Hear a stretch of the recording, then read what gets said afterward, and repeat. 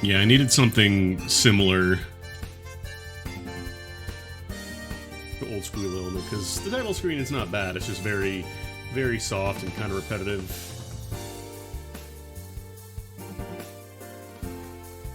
I actually did remixes of this, one of the later RPG Maker games. I don't remember which one.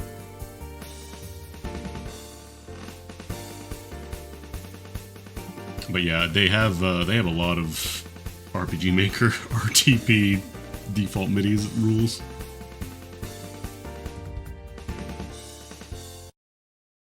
The only thing I don't like about this video is that it just hard cuts them off.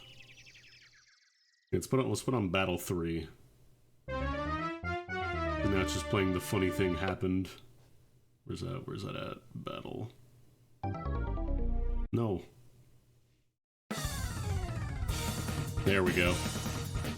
This to me is the default battle theme. Any RPG Maker game, this is the one that just plays in my mind.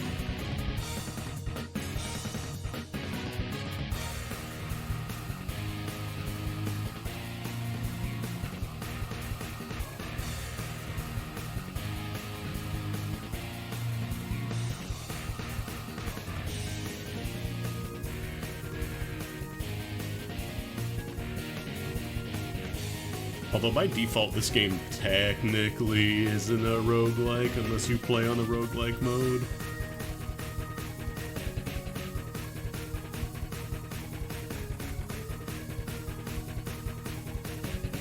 But yeah, I've been looking forward to this for a while. It's been available to backers for Elin. For a while, I think you could have been playing the alpha versions technically for like the past year or so, but it is now officially early access for everybody, so the game is not complete. There might be some weird bugs here and there. That's early access. I was about to grab my controller. I don't actually need that. Alright, enough. Shush. Enough. Shush. We won.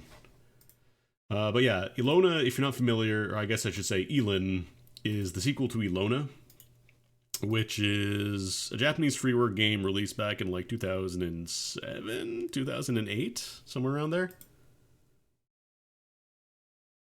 And it was developed for a bit, but eventually kind of became abandoned, I guess, by the original developer. A lot of other people kind of did their own version of the game. They made like Ilona Plus. There's like Ilona Gaiden, I think, or there's something else. Oh no, it's Ilona Omake, I think. So everybody kind of did their own version of it. Then the original dev came back a few years back and says, hey, I'm going to be working on a sequel for this. Yeah, this is early access. I don't know if it tells you... Let me see if it shows on the screen here. Where is it? There's a very good patch note somewhere.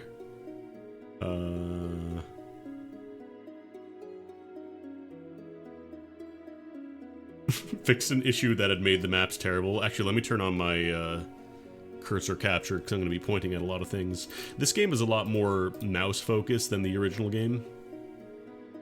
Capture cursor, please. There we go, I have a cursor now.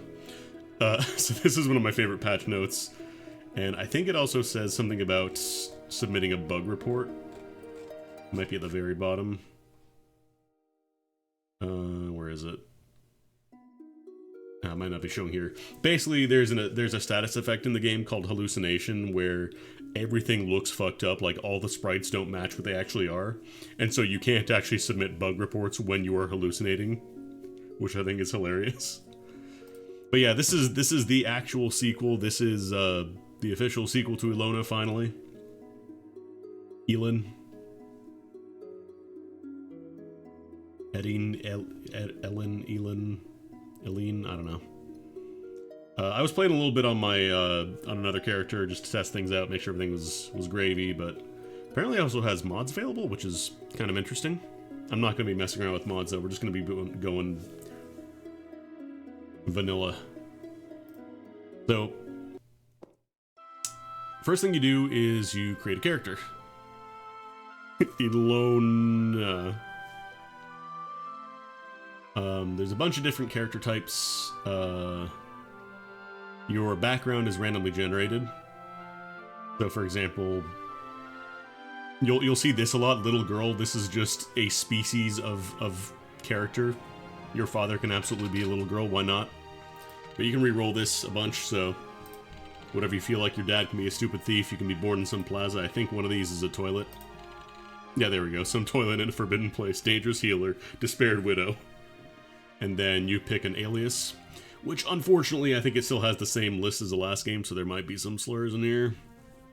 I will definitely be submitting, like, hey, please get rid of those, come on. Age, I don't know if this actually does anything. You just have, like, ranges.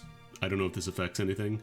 I know in the original there was, like, a soup that you could drink to reduce your age, but I don't think it really changed any mechanics. And then you have the 3 genders, unknown, female, or male. But the most important ones are going to be your race and your class, because I believe in the original game you could change your class, but your race is kind of locked in for the most part. I think they might have actually even done like gene modification in the original game where you could change your race too.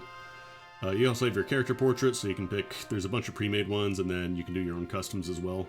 Special dog.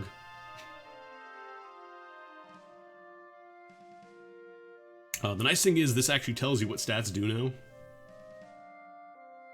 Like, here it's not going to tell you a lot, it's just kind of like some baseline stuff, but it'll tell you in-game, like, you know, this skill uses strength and dexterity or whatever. It'll tell you, like, what is used by a skill, so it's a little bit nicer in terms of starting off. That being said, it is still Elona. It is still a game that lets you kind of do whatever, and will absolutely just have a kamikaze samurai run into you and blow up, and you take 1 billion damage, and you must simply hold that. So to start, let's look at the races. This also has the extra race option. If you remember the original game, you had like a bunch of bonus races that you could pick that were a little more broken than others. But if you just disable that, you can have just the base list, kind of the more simple ones. I like the original one. I think the Cat God was one of the the bonus races, and they had the problem of they moved so fast that shops would not restock items fast enough, so if you weren't able to recover, like, if you couldn't get a stable source of items coming in, you would eventually just kind of starve because you were moving so fast. Like, you were starving faster than the speed of light, if that makes sense. But yeah, so let's look at all the races here. Oh, you grabbed this earlier? Hell yeah, this game rules. So a lot of the original ones are still here, like the Urlis, Yulderna, Fairy, Hillfolk. I think this is originally like Gnome or Dwarf or whatever. This is Hillfolk now. Jouer, Elia, and then we got some new ones. We got... Actually, this one might be... I think this is just Mutant. I think Chaos Shape is just Mutant. Because this is a game where you can grow new body parts and limbs and stuff. This is like that kind of roguelike style game. And you can absolutely grow 2 extra arms and quad wield if you want to. So with this specific race, you always grow bonus limbs every few levels, but you don't get to pick which one you get. You just get one at random. You can save scum it if you want, but yeah. So every class gets their own feats and stuff. So for example, Urlis is kind of like the default human, I guess, and they get fast learner, so you learn your feats faster. Skills are easier to train when you get to the point of spending platinum coins to train them. Then Yulderna is kind of more like magician-oriented. So you can see they start with mana feats. Fairies are very good spellcasters, very quick, but very fragile. Very difficult to hit a fairy, but if you can, they will usually just kind of crumble into dust. They also cannot wear equipment that weighs more than a single stone, which is kind of like the unit of measurement for weight in this game, which limits you a little bit. Like, there are ways around it, but definitely not a beginner class. Like, if you want to just kind of poke around in the game, Fairy's a really tricky start. Hillfolk, you know, they're kind of your dwarfs, your gnomes, what have you. Physically decently strong, maybe not as good at spellcasting. I don't remember if they got different stuff for this game too, because... Yeah, this one, I think this is new. They actually become stronger when they get drunk. And then racial traits is just like your base values for life, mana, and speed. So that's like your starting stats. So the Hillfolk start with more poison and darkness resistance. They can eat more food. And this one they get... I don't know if this one might be from warrior class. Because, yeah, there's a bunch of different classes as well. Then Juer are kind of more, like, dex-oriented characters. So, like, they're decent at using arrows, like, you know, bows and arrows and guns, because guns are in this game as well. It's a fantasy game, but not really. It's not like a classic fantasy, it's more like anything goes fantasy. Then you have Elia, these are kind of your elves. High charisma, they can, you know, lead really big parties. Can we break out a gat? Yes, yes, one of the first firearms you get in the original Ilona was actually machine guns. Then you have, this is the mutant I was mentioning earlier. Then you have the snail, which is the hard mode race. You have one racial feat, which is snaily. You might be wondering what that does. You melt if salt gets thrown at you. Salt does extremely high damage if somebody throws a potion of salt at you. It'll probably just kill you if it's at the start of the game. So don't pick snail unless you want to have a really, really rough start and just a really rough life in general. Because you're not getting any racial bonuses. This is your racial bonus. That's it. Then you have liches, who are more spellcaster oriented. They have like more elemental resist compared to like the spellcaster race, the Yulderna, which are more just kind of like straightforward damage. Then you've got golems, who are physically very tough, not very fast. Not great casters, but, you know, they kind of just walk into a fight and take a billion hits and they still live.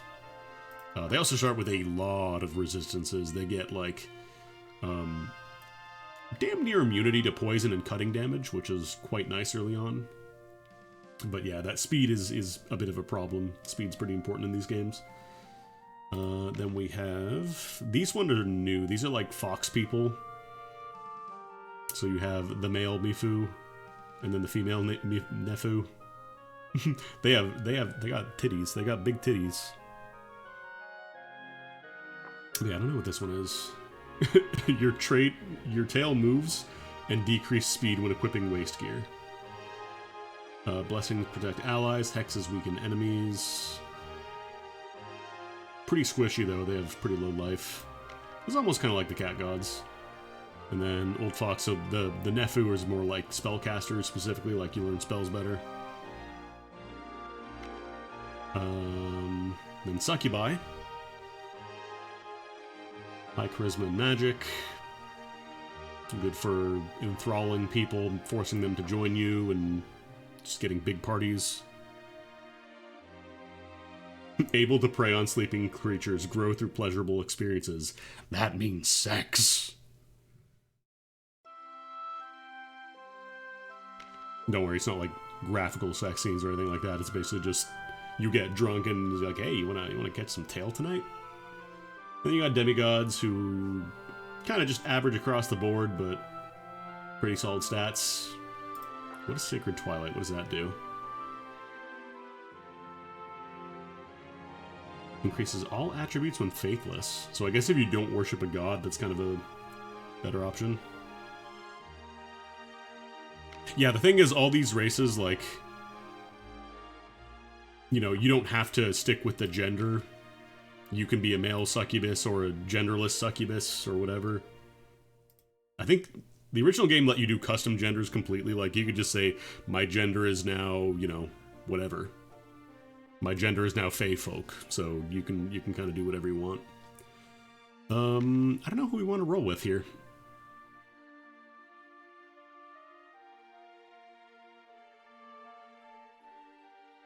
Come, Nerevar, come.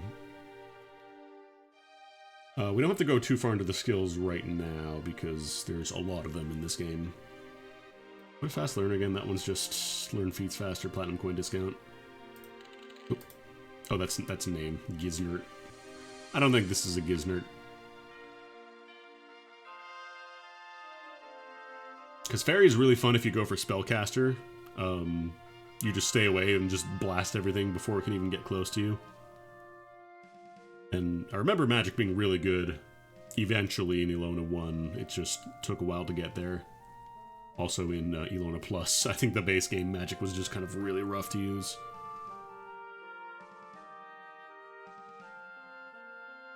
I just love mead blood. Yeah, we'll do a dwarf. Bastard. Yeah, you don't get to type in your alias, you roll it. You don't roll your stats anymore, those are all fixed now, thankfully. Like, it didn't really matter a whole lot in the original, but you could make your starts a little easier if you really tried to optimize it, but it did take a little while to make your stuff. What gender is our dwarf, chat? Give me a name and gender for the dwarf while we think about classes here. Because then we got all your classes, which determine you get some bonuses to stats. So, for example, warrior gets a bonus plus 10 to endurance and strength and dexterity. You also start with, like, tagged stats. 2 Jurist. What is that from?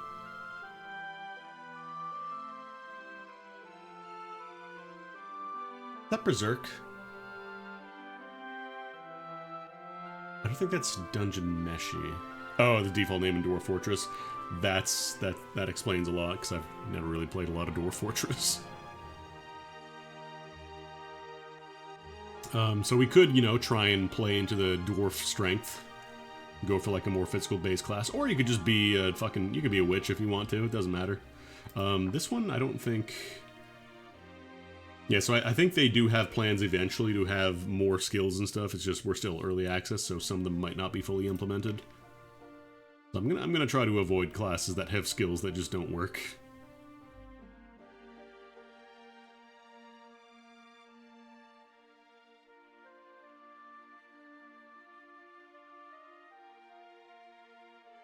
Most of the classes are pretty self-explanatory. Tourist, if you want the hardest possible start in Elona, go for Tourist Snail. Because you get a unique trait for being a tourist, which is a vacation vibe, which increases the price of items at stores, but also means there are more items. So, like, technically, if you get enough money, it can eventually be good. But at the same time, everything is charging you more because you're a stupid tourist and you don't know how much stuff actually costs. Alright, well, let's do Jurist here. Jurist.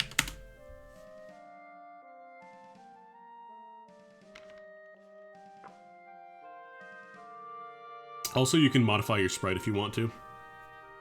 Yeah, Tourist is it's a class in the original NetHack. Tourist was a really hard class there too, but I think their class artifact was like one of the best in the game. Tourist, oh shit. No, I can't do Tourist in all good conscience. I cannot watch y'all make me play a Tourist my first run through. I'm not that good.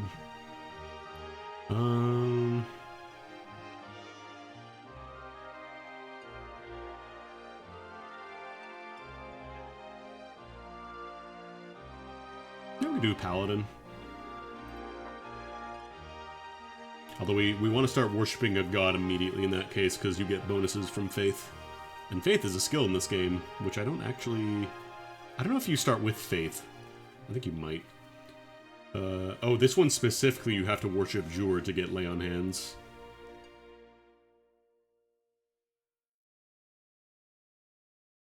Yeah, we'll do Paladin. I gotta pick a good dwarf portrait. Your sprite is independent from your portrait, and I believe you can change it whenever you want, so don't get too worried about this. Or you can just be a chicken if you want to. Be a robot. Dog.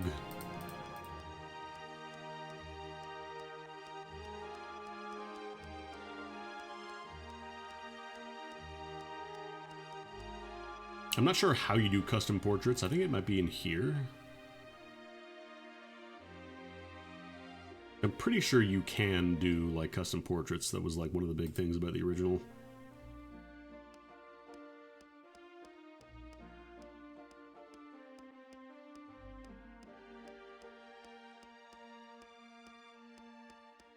I think it also does inherit, like, your hair color for these portraits.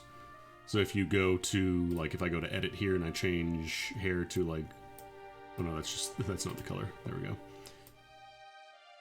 If I change to, like, let's say, you know, Super Saiyan, it changes the portrait color as well. It's not 100% perfect. Yeah, like you have to add custom portraits yourself, but I'm pretty sure that you can do it somehow. I just have not looked into it too much. I think I remember seeing one back here I kind of liked. Yeah, this is pretty dwarfy. You can also do, like... just undress, and we'll go full blank here. So, there's only 2 body types to start. I don't know if there's going to be more in the future. You might be able to add more eventually. Pick your undies. Let's go with a fig leaf, it'll be funny.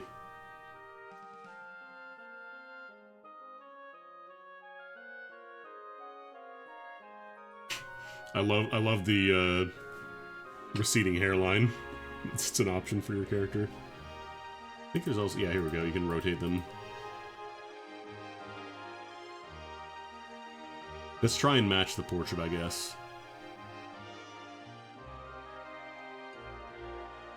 So kind of like slick back a little bit. Yeah, that'll work. And let's go for a beard, because gotta have a beard. I don't know if you can do beards. Can you do beards? Might be on the face option, actually. Also, probably make sure, you know, he's got eyes.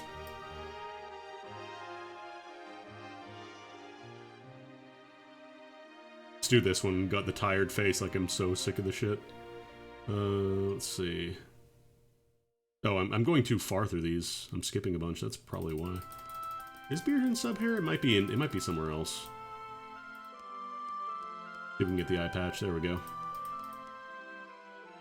Or it might also just be some of these, like the face options aren't implemented yet, because again, early access.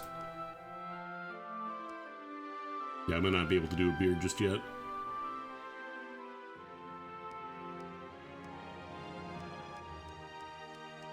Clothing and stuff, it's not gender locked, so you can wear basically whatever. I don't know if they have like the furry pauldron coat though. I don't think they have that as one of the options.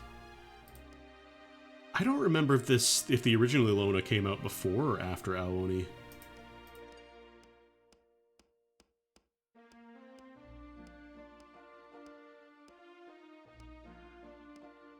Like, I think your armor does change your appearance if you wear like capes and stuff. Let's get a little fancy guy coat.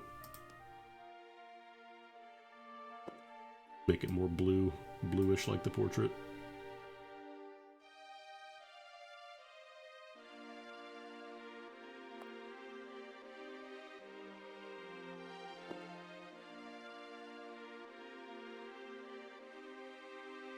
And go for the full-blown denim wrist. Shoes and stuff, you don't do those here because that's configured by what you're wearing. So like when you wear shoes, you'll get stuff on your feet, for example. This is just like the base character, like your base clothing. You can also do like favorites, so if you like having one specific design that you want to use over like a couple different files, you can do that. Alright, cool.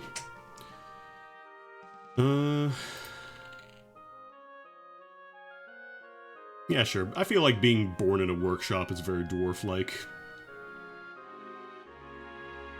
Okay, so we start with some mining, two-handed weightlifting, heavy armor, regeneration, tactics, and some casting for some reason. I guess because of Paladin, maybe. And then Oath is your difficulty. So you can just do no Oath if you just want to be able to save and quit whenever you want, or save and reload. Oath of Destiny turns off manual saving and loading. So you're basically you're using honor system. And then Oath of Eternity is true roguelike mode, where if you die, you lose everything. And you cannot manually save and load, so I wouldn't recommend playing this your first time. Yeah, this is the sequel to Ilona, which is a roguelike-like. And the reason I say that is because it uses like roguelike mechanics and combat and stuff, but by default it's not a roguelike unless you want to turn on permadeath. Let's turn off manual save and load. Let's live with our mistakes. I made this post on Blue Sky a while back where I was saying how people need to live with the consequences of their action more, and my god, we're gonna do it. I think there's also options for prologues. I think eventually they want to have potential different origin stories. Maybe one for like once you're done, because I think this is kind of the tutorial. So this one kind of gets you started with the entire game. And I think eventually they might do stuff, or you might be able to do like custom prologues, which would be kind of cool. Alright, sounds good. 73-year-old? Wait, how old is old? 87, okay. Age 49, I guess dwarven children are like 27 years old. I guess they live a long time.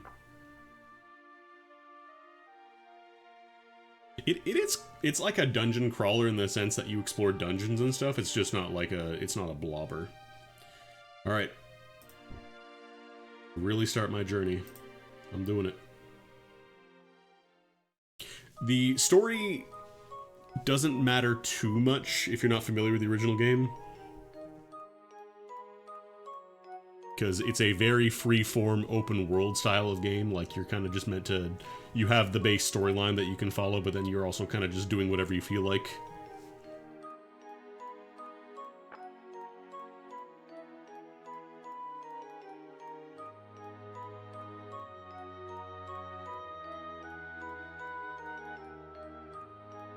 Like, I think a lot of this was planned for the original game, but never actually made it in before they stopped development. It does take place after the original.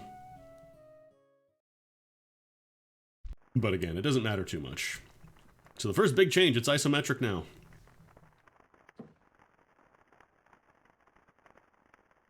Interest, huh? Affinity, huh?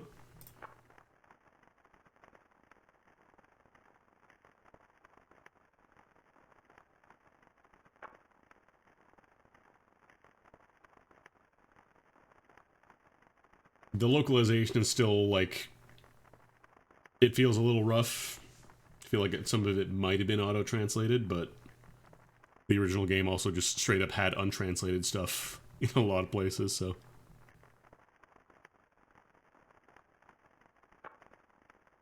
The original game, you just kind of started off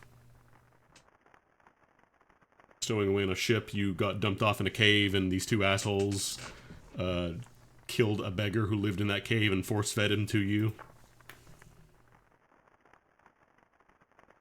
And at first I thought these two tutorial NPCs were a little bit nicer, but you'll see.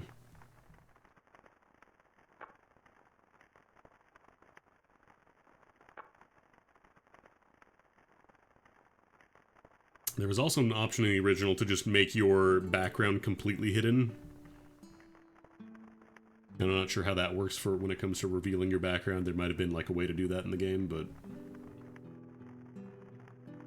Forage. Alright.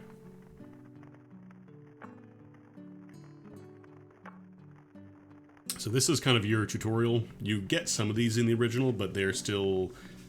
It's a little obtuse as to what you're meant to be doing. It's a little nicer in teaching you how to do stuff.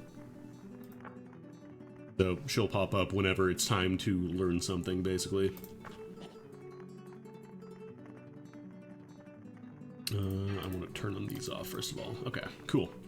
So first thing you got to do is, if you ever need help, you can just press F1 and you'll have access to the guides and stuff. So there's a lot of stuff here, but we can kind of go over that as we get to it. Also, it's a little quiet. I might put it up a little bit. This game has, like, some weirdly loud... At least the original game had some weirdly loud sound effects compared to other things, so we'll see. Okay, so here we are. You can still control with the numpad if you want to. Although, I feel like most of the interactions... I don't know if there's a good way to do it with keyboard anymore. Most of the interactions are done with mouse and maybe controller. I think that might work. But yeah. So, there's some vegetable soup on the ground here. You can either, if you walk over something, you pick it up. Or you can right-click to grab it in your hands, and then you can either put it back down on the ground or move it around. Like, I can just pick up this bonfire with my bare hands. Don't worry about it. I'm a dwarf. It's fine. And if it's close to you, I think it's like within, you know, one circle of you, you can put it back down. Or you can just throw it. You can just pitch it somewhere else, but we're just going to keep it there. This is the new Alona. This is the new Alona. Alright. So So the first thing you do is get handed the deed to the land, which is, it sounds great on paper, but you can ask him for some information if you want to know, but I can kind of explain it as we go. You know, it'll teach you about how to use items, blah blah blah. Picking up items placed in towns requires the art of stealing, but there's no need to learn it for now.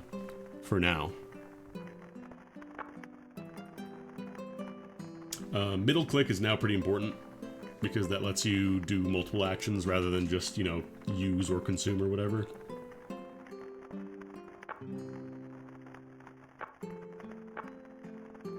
Alright.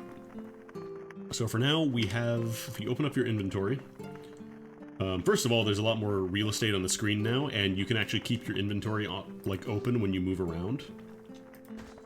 So you don't have to open up your inventory every time you want to use something now. You can just, like, you know, tuck it away down here, be like, I want to use this whenever I need it. So I might just keep that there for now. So we have a deed to the land. Whenever you read this, you basically claim the tile for yourself. Because we're not actually on the world map yet, we're just in a little instanced area. Let's go ahead and read that. Yippee! So I now own this entire map. This now belongs to me. We have a Hearthstone, which is where you warp back. You can also change the name of your home. So this is where I'm going to be keeping all my lunch leaves from now on. I'm also not sure, I don't think food, like stuff you find on the ground, I don't think that generates as cursed anymore. Because in the original game, they gave you cursed food as part of the tutorial. They don't do that anymore. But yeah, we got our first quest, like you've got some stuff to work with. So go ahead and talk back to these two people. We have Ashland and Fiamma. It feels like this game, it's a lot more focused around kind of like starting you off with making stuff rather than just kind of like finding stuff to start and then you make it later.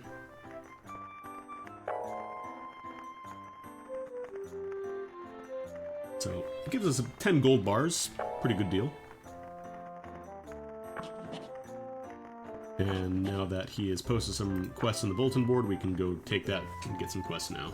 But first off, a lot of times in this game, somebody will say, oh, I'm going to give you this stuff. It never really goes into your inventory, it goes on the floor, because you may not necessarily want stuff. Like, it could clog up your stuff, so it goes on the ground where you're standing, usually. So yeah, this one has, like, hotbar support by default, rather than... It existed in the original game, you could do hotkeys and stuff, but it was not, like, super well explained. I knew that already.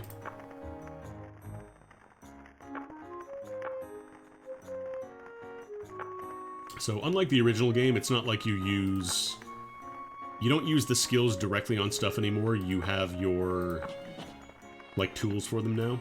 So, for example, let me just get that off the screen here. So, now that it's in our one slot, like right now we're barehanded. If you see this, this means that you don't have anything in your hand. And then if I pick this up, for example, it now says I have my Hearthstone in my hand, so I can throw that or put it down somewhere else. And items do have weight, so if you try to pick up something that's way too heavy, like if I tried to... I don't know if you can just pick trees out of the ground anymore, I don't think you can do that. But depending on the weight of the item, you might not be able to move around with it while you're holding it. Like a full treasure chest, usually those are too heavy to grab. So you have to either empty them out or get strong enough to just lift a treasure chest completely. It's possible. So now that we have this on our one slot, we can press 1 and then we equip the axe. So now if I go to the tree here, if I take off the axe, like if I press the button again, it removes it. So that way you don't accidentally like click on a tree and then chop it down. So this yellow bar here, that's your stamina. And that's what you use to do actions like collecting materials and stuff. So let's chop that down. Bam. We got some pine resin, we got logs. Actually, we got 3 logs. Sorry, we got Mr. Log. I don't know what she calls it that.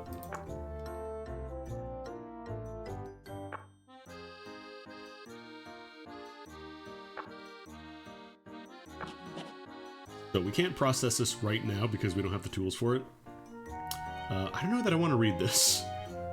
This is an unidentified book, and depending on what you're reading, if it's a cursed book and you try to read it, it can summon monsters that are usually going to kick your ass if you've just started the game.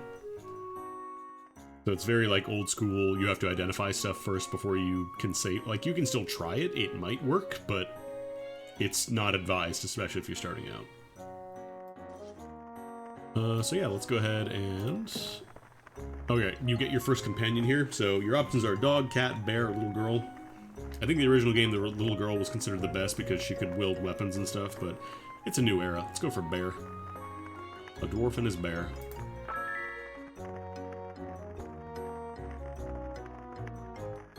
Also, they make the starting companion a little easier because you don't have to spend money to recover them if they do die.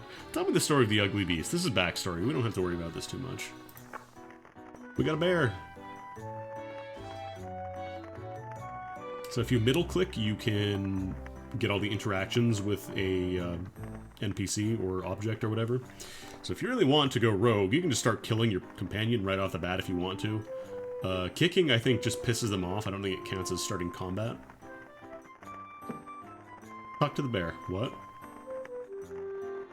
So you can tell the bear, wait here, because this is now our home, like we've claimed this area of land, so if you're in the middle of a dungeon, you think your bear is not going to survive or whatever, you can tell them go wait at home and they'll just disappear and wait for you here. I want you to become my maid. No, we don't want to do that. Shut up. NPCs have little call-out lines, so if you tell them to shut up, then they won't do those lines anymore. I guess I can't rename the bear. I might need the scroll. They also show you a little bit more information about what NPCs have. Like, you don't have to use the identify scroll or the info scrolls on them anymore. So our bear has Favor of the Wind. Get some bonus speed and bow and crossbow skills for some reason, which seems useless, but our bear... They do have a hand slot. They do have equipment slots. It also shows you, like, right here what they can use. So, for example, our bear can use some rings, they can use boots, they can use gloves, they can use waist gear, and they can use, like, weapons. But they cannot use, like, helmets, they can't use, like, body armor, at least not yet. If this is like the original game, there will be gene engineering, which you can eventually splice other monsters or whatever characters you have into your existing characters and give them extra body parts or equipment slots or whatever. This game is pretty in-depth. Oh, they might have a counter now. They might not be able to just let you grow infinitely. Favorites, junk and omelet. Hobby, washing, work, blacksmith. Okay, so we want to try and get some light armor for our bear. I don't know if it shows their stats. I think it does keep that behind the scenes. That's what I might need the increased skill for. Your partners all have inventories. This is my partner inventory. You can only hold up to 56.8 stone. Whereas I can hold up to... Where is it? Here we go. I can hold up to 63 stone. So every item, even if it's not equipped, it still has a weight value. So this one's 0.1 stone. This soup is 0.4. This bark is 0.1. Gold bars weigh nothing for some reason. Don't worry about it. And then these logs that we picked up are 3.6. Well, that's 1.2 stone each. So you can't just load yourself up with a billion tree stumps and walk around with them. You eventually have to drop them off somewhere. Let's go ahead and drink that soup before it goes bad, because food rots in this game. You finish eating vegetable soup. The taste is not bad. You rub your stomach with an unsatisfied look. You sigh. You've eaten sufficiently. Alright, so we're filled up now. Obviously, you want to eat. If you don't eat for too long, you start starving, which doesn't kill you instantly. At least it didn't in the original game. But it does start draining your health very, very quickly, so don't neglect eating. You need to eat. Actually, what have you got for sale right now? Because yeah, we could spend all the gold bars we got and learn how to evade taxes. Because depending on the size of your settlements, you eventually have to start paying taxes, which can be a little rough if you're not making a lot of money, but for now we'll be fine. So we can spend our gold bars to get these recipes, which are things we can craft. I don't think we really need any of these right now, though.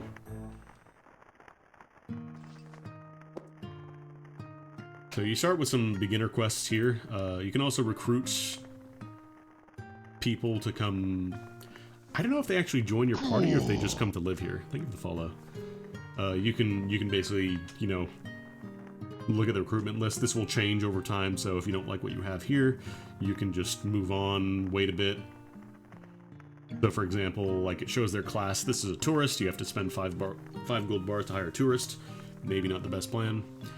Wizard could be more useful. Gunner probably also better. I don't know if you can actually see any information about them though. Please leave. I don't know anything anymore.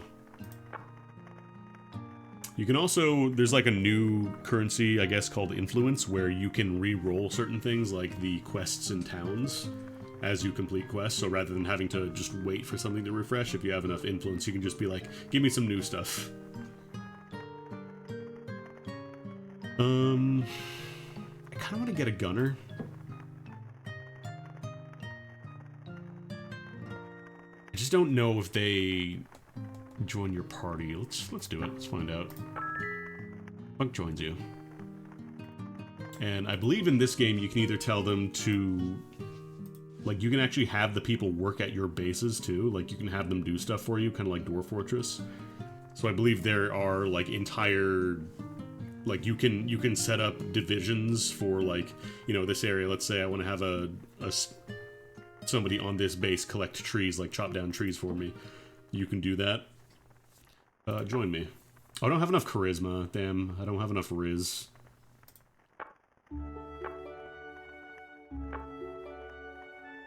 I'm going to banish you.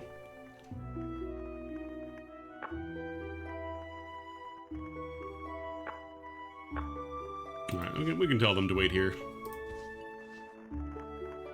Alright, so let's take on some of these quests. So like I said, there's more of an emphasis on, like, creating areas compared to the original. Like, you could obviously do your houses and your shops and stuff, but it was more like... It was more rigid and structured, like you had to say, okay, this area is a shop, you know?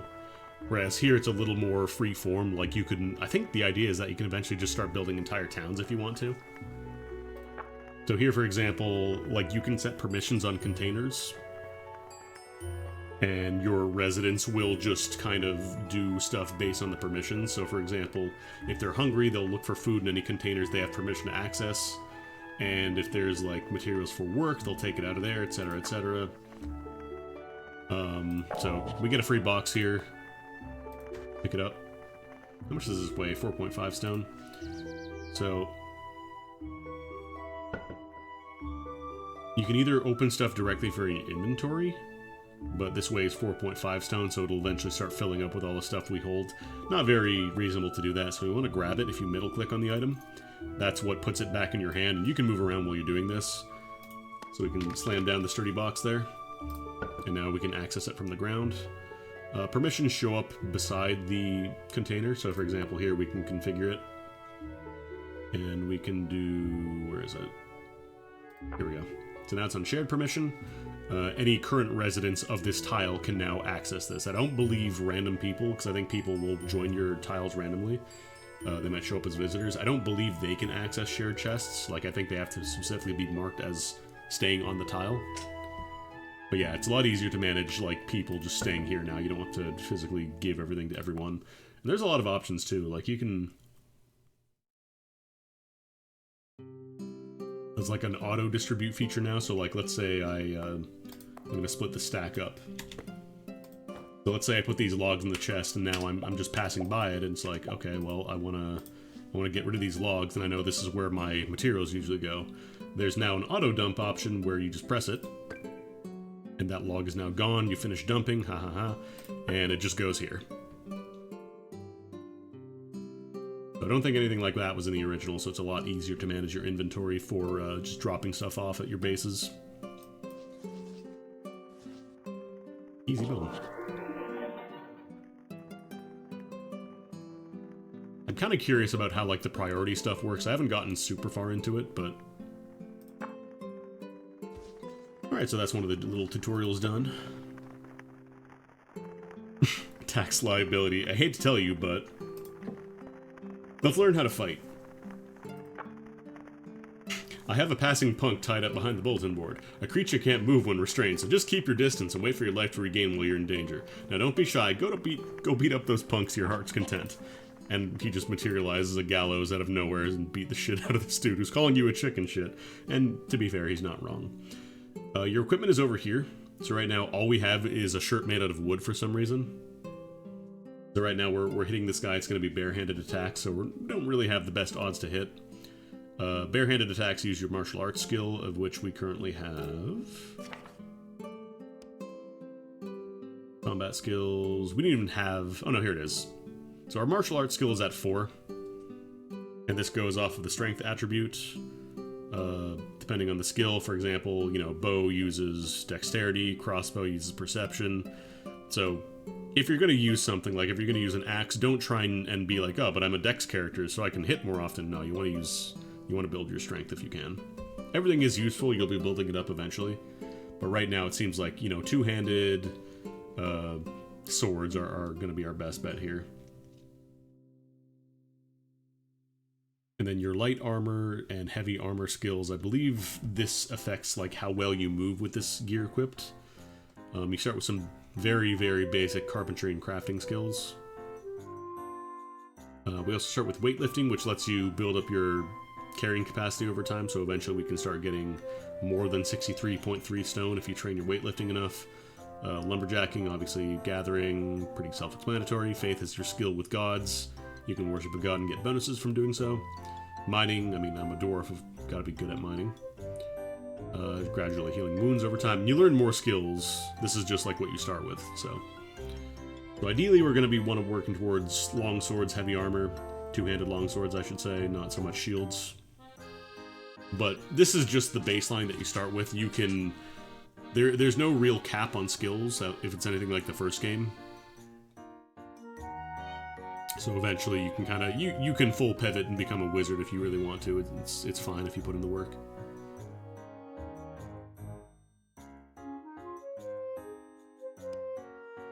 The other really nice thing is it shows you a breakdown of all your resistances now, so like where your resists are coming from. So right now we have strong darkness and poison resist because dwarves just have that. And if you have gear that gives it to you, it shows you where it's coming from now. So you don't have to guess and say, okay, why is my chaos resistance really high right now? And try and guess which piece of gear has it. It also shows you enchantments and skill bonuses that you might be getting, but right now we have nothing. My hobby is fluffy stroke and my work is garbology. My favorites are bow and giant shortcake. They also have little like pre-made strategy nodes that you can pick. So for example, probably don't want to be archer. This is for auto combat, I believe, if you right click. Because there's an option to just say, you know, right click on an enemy and just fight them automatically based on AI. So probably don't want to be going for archery. And then if this character is an ally, because I think you can eventually configure this for other characters as well, you can tell them to always stay by you. You don't have to leash them anymore. You can tell them to auto-eat food when they're hungry, get fish when you're fishing, that kind of thing. Right now we are filled, and that's it. So let's kick the shit out of this punk. You're nuts. I think my bear cub did a lot of the work there. Actually, no, we did some work. So this is kind of like Oblivion style, where when you use a skill, it trains it. So our martial arts might be a little bit higher now. Where is it? Yeah, 4.01. So, you know, you beat up a guy chained to a pole, you're not going to get a lot of experience for it, but it's something. Stupid enemies like punks are not scary because they only launch simple attacks. So, we gotta fight a boar now. This is gonna teach us about range attacks. He hands you some potions and pebbles. So again, you don't really equip weapons into your equipment slots anymore. It's kind of just like which weapon you select when you equip it. So right now we have the pebbles in our hands, and we could, again, throw this in the quick slot if we want to. and that enables the throw command, so we could start throwing pebbles at people if we really want to. I wouldn't throw it at these two because they will probably murder me. Sometimes they say stuff like that, I don't know why, but a lot of animals can talk in this game, it's fine. Let's throw some pebble. We're gonna miss a lot because our throwing skill is bad. I don't believe you see health bars until they take damage, so right now our bear is not taking any hits yet. Or if they are taking damage, it's not enough to actually show it. Cool, we killed a boar. Spent most of our pebbles to do it, depending on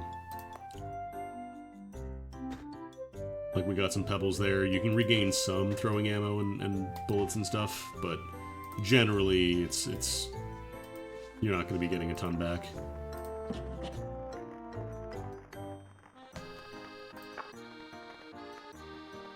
Alright, next goal. Just kill 100 enemies. Of course, we got more tutorials to do. Ah, the Lost Puppy quest. Let's learn about building houses.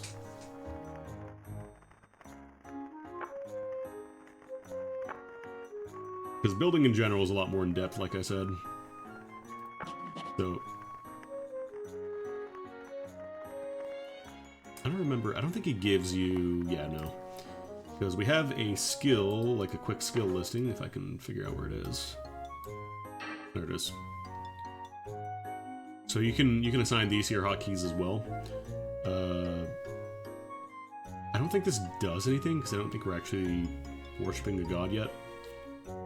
There's an option to self-harm, I don't know why. I guess if you have to kill yourself in a situation where you're like somehow soft-locked.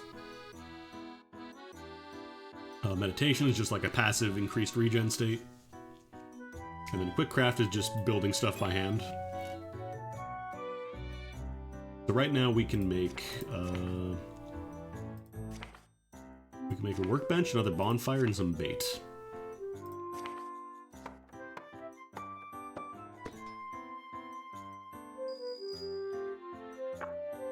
It's the middle click.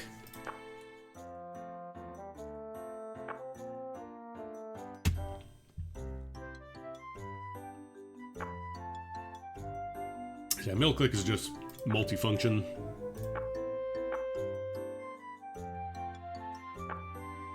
I do need to look at the keyboard controls and see if I can actually do like keyboard only, because that's the one I'm most used to.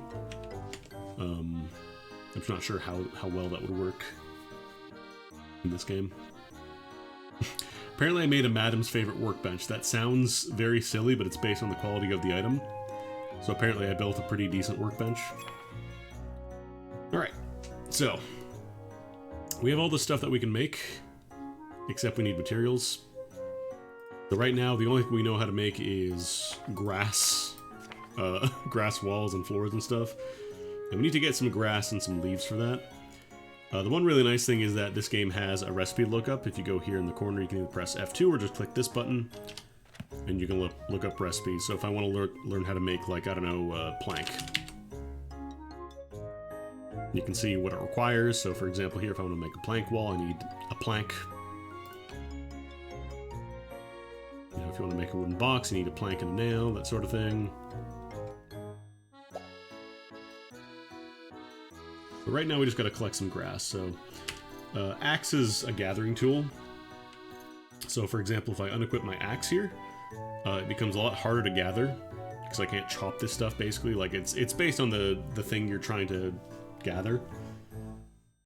So for example, like I can't use my axe to break these blocks, for example, because it's not really a mining tool. But we can use it to gather, you know, vegetation, we can go foraging, we can collect, chop down trees. Get started with that. Don't worry about like permanently running out of stuff, this will regrow over time. So these little weeds will give you leaves and like the grass tufts that we need. When something says harvest, that means you can pick it up without destroying it. So if I harvest the berry, I get the berries off the bush, but it still stays there. And I can keep it there if I want more, otherwise I can just collect it and that destroys it. We are starting to run a little low on stamina though, so we're gonna have to take a break soon. Stamina regeneration is a lot slower than base Ilona. You can't just, you know, hold down Shift R and get it all back after a second. Which leads into the next important system, sleeping.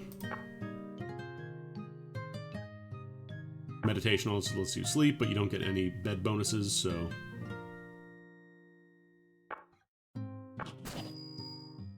Sure. You don't actually lose the mushrooms. Yeah, just telling you, food spoils if you... When she says leave it out too long, she means just if you are holding on to it. Like, once it is active, like once you take it out of the ground or whatever, it starts to rot, so you cannot just hang on to a bunch of raw meat because it will eventually spoil. And if you try to eat it, it's bad for you. With a millstone, you can make food like kibble. Let's go ahead and eat this unidentified mushroom. It's probably fine. Oh no, it's not fine. So yeah, we're confused now. We're hallucinating, so... This is our bear. Our bear is now like this man-eating flower thing. Bloated, tired, confused, unsteady, hallucination, dim. Our Hearthstone turned into a severed head on a pike. It's fine. This is the reason you're not allowed to submit bug reports when you're hallucinating, by the way, because everybody will be like, my game's broken. Our workbench is now a pile of like golden dishes. Gallows are still gallows, though. I don't know if I can actually make a basic bed yet. You have to do that on the workbench. Oh right, this is the workbench, I forgot. It wears off over time. Hallucinations. It just... we need one more leaf. I'll probably get one more. Pick this weed. What? Oh, right, I'm hallucinating. I was about to say, okay, I know random stuff happens sometimes, but... I gotta remember, I'm hallucinating. I can't submit bug reports. So you get this little scared icon if you have not enough stamina to do it. I think it still lets you do it, but you have a risk of just collapsing and falling asleep. Or it might take a lot longer if you try and do it. I'm not entirely sure how the rules for that work. Oh, I suffered a minor injury. Okay, so I took some damage because I'm too tired to do this. Yeah, let's go ahead and put this bed on the ground. Put our fish on the ground, I mean. Let's sleep on our fish.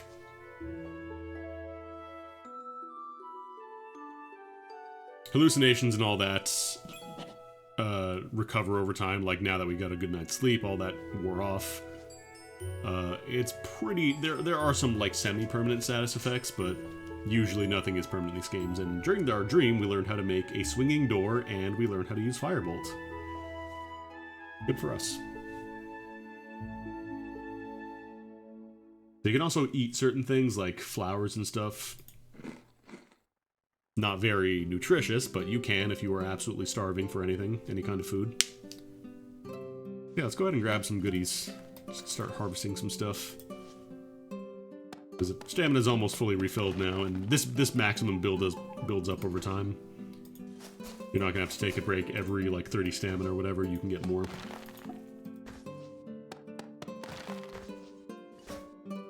Grimberries. Alright, these are categorized as nuts now. I think you could make alcohol with them in the original game. I don't know if you can do that here. Yeah, we're gonna want a lot of vines, we're gonna want a lot of weeds and grass tufts and stuff.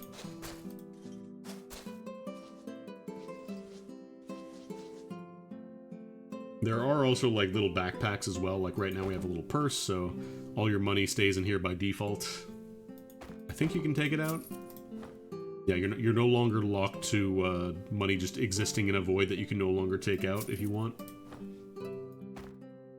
And I imagine there's going to be, like, proper backpacks and stuff that you can craft. So if you want to store more stuff that you don't necessarily use all the time, you can do that. Very Ultima, like, style bags. Ultima Online.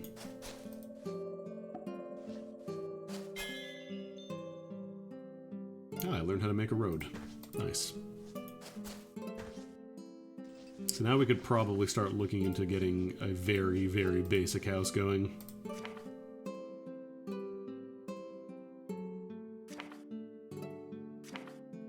Because Because we can make walls and floors with just our, like, grass and leaves, but for the door we need a little bit of wood. We need some logs, specifically.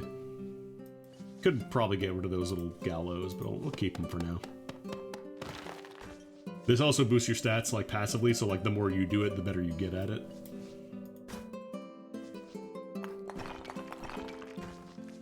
Eventually, I think it starts costing less and less stamina. You start getting more materials. Oh, there's a Pootied in that tree. This is your slime equivalent. Not particularly strong. But if you're really weak, if you haven't been eating and you're at low health, you might find yourself in a bad spot if a Pootie drops on you and you're like playing a snail or something. I don't know. For now, we're just going to chop down a bunch of logs.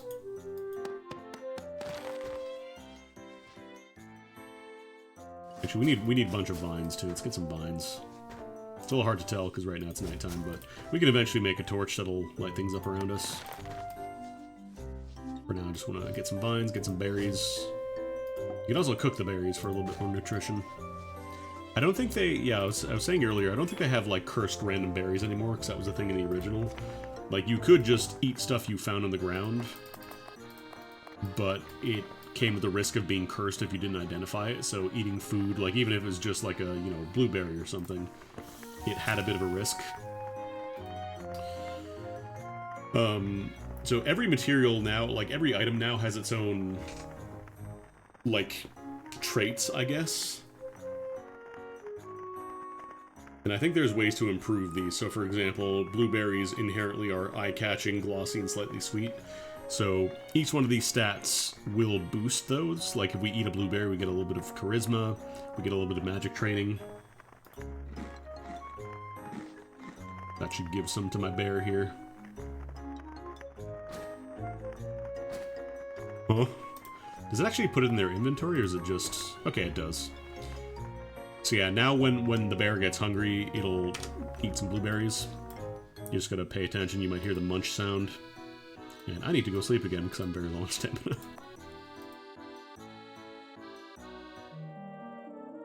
The food isn't nearly as punishing as compared to, like, you know, NetHack or all that. You learn how to make instant ramen. Nice. The idea came to me in a dream. I don't know if crimberries rot. I don't think anything that counts as a nut. I think nuts don't rot. I'm pretty sure. Yeah, let's get some branches, some logs, what have you. Vines are a big one because you need those to make, like, ropes and stuff. Ropes and, like, tufts of grass, both of those are very useful. It's also proximity-based for clicking, so for example... Oh, there we go. The bear is eating the blueberries now. So if you just click beside you, you just do a regular walk, and then if you click really far away, your character will run to get to that area. Alright, let's start making stuff. Let's start with some strings, cap that out, use most of our stamina. Being a dwarf, we don't really have a lot of endurance. Thankfully these ones, like, it's only the door that costs stamina, you can make as many floors as you want.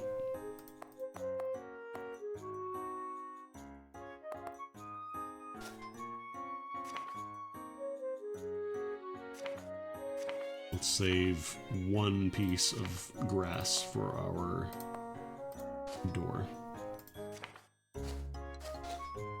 Gonna be the most basic ass house, but we're gonna do it.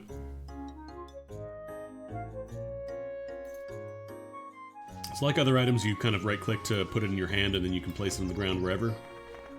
I know there's grass here, but it's not considered a grass block, so I believe when you have like an actual grass block, it counts for the, like it won't spawn monsters and stuff there, I'm pretty sure. Yes, I'll put my bonfire inside my grass house, I don't care. It's perfectly safe. We need some more walls though. You can also rotate.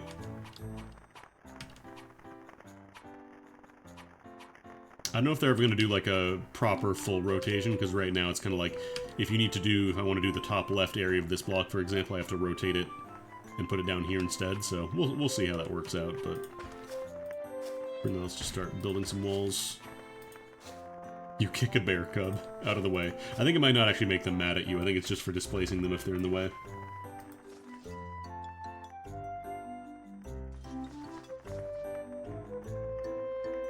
I don't know if that counts as being a house. Is that good enough? Where's the other guy? There's a boar here. Why is there a boar here? Hey.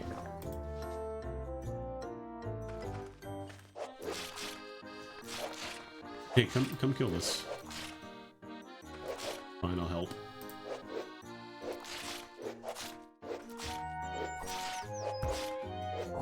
Okay.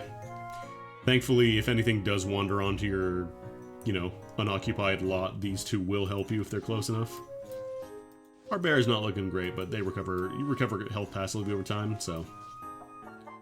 Geese are not hostile, thankfully, because of a formidable goose. We're still pretty early and quite weak.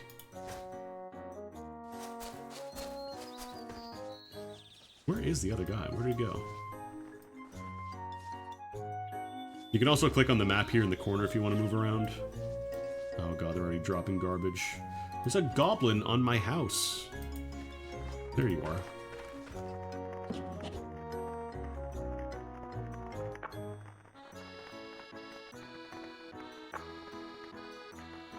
Yeah, so make torches. You need strings and vines and such, which we have some strings. I don't know if we can make the torch. Okay, cool, we can. So we can equip that into our light source slot, because you now have a light source slot. And that should finish the quest.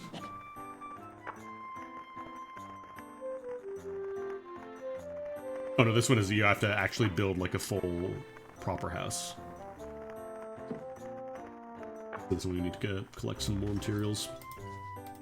Let me drop off some of these guys, actually. Drop off all these sticks and stuff. Because the nice thing is, when you go to use crafting benches and stuff, I believe if the box is shared, it'll pull from every box on the property that has the ability to access that, so you don't have to carry all the stuff in your inventory, you can just throw it all away. So we can put all of our, you know, logs and stuff in there and they'll get handled automatically.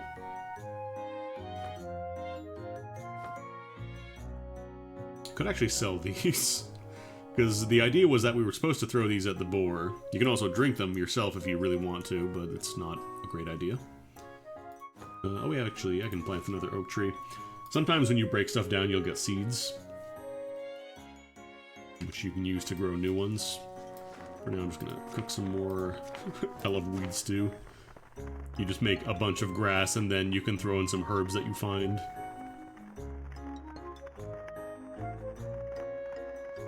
Not sure how refueling works. I guess if you throw logs and branches and stuff, I guess it makes it better at cooking. They haven't really explained how fueling works in at least where I am, so it's possible that you need more to make it better. Oh wait, don't throw that in there. I don't wanna use the fruit as fuel. Let's cook these berries and try not to get an injury. You can also right-click or middle-click on a character. Oh, stinky. So depending on your cooking skill, you might fail to cook. It will fill you up, like it'll stop you from starving. But in this case, it'll actually penalize our stats, like it'll go down, so you don't want to be eating bad food if you can help it. What would Senshi think?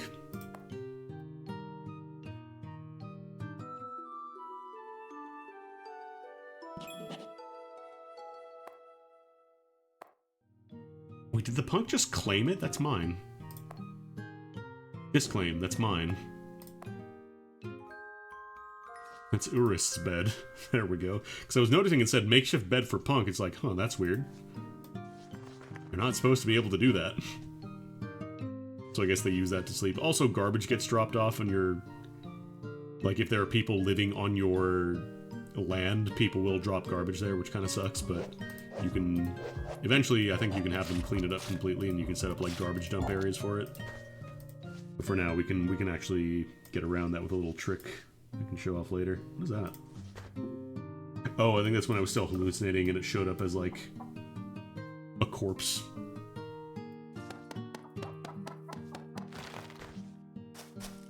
Just get a whole bunch of grass and weeds and whatnot. I'm gonna leave these... I think these are herbs. I think they turn to herbs. because I can use those to make weed stew if I need to, and I can enhance the flavor with them. Obviously, if you harvest a flower before it's fully grown, it's not gonna... I think it's less likely to give you anything. So try not to do that. Okay, let me... How many more walls do we need here? 1, 2, 3, 4... Actually, wait, 1, 2, 3, 4, 5, 6, 7, 8, 9...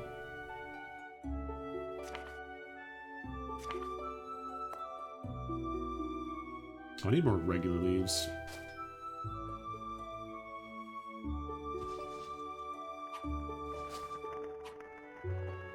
Careful not to, you know...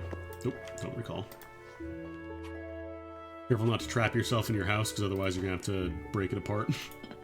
Let's put you over here for now. We're not going to bother bringing all the crafting items, like all the crafting benches and stuff in here first, because we got a lot of work to do here before I can even think about calling this a house. What are you doing in my little... Oh, I guess they're probably just hanging out by the bonfire because it's warm. You guys want to, like, get some things? Where did the punk go? Great! Why is there a turkey? I knew that groove was in your heart. Oh man, are you ready for this? There's a dang turkey on my lot. Also, Doc, thank you for the raid. We're playing Elin, which is the sequel to Ilona, which is one of my favorite open-world rogue-like likes. But thank you, Doc. Get a little shout-out, Go follow MDCT if you're not already doing so. I'm gonna run back to my base and hope... Actually, no, my bear's got it. We've got it. We can handle this. I'm a dwarf. I shouldn't be worried.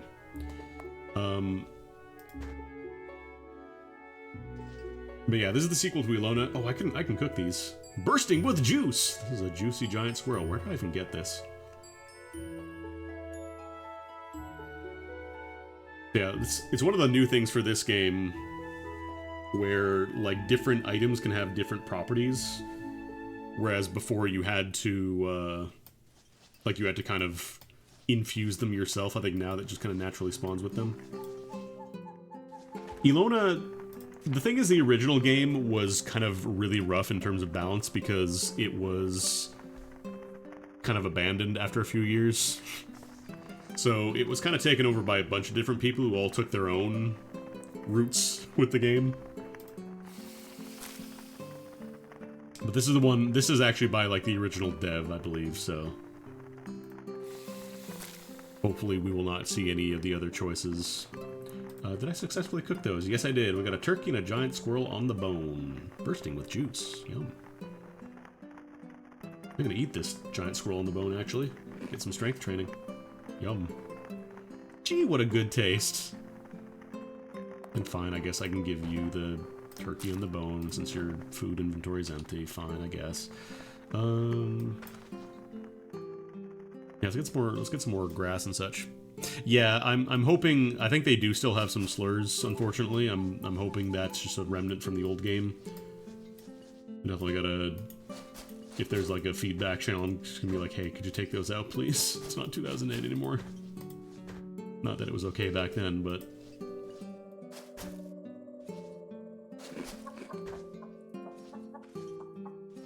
I'd probably get some bones too. I think I can use that for like arrows and stuff. Okay, that should be enough. So we need 3 more. 2, 3. And then you just build the door right on top of the wall.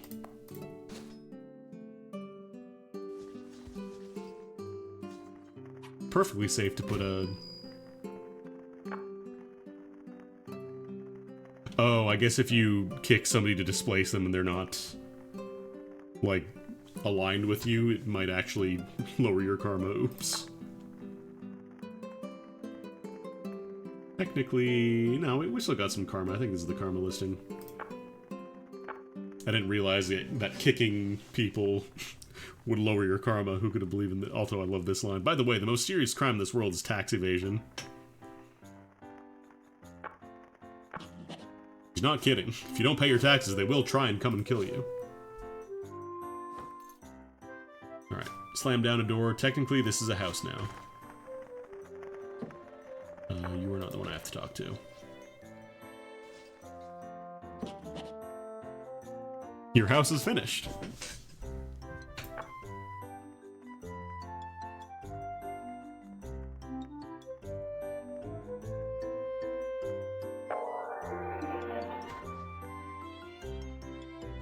We got some recipes. I can learn how to make a wall torch. Can I install this on the outside of the house, actually?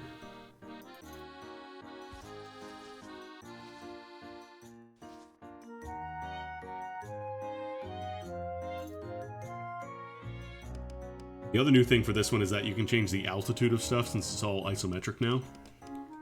So it looks really dumb if you do this, but you can absolutely just have stuff floating out in space if you want to, and you can still access it like normal. It's just a little awkward, let's say. Actually, I don't know, this might be too high. You might have to do it a little bit lower to interact with. Or no, this, you know what? This probably has to be inside. That's probably what it is. Because yeah, you should be able to put it up in like the highest possible altitude. It's just it wasn't in the house, so we can now start editing our house and our appearance and such, or the house appearance, I should say. Because you have the options for like different kinds of roofs. You know, if you want a wooden roof, blah blah blah. You just have no roof. Let's do a flat roof for now, though. There's also different like styles of roof tiles, so you can, even though you're not really building these, you can still just do it because it counts as it. And you can do different colors for your roof, so you could have red roof if you want to. Why not? You could bounce a quarter off the stream. You can also make really, really tall buildings if you want to. Or short buildings. And you can like do fine tuning, so if you just want like a little bit higher or lower. Zero will start doing some Z fighting though, it looks like, so. Just set it to 3 for now.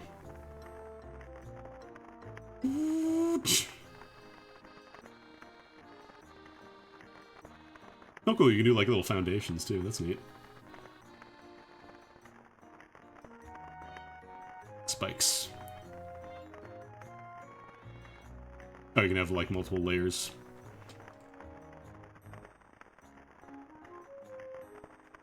Oh, you can export house files. Oh, damn. You can't see it on the stream, but it just popped open like a save and load TPL file, so you can actually like do your own custom houses and load them. That's actually really neat. Just leave this for now, though. Because yeah, I've seen some of the towns and they look really nice. Hang on, this will actually kill me if I don't just put it up here or something. Oh, I put it back in my inventory. Here we go. You can also change the music that plays in your house. Right now, this is the only one we have. You might recognize it if you played Alona before.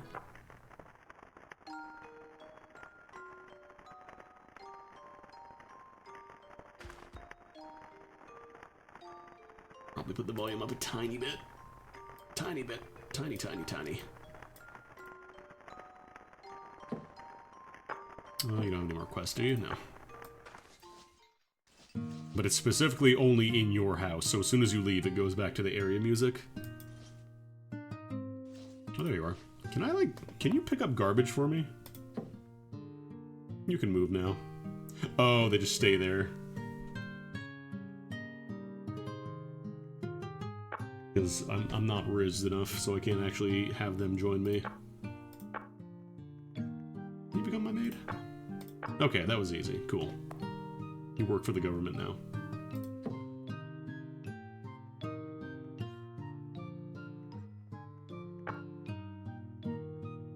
I like how some of the lines are still the same. Cats. Why are they so cute? I'm not sure how you get them to, like, do things for you, though.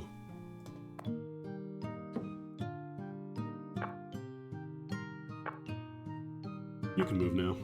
Thanks! I was gonna say, I wanted them to join my party so I could actually get some, range support. What is it, training dummy? Let me auto-dump real quick. We'll put this up by the gallows where I beat the shit out of some punks and boars. Now I can train. You actually get stats for doing this? Hang on.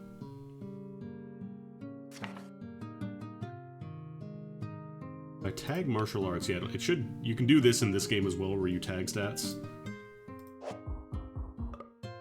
Oh, okay, you build stats, but your stamina goes down, so you can't just idle this forever. This feels more like just a, you know, absolute last ditch. I have no other way to train this safely without getting killed, so they just put that in as an option, which is good. I need to drop some of these guys off too. Room plate that can... a seed of weed. Mushy dessert. I'm gonna sell that.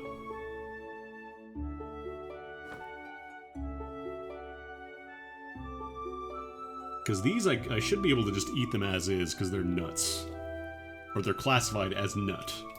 So they shouldn't rot.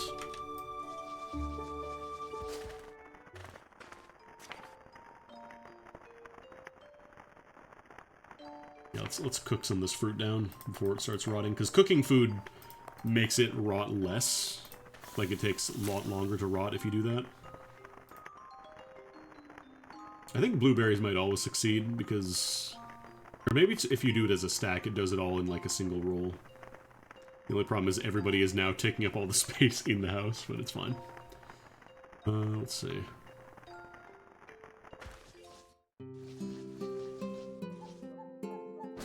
You can have some more. Yes, yes. And then I'll take a nap because I'm completely out of stamina. Don't worry, we'll get out to the world map soon. I just gotta finish some of these. I want to knock these out, because we got a delivery, and I think, yeah. By default, they just drop it on the floor. I think eventually you can get, like, mailboxes and stuff, so deliveries can be just dropped off there instead.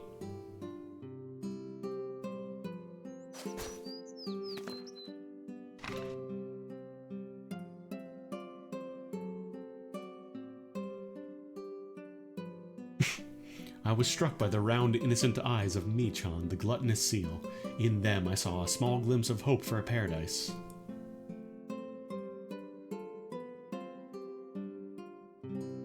Could throw it, but I'm gonna hang on to it. Could even just leave it here, honestly. Because we can use that later. I should probably put down this room plate too. Just have the inventory space. You can also put them on the same tile, but it makes it a little harder to access. You have to middle click. So the room plate lets you set who can access it. So for example, right now it's public, so anybody can access. Private, I believe, makes it so only people occupying the tile can actually do it. And you can do like atrium, so you can just not have walls if you want. There's also like room grouping. I'm not entirely sure how that works. I haven't looked into it, but it's an option. I believe you can also turn off walls entirely if you want to, but I think I'll just leave them on for now. Let's see what else we can make here. Make a wall torch so we can actually see what we're doing at nighttime. Yes, I'll put that on my grass house, I don't care.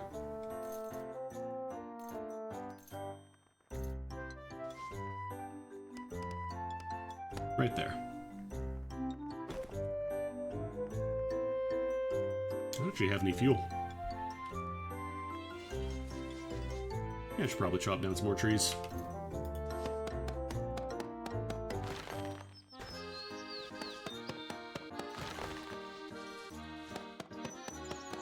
Formidable duck.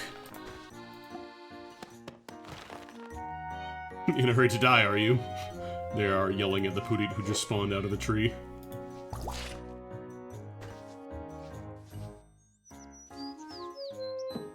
What other quests can we do here? Where did I put my quest board? Oh, it's over here. Let me move that. Thankfully, this game is really nice. Like, you can just move anything if you don't like where it currently is. It's very rare for something to just be locked in place and then that's it.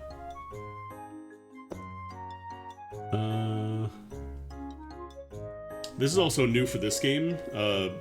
In the first one, you had to go to a town to get, like, the random quest that gave you platinum coins and stuff.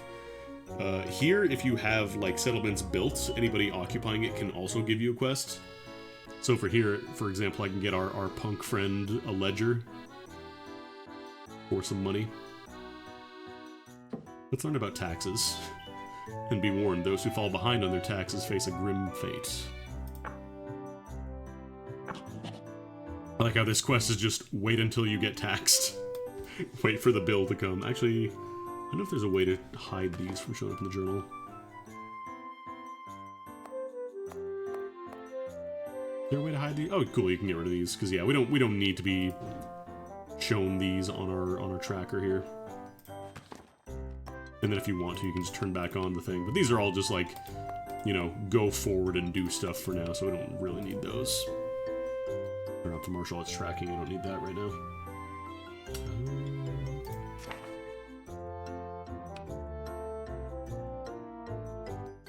Wish I could get a beard, though. That's a lost puppy, how hard could it be? We could start making a sawmill. Bring, torch. So I'm trying to remember, you can get some basic gear, I think it's the carpenter's table that lets you make some basic armor. So we need some planks, so we need to build a sawmill. We need logs, we need some stone, so let's go break down some rocks around here. Remember, this is just the, this is just one square on the world map. We have not actually gotten to the game proper yet.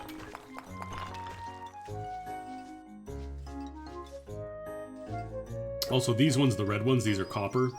So you need a proper tool for that, like you need a pickaxe, and it needs to be of certain strength, otherwise you can't even mine it.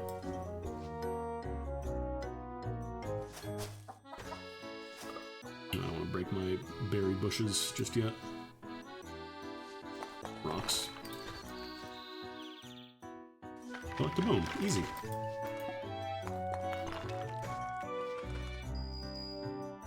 What? How? Something died. Death, a bear cub.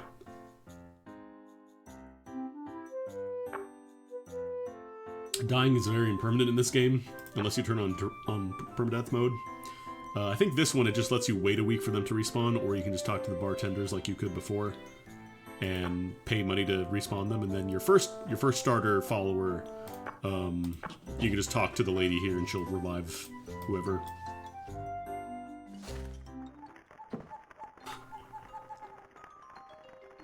I think my bear tried to challenge a formidable goose and lost.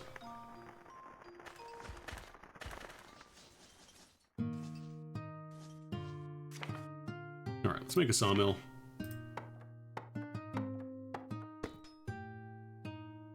Slap that down. Oh, whoops, it was already in my hand. Like I'm just standing on top of the crafting table while making this. We have a Z-axis now. All these down. You get 2 planks for each log you throw in there, so you don't need to collect a ton. A bear cub tries up. Oh, you know what? It probably... I wonder if it drowned, actually. Because drowning is a thing in this game now. If you try to explore like a deep body of water and you don't have any swimming skill, you'll eventually just stop. What are you attacking? What are you trying to kill? Leave the crab alone. You're not going to be able to damage it.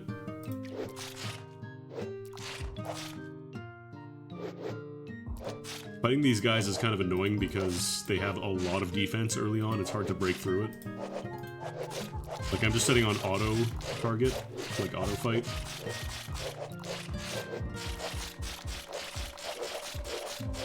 Yeah, I don't think we've even punched through it at all here. Can I tell you to leave? Wait at my home. Bye. Nope. Well, good luck. I can no longer help you. Okay, let's make a carpenter's table. Something died. My bear will not stop attacking the invincible hermit crab. Not throw the carpenter's table. Okay. So I believe a bucket is actually a helmet. Counts as headgear. We can make some shoes finally. Made out of grass. I believe you can pick the material.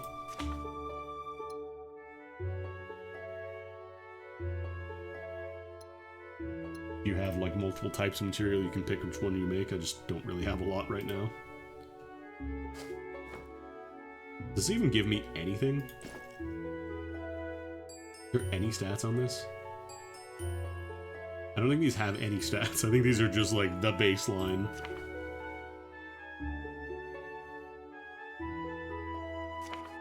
I could make a weapon though. I could make like a wooden sword. I just gotta get a stick. Some sticks.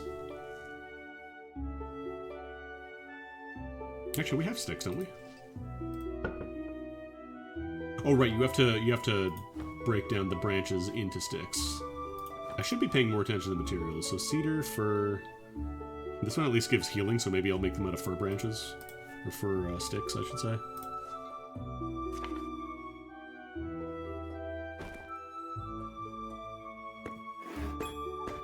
It's a new item.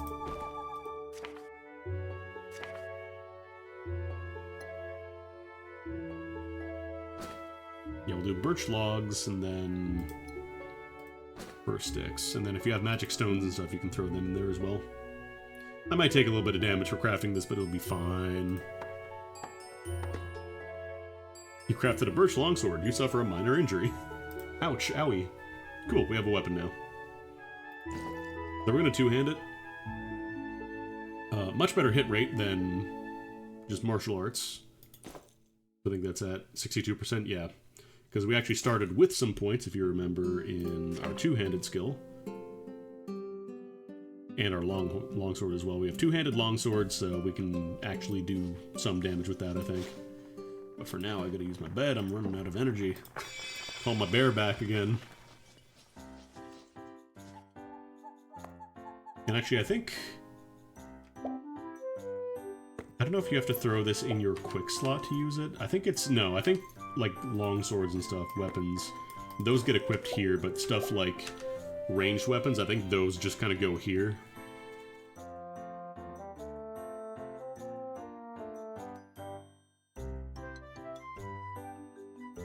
Yeah, I went for the bear. It'll be fine.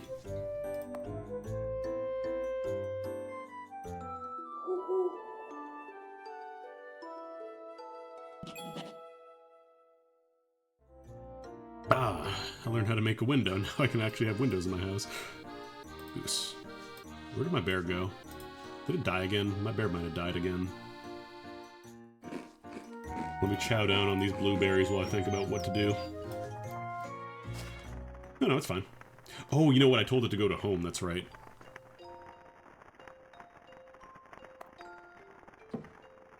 Join me.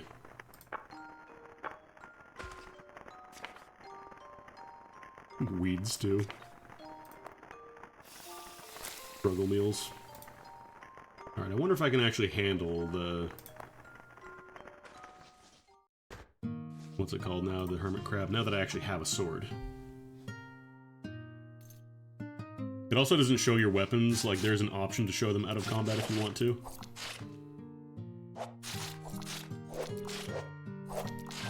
Hey, we're actually doing damage to it now. Hell yeah. Grab a heart. Why not?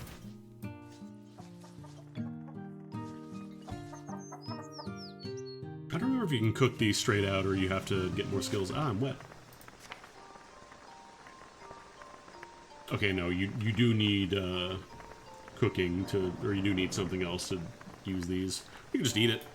It's raw. Eat the heart for strength. The taste is so-so.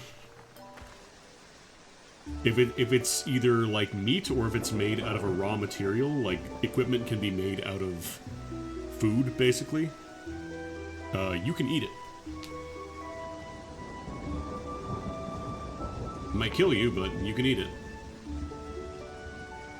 Where is that a carpenter's table? Is that where that lives? I'm trying to find the... I might have to call the other guy here first, actually.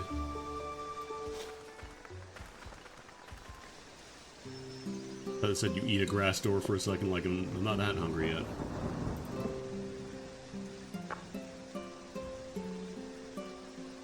I think you do get some bonus goodies if you do this. Also, I don't remember if this is the same as in the first game. The same guy who atomizes you with a rock if you play badly at the bar. Because I think his name was Loiterer in the first one. I can't tell if that was a mistranslation or not. It's not the same guy? Okay. Anyways, this guy just wants to make money. And he... Is it a prequel? I thought it was a sequel. That took place after the first one. Oh well.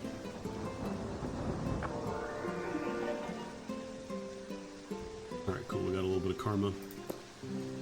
Time to make money. Give me a shipping box, please.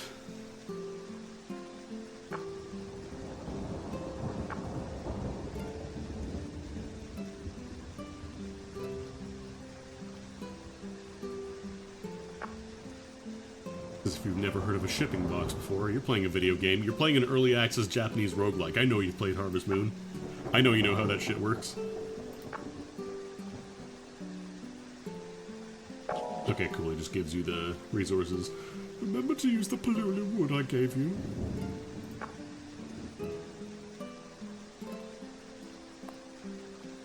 Alright.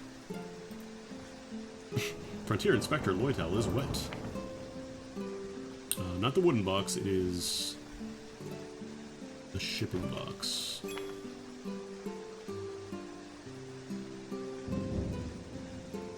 Can I just make it here? No.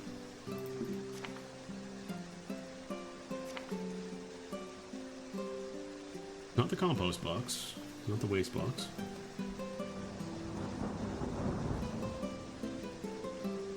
Oh, you know what? I might need to make a different kind of production in here.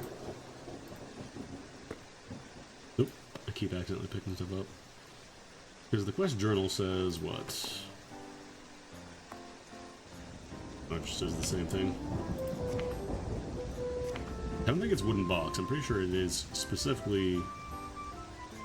Did he give me a recipe? Did I have to learn that first?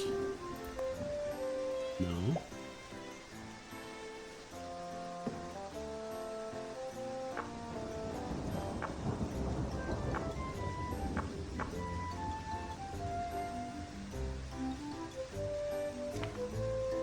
Oh, here it is, shipping chest. I was looking for shipping box. So yeah, just make sure specifically if you are making something. Because this one, I believe the Palulu logs give you more money for the stuff you put in there. So if I were to use just like, you know, shitty garbage logs or whatever, I would not get as much money. Alright. Slam that down. Nope, don't read. Oh, can I not? There we go. I was going to say, I should be able to rotate this. Pop that down. I want to get rid of this tree because it grew right in front of that. And now, anything that you want to get rid of for some cash, you can just throw it in there. Garbage I don't think sells for anything.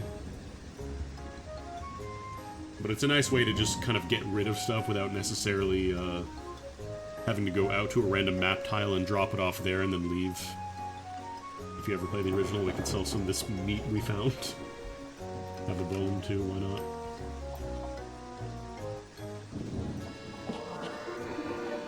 Cool. Quest complete.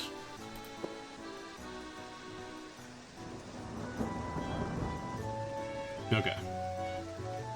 Now we're actually being prompted, hey, you want to actually go out and do stuff? You get some scrolls, which are escape and evacuate, or evac, I guess. This one, I believe, this one takes you out of the current dungeon, but not back to your home, whereas this one will take you all the way back to home.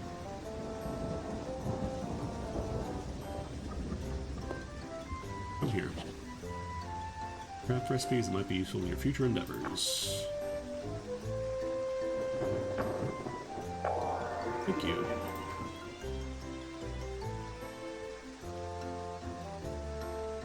Okay, so we can get more crafting workbenches. Teach me. No! Why would you put the chest there?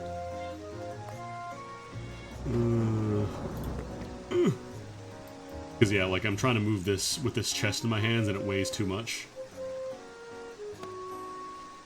So I have to kind of like zhuzh it over bit by bit. Also, we can't like pick the lock here yet because our lockpick skills are non-existent.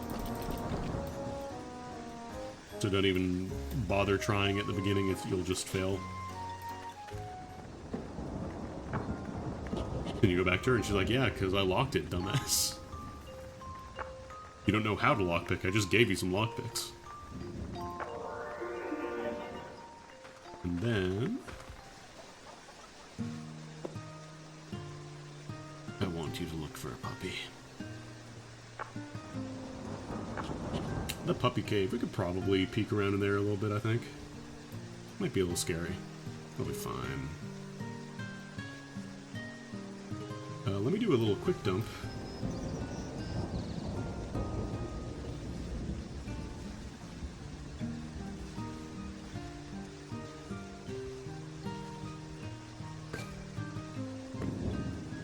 I keep right-clicking on stuff to use it. Let's see. Adventure log, you can refer to this for later. I don't know where I got this book from, it just kind of showed up. But we can put these here for now. And plant these seeds, I guess, before I go. Want to have some inventory space. Lockpicks, gold bars, bandages, sure thing.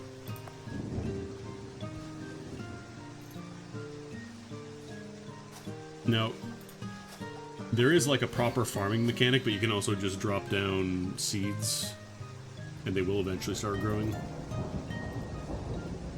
Also, puppy. It's not the puppy we're looking for, unfortunately. That would have been very nice and easy, but the puppy cave is a little trickier. We can actually go explore the world map for real this time.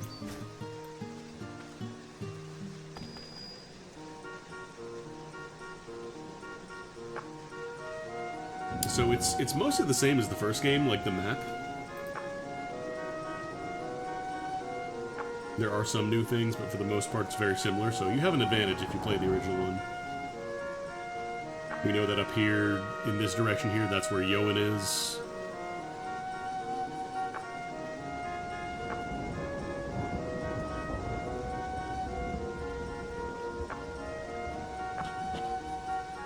So, rather than just having, you know, a big map with monsters roaming around constantly, you have, like, random encounters, basically. And the farther away you are from a road, the more chance it'll be of, like, a more dangerous one. We could even go... I don't really have any money, do I? No. So I was going to say, there's the Tinkerer camp up here, which has a few things you can buy in, like, a skill trainer. But we can't get anything without platinum. But we could still go there for a quest. Ah. So when this happens, you just kind of get dumped into an encounter. This is just a random tile on the map. So you can just leave as fast as you can if you don't want to deal with it. You do have to get to the edge of the area, though. You can't just be like, I'm done. And then every time a day passes and you have stuff in your shipping box, it'll sell automatically, so they'll take this, like they'll take your garbage and your rotten food. They won't pay you anything for it, but anything that can be sold for money will be sold. So you don't necessarily have to have a shop of your own. Yeah, sometimes there'll be like friendly guard NPCs, which I assume will try and kill you if you're, you know, too negative in karma.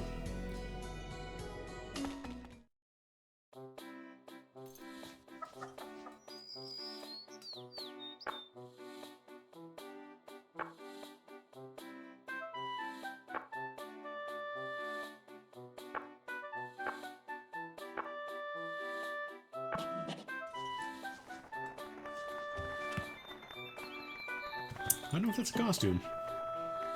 Not a costume. So, one of the nice things is that you now have the option. You can ask where something is in a town and area if you're not used to it. So you can say, where's the, you know, where's the quest board? And you'll just get walked over to it. A quest board? Yeah, let me show you where he was. And it just puts you right in front of it. So the quest board's over here. You know, which one of these is the trainer? Can you identify? You can say, where's the trainer? So it just drops you over here. Burn the old forests. I came for fish for children. Oh, I think that means a kid wants a fish. Trainers are important because they teach you skills you don't have, and they can also train the potential on your skills, which increases the rate at which it levels up. So for right now, we don't have any platinum, but we've already learned weightlifting, so we can spend 1 platinum to increase the potential. Right now it's at 120. And the higher the potential of a skill, the faster it levels up. But when you level up, it does go back down, so you can't just, you know, pump $100 into weightlifting. You can't just pump all your platinum there and then never have to touch it again. Like, you do have to maintain it if you want to level up quickly. Yeah, I'm really curious how music works. I haven't tested that out yet. But yeah, any skill you don't have, I don't think the cost goes up when you learn skills, or if it doesn't happen immediately. So once you start getting some platinum by doing random quests, you can learn skills you don't have. Also, in towns, obviously, most things don't belong to you. So for example, I can't take these, like these berries. It's considered a crime, so you can still try and do it, but if somebody sees you, they'll call the guards, which is not good. Alright, quests. So we have Monster Slaying quest, Kill Machine quest. This one doesn't have a deadline, thankfully. So when you take this quest, you don't have a limitation, like you have to do it in... This is just how long the quest is available to take for. And once you kill 6 machine-type enemies, you get the quest finished. And then certain quests are like cook a specific meal or provide a specific item, and sometimes it's give your child poison for their birthday. Let's try a monster extermination quest. It's only a 1-star, so it shouldn't be too bad.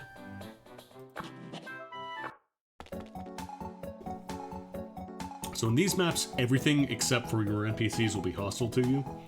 So you just kill whatever moves, basically, is the strat. Oh, right, I have my,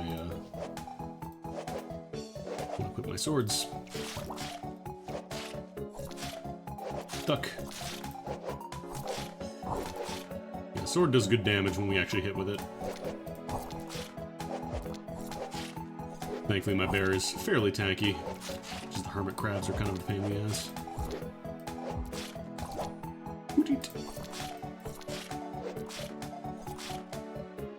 I don't know if it shows you, because I know the original game would show you when... Can I press page up and down? No, that doesn't work.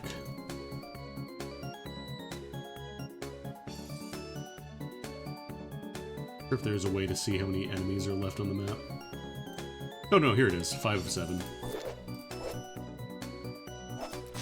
Watch out, a public performer.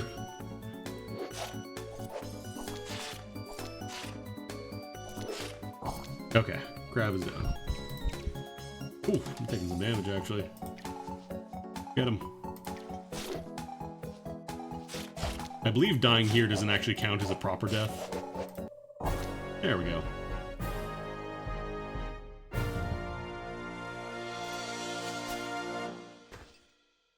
You can also take any items you find in these maps, like any foraging you want to do, you're free to do that. So I don't believe enemies spawn once you finish a quest.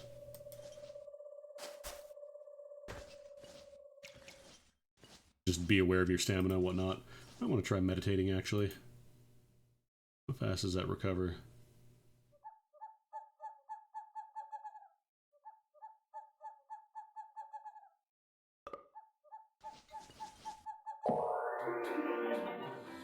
I didn't expect you to return alive. Interesting. So again, remember what I said earlier, quest rewards are usually put on the ground. So we got some platinum for doing that, we got a little bit of money, we got a silver coin, I'm not sure what those do yet. Then we got 2 platinums.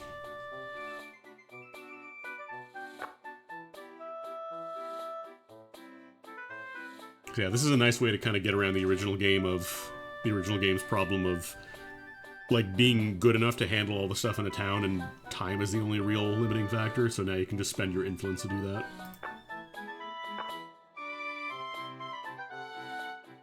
Or just buy things. You can use this ticket to forcibly confiscate furniture placed in the town. What if that works for the barbecue sets, actually? Wow. Sometimes you'll see the term Nephia, that's what they call random dungeons.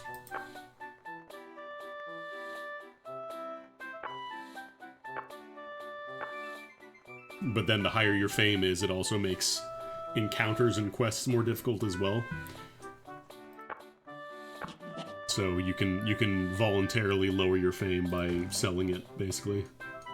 You can sponsor shitty Lunchables and make everybody not trust you anymore. But yeah, certain things like tools and stuff, if they're put down to the town, you can still use these, for example. So like you can chop down corpses into, I think, jerky? Does that work? Does heart work? No. Or chop down skins into pieces of fiber. Carving tools.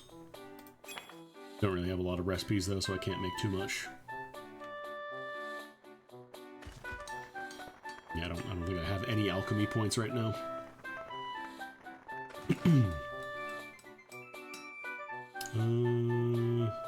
Got a little bit of money, 183.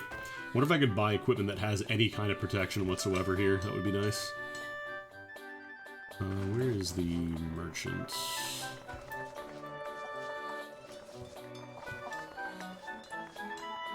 Sometimes you'll see mercenaries and you can trade for gear with them. It's not a merchant. Dollar, I think, sells scrolls and stuff. Oh, they sell spell books, okay. Oh no, these are... Oh, I see. So I guess you have to teach them, like you have to buy a plan to teach them how to sort waste.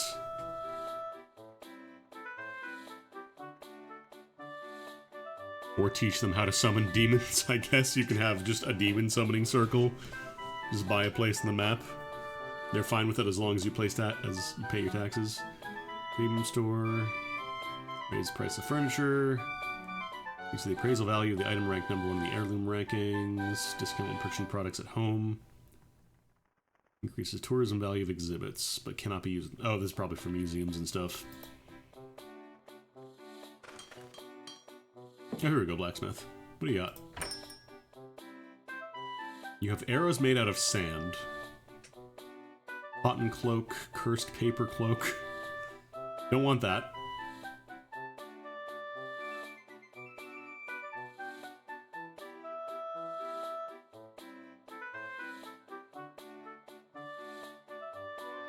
This does have some protection value, which is nice. The stats on the number there, 3-3. The left value is dodge value, and the right value is protection. So the left one, the higher your dodge value is, the higher the chance is dodging. And then for protection value, the higher that is, the less damage you'll take. Like, it just reduces damage, so protection value is generally better at the start. And then as you get further into the game, dodging attacks becomes more valuable, although could be different in this one, I don't know.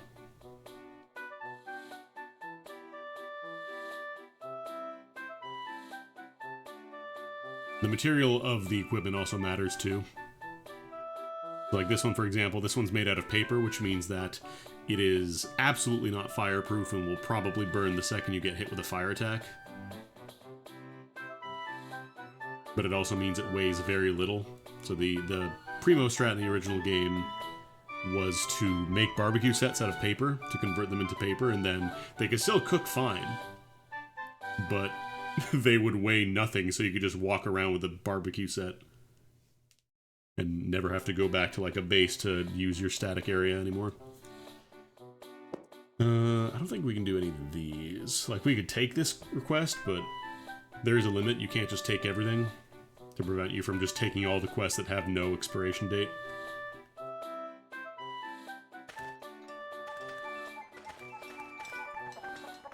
Can I use a cooking pot to make... I don't know, this one only makes soup.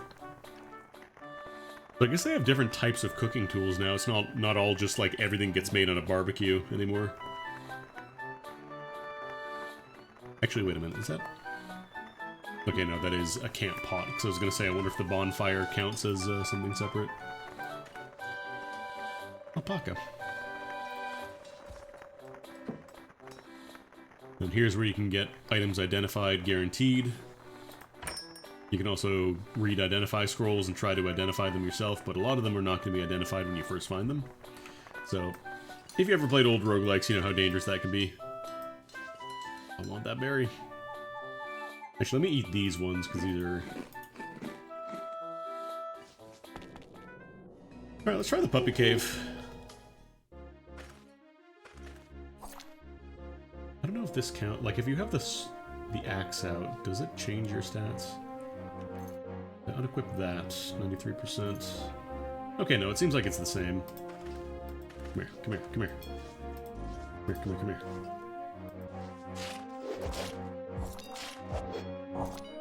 I think my bear might be in, like, tank stance right now, so it's aggravating everybody else.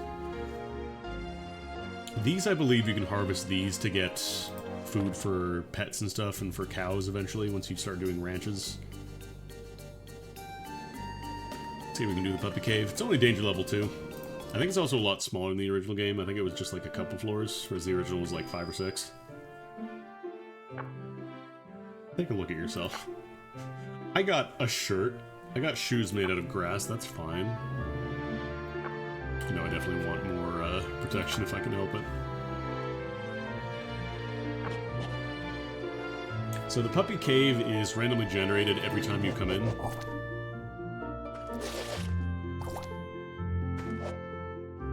But it also has, you know, random loot inside of it. So for example, we can start getting some scrolls.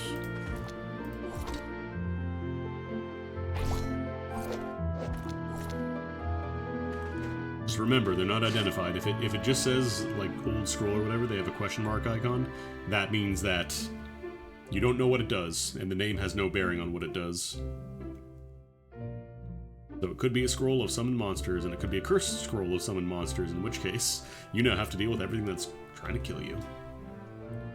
Ah, bottle of ale, don't mind if I do. Get this gluey potion, another bottle of ale, nice. Bottled liquid. These little, like, wrecks and stuff, you can also collect these with harvesting tools and get, like, paper and stuff from them. There were material gathering spots in the original game as well, but they were a little more rigid. Here it's more obvious what you're gonna get.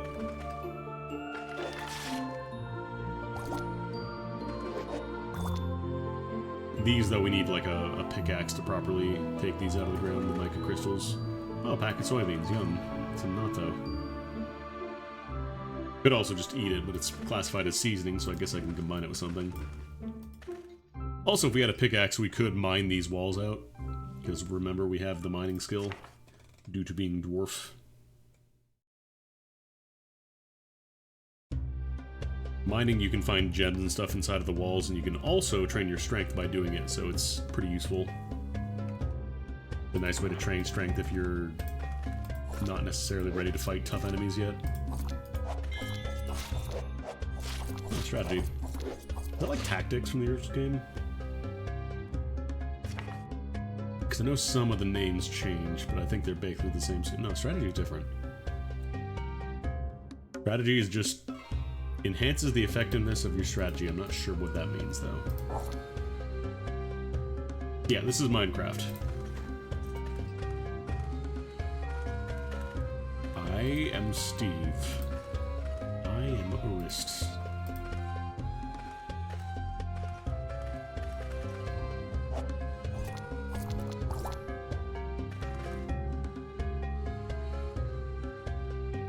I don't know if this fills you up. Oh, nice. This increases your dex. Because remember, we're dwarf. Drinking makes us strong.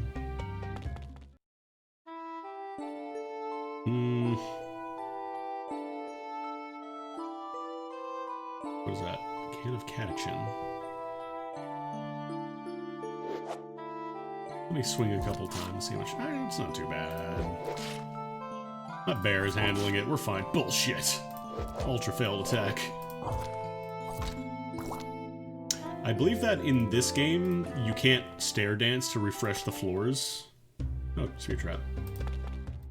Like, I think every trip into the cave keeps the same layout, so it's not like going up and down the floor and losing everything as soon as that happens.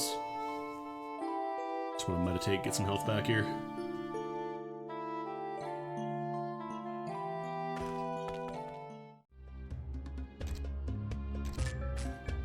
Oh. Wait, is it disarmed? Oh, it's jammed. I guess it doesn't work anymore. What is this? It is made of processed food.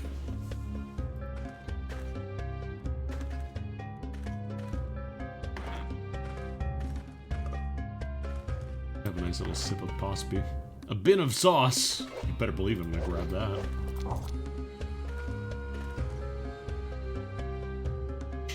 Thick. I mean, I guess I could eat this. Yeah, like, this is the first... This likely will be the first dungeon you go for. And unlike the original Puppy Cave, it is actually, like, I think easier than the dungeons you'll run into.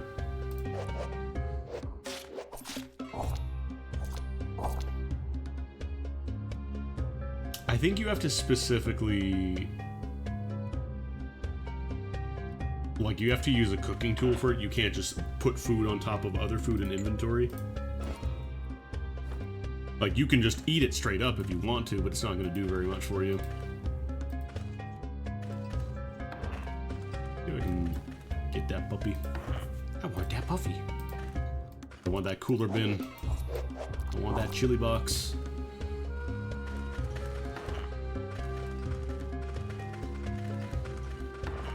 Oh, I think it tried to pathfind me. What's going on down there? Oh, there's Poppy. Wait, did the dog kill? Oh, I think it killed a slime. Ruff, ruff. I'll take you. Alright, now we gotta get out. I don't know if I can actually use the evac scroll. Does that work? Can I just go back to Lunchley storage with the dog? Oh, God.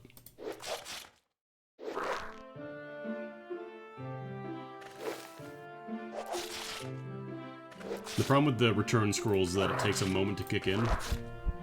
But I'm gonna die. Okay, woo! Oh no, you don't get to bring the dog with you. Okay. I wasn't sure if they would let me do that, but unfortunately you do have to, in fact, walk all the way back with the dog. Actually, technically... No, it came with me! You don't have to walk out of the dungeon anymore, you can just recall. Oh my god, that's so much easier. Hell yeah, gamers. So this guy is really important, the cooler box. Because... Actually, can I put this here? Oh, I can, hell yeah.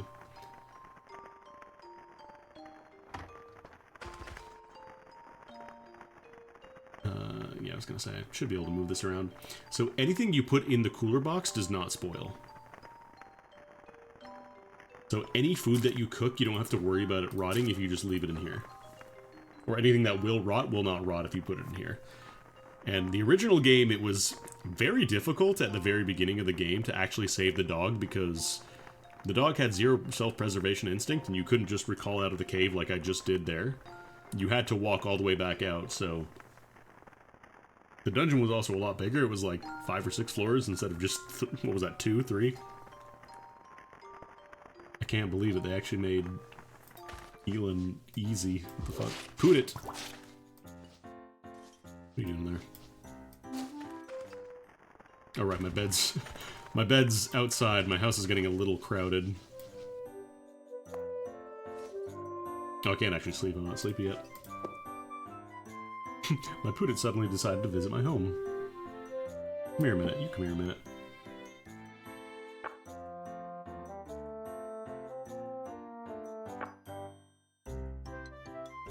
A nearly naked getup. I've got a shirt and shoes.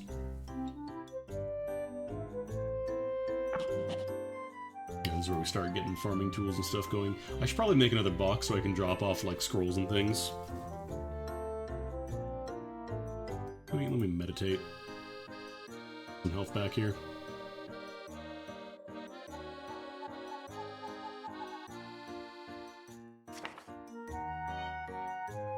The nice thing is our regeneration, since we started with it already, every time you heal damage, like every time you regenerate, you're training that skill as well.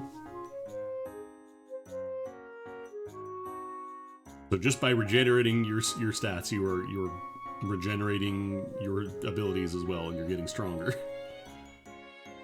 It also has a specific attribute tied to it, so for example, when you train it, it will also, like, give points to your endurance stat to raise eventually.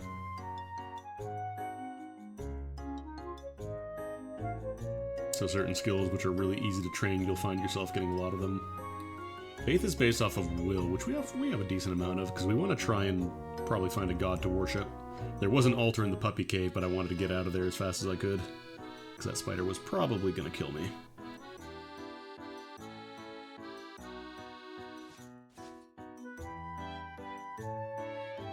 Yeah, I should probably just make like a little... Or I could just even deposit these in the shipping box and not deal with them for now.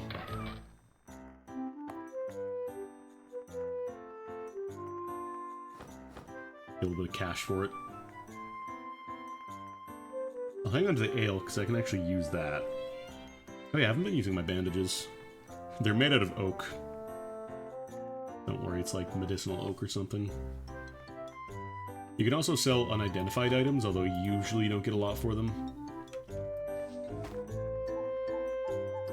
Would not recommend drinking unidentified potions, because if it's poison, you'll probably just die. This kills you. But yeah, I unironically kind of love how you can now have the Ultima style paper bags or whatever. So rather than having to, you know, open your inventory every time or hit the keybind for that specific item, you can just throw it on the screen there and have it ready to go. What is this skill?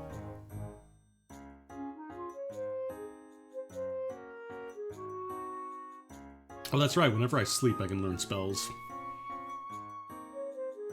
2d4 holy damage, 1d6 fire damage. We don't really have a lot of... Actually, this is based off of will. Not spell power, though. I don't know how well it works with swords, like with a equipped weapon. Let's do a little quick dump. Drop these weed seeds, plant them down.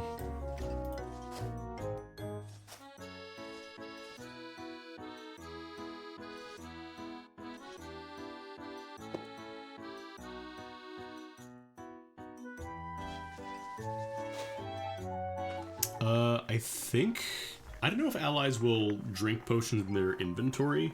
You can throw potions at things to identify them potentially, but if it's like a potion of acid or a potion of poison or whatever, and you throw it at an ally to test it, then they're gonna melt down. You're just gonna dissolve them. Punk is asleep. Do you have a box? Oh, it's probably you have a quest.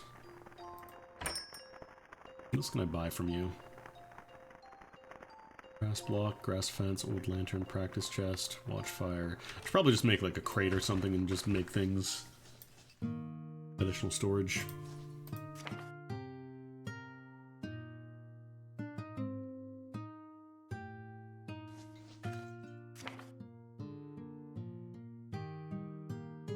Make like a wooden box for unprocessed materials or something. Or unidentified items.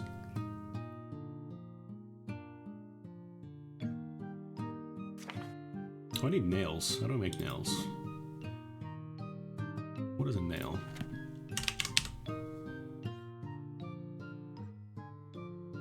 Oh, right, I need a tinker table. Oh, I can make a saloon door? Oh, shit.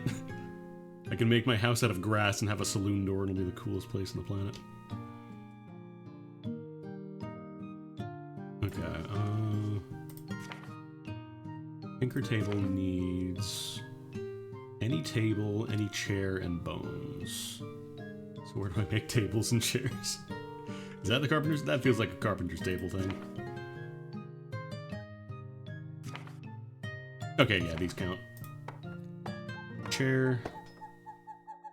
Desk needs finished planks.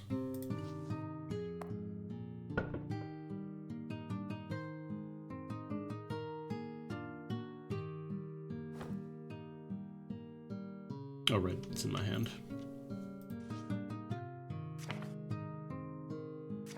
Right, I gotta send it through the sawmill first.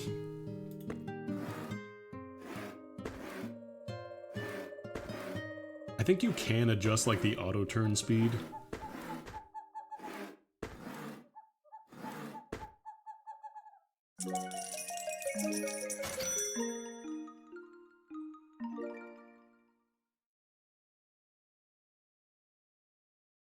Paid me the most money for the can of whatever that is. You also get gold bars when you sell enough stuff. Okay, now we should be able to make that desk, and then we can make the tinkerer's table. It just needs any kind, I believe. It's not like it has to be,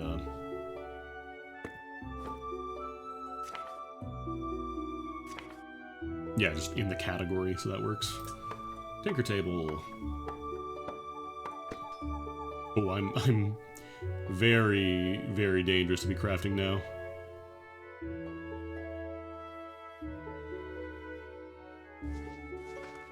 Go down the line, make the old survival game classic of you have a line of crafting things. All the crafting stations you need will be in this line.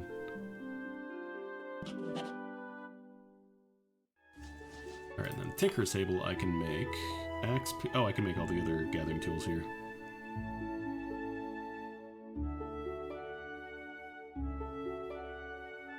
Panic juice or boiled extract of Mimosa Catechu. So it's just a canned mimosa. Alright, now I need some bones. I'm gonna get some bones, gamers. Where are all the bones at? That's garbage. Gonna throw that in the shipping bin for now. There are no bones here. Oh no. Formidable pig. Formidable. Actually, no, it's just a fair puppy. Ralph. It has kind of like that Harvest Moon like feeling of your house where you have to constantly pick up weeds, but I think eventually like you can set your squad to do that for you. Oh, gathering skill up. You were looking at Elin, which is the sequel to Ilona, which is one of my favorite games. Like an open world roguelike inspired game. I wouldn't really call it a roguelike though. It's like, it honestly is Harvest Moon with guns. It's Harvest Moon with guns and also gene engineering.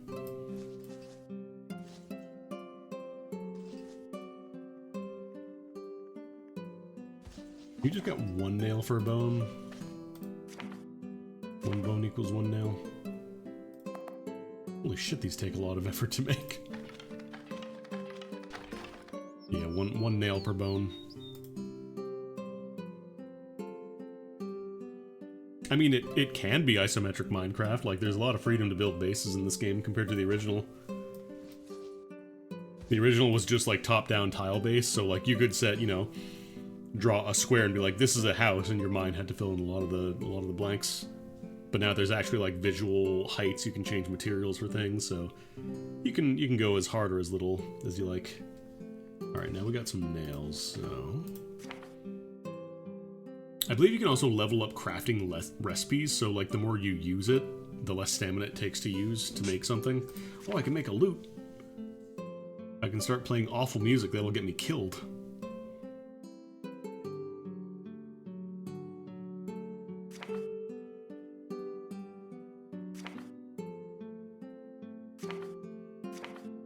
Sickle. Cutting board.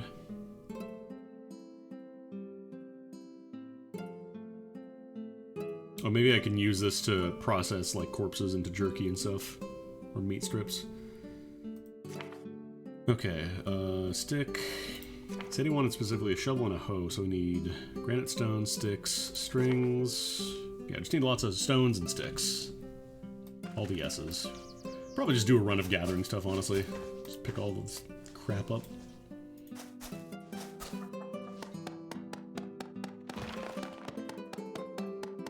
You can chop down trees before they're fully grown. think it gives you branches instead of logs, so it can actually be useful if you need branches. In here, actually. Oh, there's some planks in there.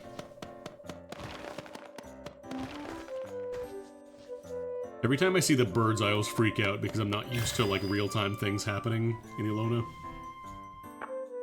Need a feet.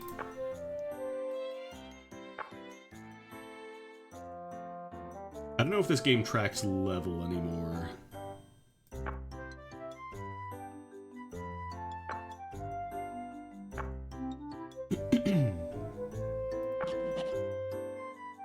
Do you have character levels still? Is that a thing?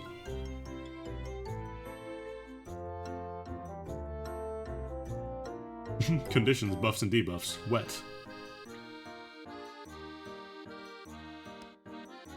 So you can pick a little different background for your character card.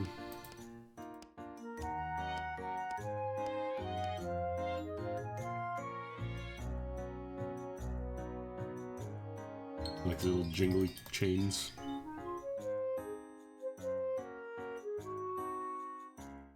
Okay, Vigor is the stamina. I wasn't sure about that.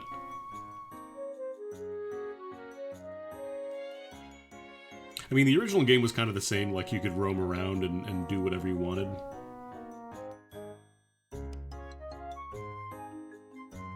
Yeah, I don't think levels exist anymore. I think it's just like your perk levels. You just get perk points. So feats are just like little bonuses. You can either get like just simple stat bonuses, get some extra life, mana, vigor, whatever.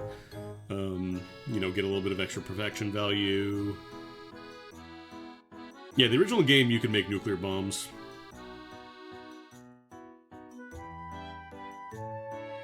You can legalize nuclear bombs and also cast spells. You haven't seen the Mandador dating? Oh, don't worry. You can date and marry literally anybody in the game, I'm pretty sure. Anybody that's not like plot important. Believer. Arm wrestler. Oh, this increases your base potential. So I think the original game, I think these were just stat bonuses. Like I think it just gave you a couple of extra stats, which was okay at the very beginning. But it was just some stats, so you could eventually get more. Sexy. That could actually be kind of useful because getting charisma is quite nice. You get big parties in this game. Quite strong. Increase luck. Agile is a really good perk as well, but it does cost 2, so we'd have to wait a level to get that one. What is my speed? What's my speed and what is my luck?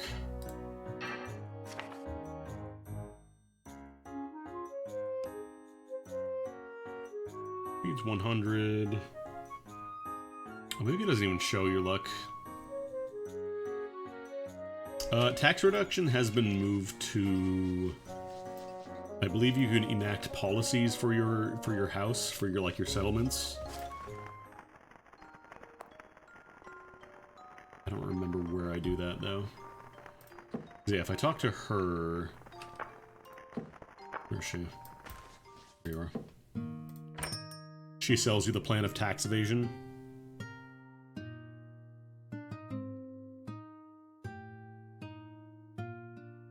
Honestly, the tax evasion, like, it was really easy to get money in Ilona if you knew what you were doing. It's just getting to that point, if you're not really familiar with the game, it can be a lot. I know there's, like, a way to...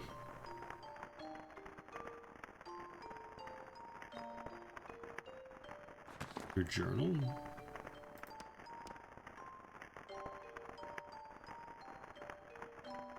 I remember being able to access, like, a screen where it would show the policies and stuff that you had for your land. But yeah, but getting money in Ilona wasn't too bad.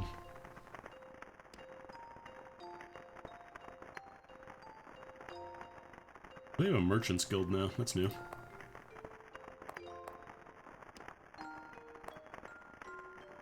if there's any new gods actually. Because I think this is the one that you worship if you don't pick a god. Like this is just neutral.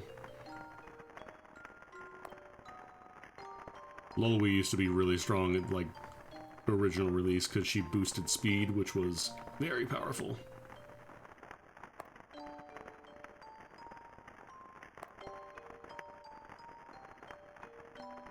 Oh, these ones are new. Yakusha. And then Elin. That's the video game's name.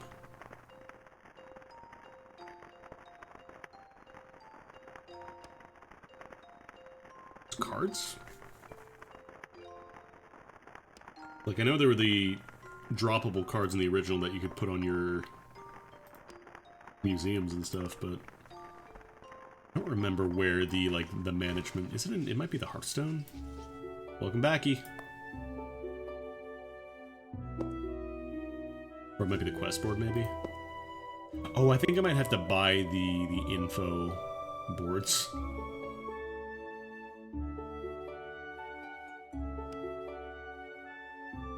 Rank E.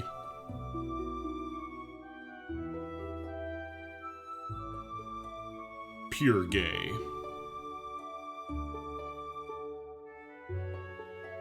We got a ways to go before we climb those rankings.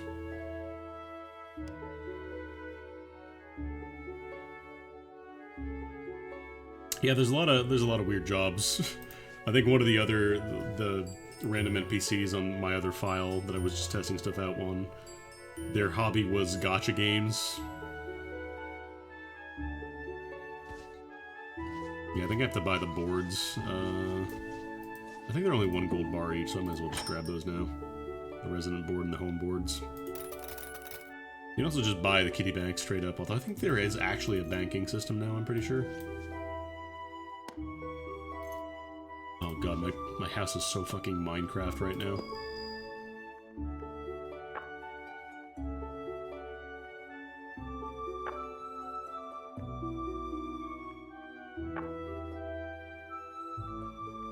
Oh, maybe I can change the job here.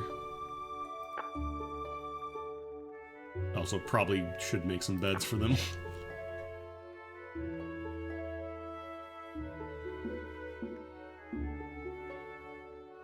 Oh, this isn't just flavor text, this is actually what they do. Okay.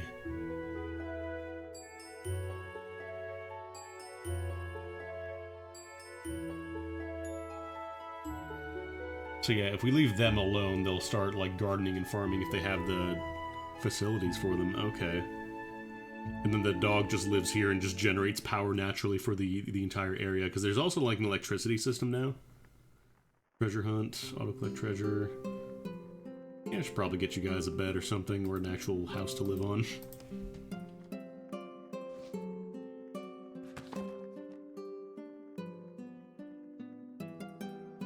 Yeah, I haven't really cleared much of it out yet.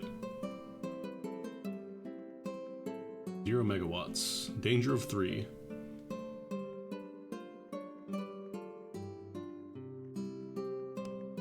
Here we go, this is the one that I was looking for. Yeah, I think you read those books, then you learn, like, new policies that you can put in. So for right now, this is the only one we currently have, but then we can also equip these. You can collect taxes from the residents themselves, so they pay you, but then you have to pay the government. Let's do weed pulling campaign. Strict anti-littering, too, why not? That would be nice. And then these, I guess you can just turn off growth if you want. Why does this... Hang on. Oh, I see, this counts up, not down. So this one, if you don't want your Hearthstone to level up too quickly, because I think it mentions somewhere that your Hearthstone level makes enemies more powerful, you can just neutralize that. Aw, man. Lunchly storage is the worst area in the map.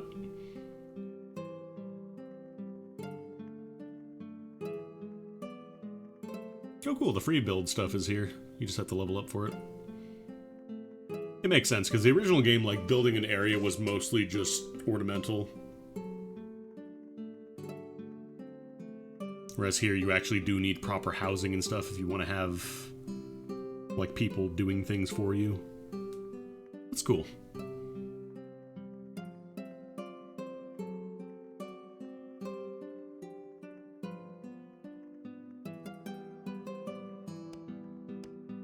Yeah, I don't think I'm going to tax them just yet. I guess these skills also have potentials that can level up too. That's wild.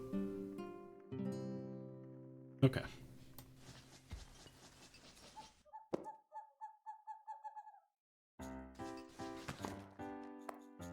I don't think we've gotten our first tax bill yet. Oh, the landlording was already in the original game. Like, you could run a shop and you could run a museum and stuff. Buy a mansion, have people...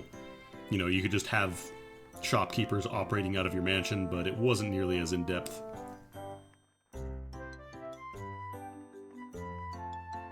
And then kids would come to your house on Halloween and blow it up.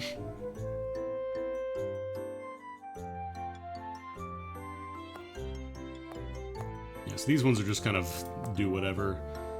Kill unprevented enemy. And the rest is just craft a hoe and a shovel, so...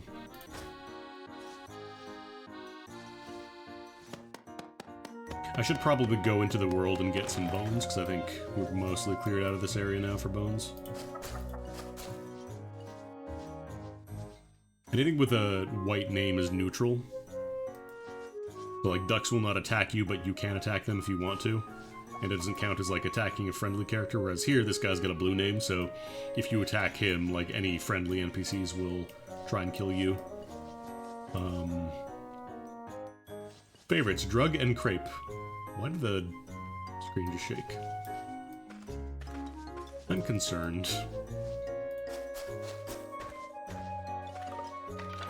One bones, please. Need to go to sleep, otherwise I'm gonna start taking damage. Actually, I wonder if you do gather stuff while you're out of stamina, if you also take damage doing that.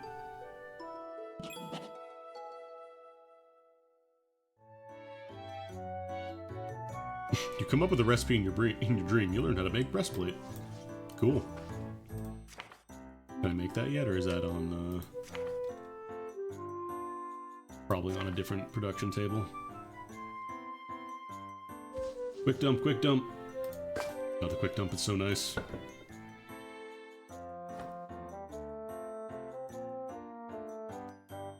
Yeah, I should probably make like a book box or something for all these, so I can identify them.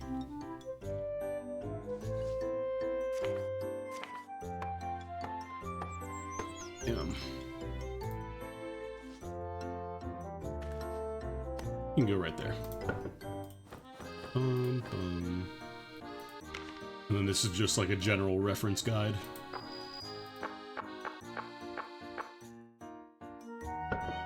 You can put that away for now, I want the inventory space.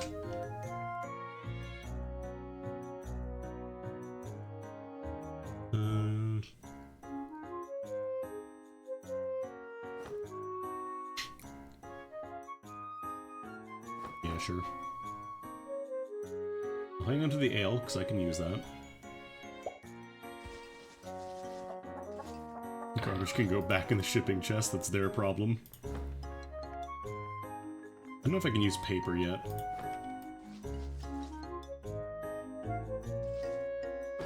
Process these logs. I'll get a lot of them, damn. Plaintive howls heard in the distance. Are there wolves?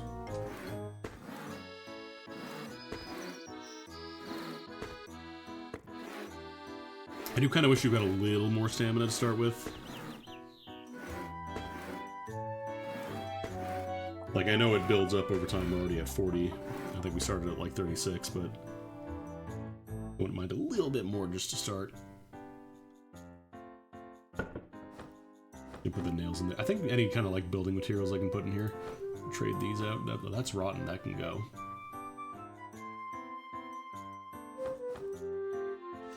I'll keep that like my building material chest. Anything I can make I can craft things with, I can throw in there. Demigod farmer. I don't have any farming skills right now. I'm just a little dwarf. I'm a dwarf, and this is my fortress. Got a seed.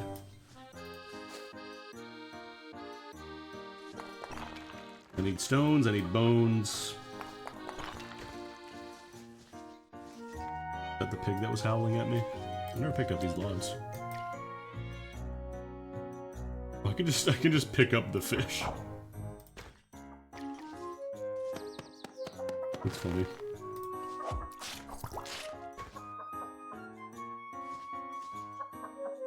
starting the farming is pretty nice, because I remember the original game, it made you get, like, fruits and stuff really easily. So you could just massively work on boosting your stats by focusing on, like, cooking and farming and stuff.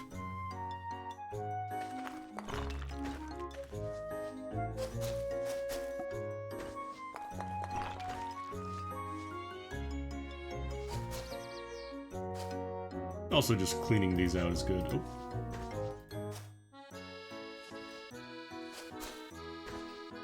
Vines are good. I need vines.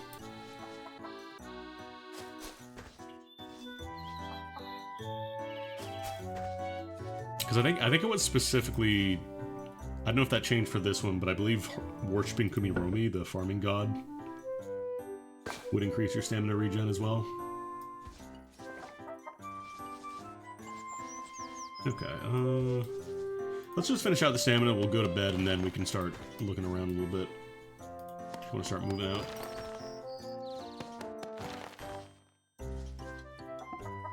Like these, spend the last bit of my stamina.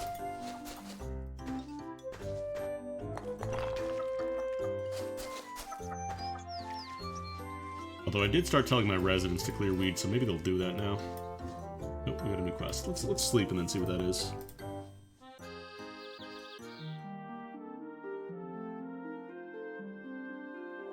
Yeah, a lot of people get confused about Kumiromi because they think he's a dude. Or he's a girl. He's not. I am about to die. I'm gonna eat some hearts. Yum! You start to eat a heart. Taste is not bad. I should probably cook down these blueberries, huh?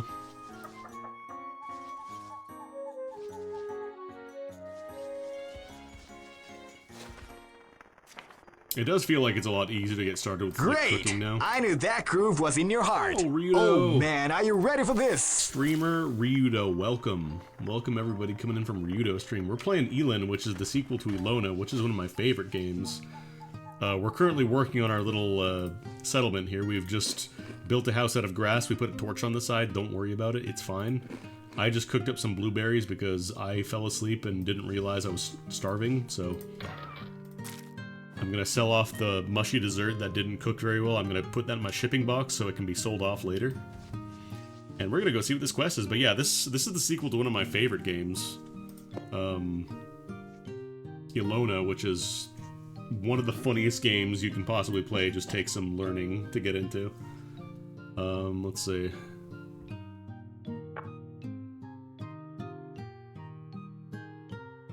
Various places I want to do jobs. I want to die.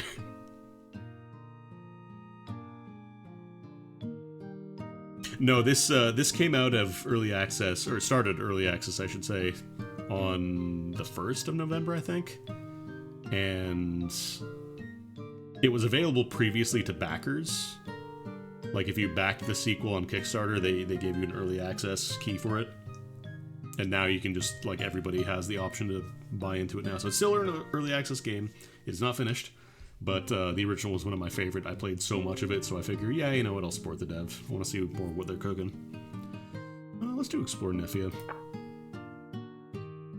Because I think you get different rewards for this based on what response you give.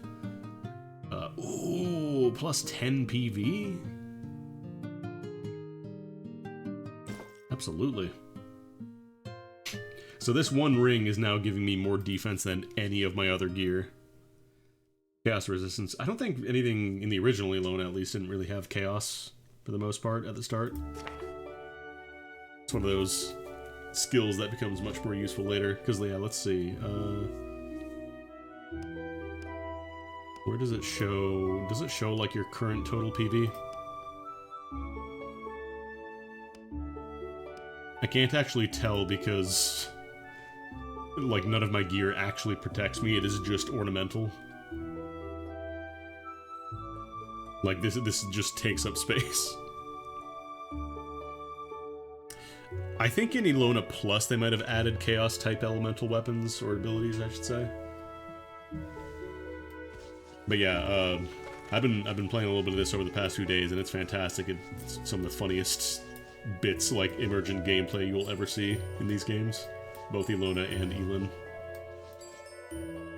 was gonna say, I think there was another blueberry bush.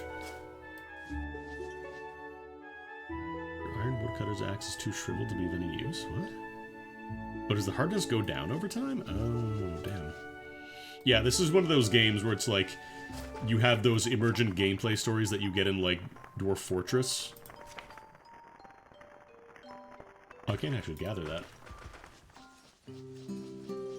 Where, like, you think, oh, I'm gonna start as a, you know, a performer, I'm gonna start with a grand piano, and then that way I can play music for people, and they'll give me money, and then you decide, I'm gonna go play in town where a bunch of people are. That's a great idea. And then your playing sucks because it's based on your level relative to the other character's level, and since one of the guys in the first town in the first game was like level 150 or something, he would throw a rock at you and your puny body would atomize immediately. Because you weren't ready to deal with a rock being thrown by a level 150 enemy. That's Ilona. Why does the ground keep shaking? I don't like that. Oh, you know what? I should deposit these actually.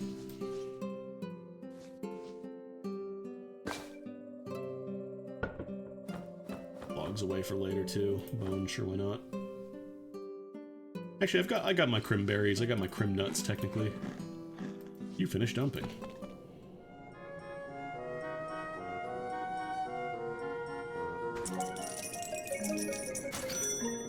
Damn, nobody bought my mushy dessert. They took it, but they didn't pay me. Okay, I'm debating if I want to try to go there. Maybe I should see if there's any new quests in the Tinkerer's camp now. Oh yeah, here's a guard, so... If you're neutral, like if, you know, you pay your taxes and all that stuff, the guards will not attack you, they will protect any, like, hostile enemies the guards will help out with. So, like, now that they're attacking neutral NPCs to him, they'll go after them. And they say a funny Oblivion quote. Is that a dodo? Damn.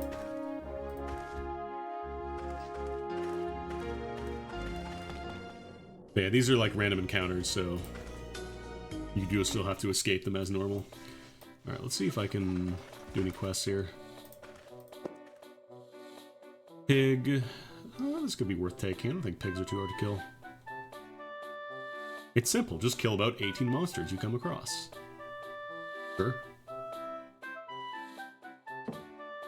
I only have one day for this, but I'm pretty sure we can kill 18 monsters in a day. And this one has a no deadline, so might as well just grab that. Keep an eye out for pigs. If you want to enter a random encounter, like if you want to force one, you can just click on your character and you enter that tile. I believe the last tile you entered, like if you, like the one I was just on, for example, is, since we were on that tile already, like you can't just reshuffle them like you could in the first game anymore. You do have to leave the tile fully to do it and enter another one. But it is nice in case you accidentally leave something behind, like it doesn't mean it's permanently gone, you know? I'll grab some rocks while I'm here.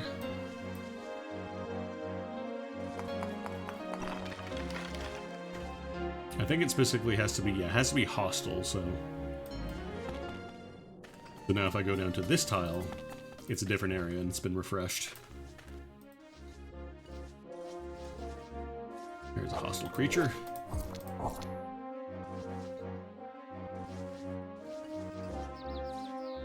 Chickens are not hostile, but I mean... They're not? There we go. Fear. Sometimes enemies will run away if you hit them hard enough. Ooh, nice. Pop that in my chili box. And actually do all that. Oh, berries. You can also forage for berries and stuff in these random tiles. The thing is, on the world map, time passes faster. To kind of, like, simulate the scope of crossing a world as opposed to just kind of, you know, walking across your house, across your front yard.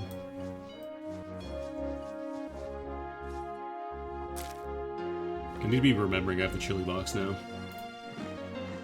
I should meditate. And then my bear can also get a little stronger.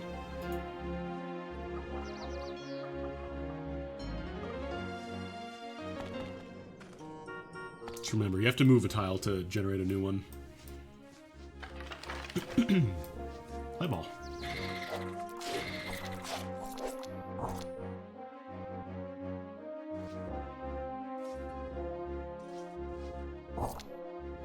I mean, the box was the reward for doing the puppy quest, so...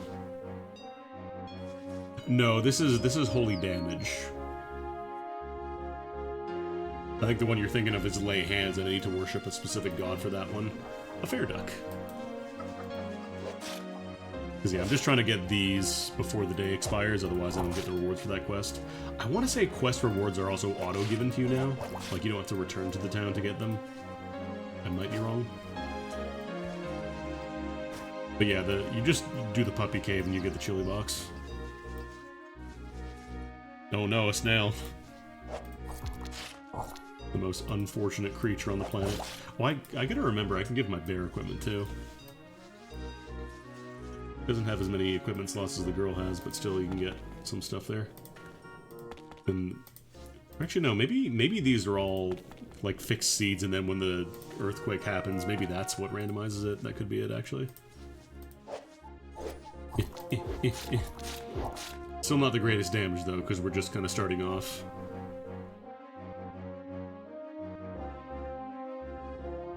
Definitely not the best weapon we're gonna get, but I needed any kind of weapon to really take advantage of two-hand and sword.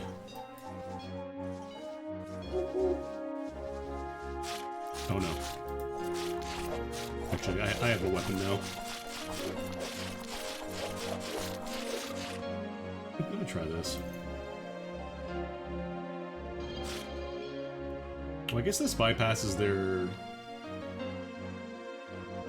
Wait, what is that? Oh, that's mana cost. Okay.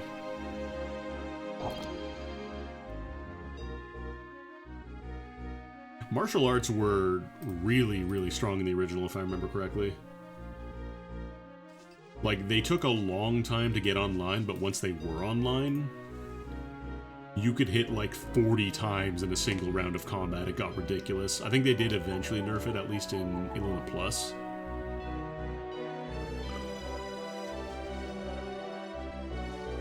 Oh, you've been binging this? Hell yeah.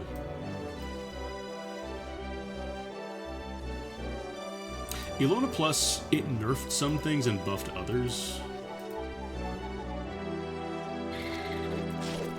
Like, the big thing for Ilona Plus for me was just, like, massively increasing the speed at which you learn skills, because I think base Ilona was tremendously slow.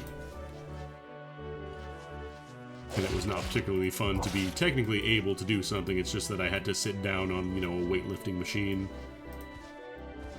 and do it for 20 turns or whatever.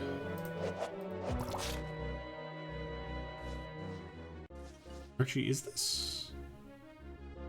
I think it is spending mana because it's like it goes down.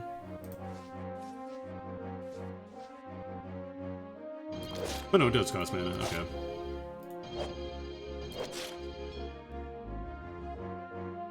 %90 chance. I'm being virtuous. Oh, that's right, I remember now. Because yeah, spells in Ilona are based on total cast numbers, and you would replenish them by reading spellbooks. Where do I check that? Can I even see that?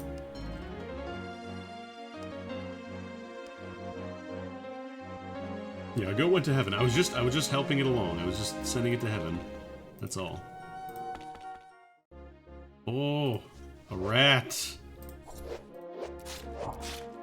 Oh, it's on the ability.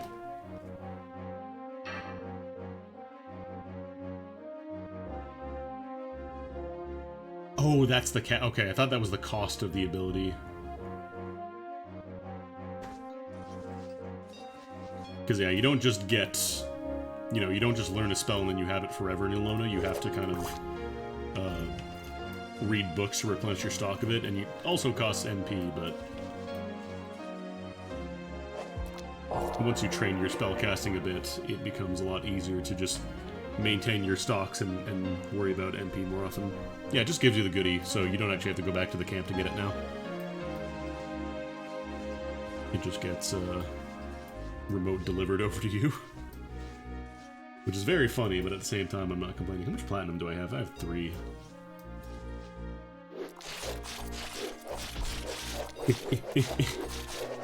Hermit crabs have such high protection value. Oh, I wonder if they dropped the, in the original game, they dropped this pendant that was really strong early game because it gave you a good amount of PV. I wonder if that's still the case here. Oh my god, it auto-stacks stuff into the chili box if you have it there? Oh, pog. I am currently... What did we pick? We picked Paladin, right? I think it was Paladin. Yeah, it was Paladin. So I was saying earlier, we need to find a god to worship.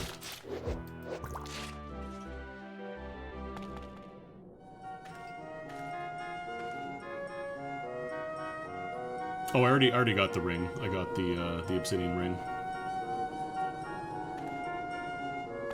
That one's based on time. I think you get that after you spend a week. Watch it. Watch it, Buster Brown. White flower. I could probably do that. 8 days. This one's a 4-star hunting quest, which is a little scary. Yeah, let's go for the white flower. Also, I love when it's like an NPC that doesn't have a portrait, it just shows you like their regular sprite in the box. So like you'll have, you know, a feared mercenary like fully geared up with sword and shield, and then you talk to them and it's just like a... Oh no, this guy actually has a portrait. Was it like one of the town guards that had it? Wait, is that a white flower? It is a white flower. Yum. Alright, good news. I got your white flower. I don't know what the box icon means.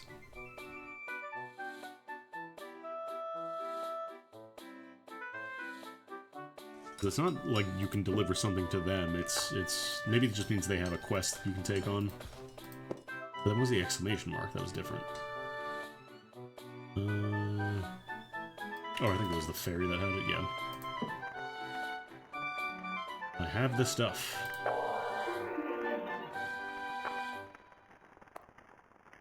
One platinum, so I just need one more and I can learn a new skill. I'm kind of tempted to grab farming.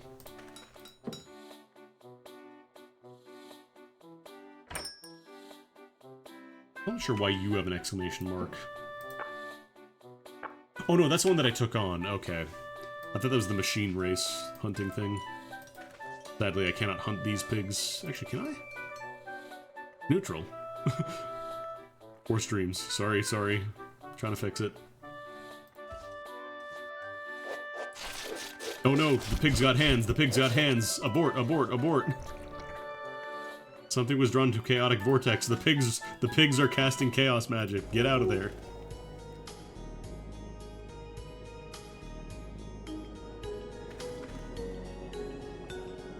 This is bad for Bitcoin. Oh, I got a package. That might be my bill. Oh, my bear is hurting. Probably cook some food. Hand it over. Make some chicken.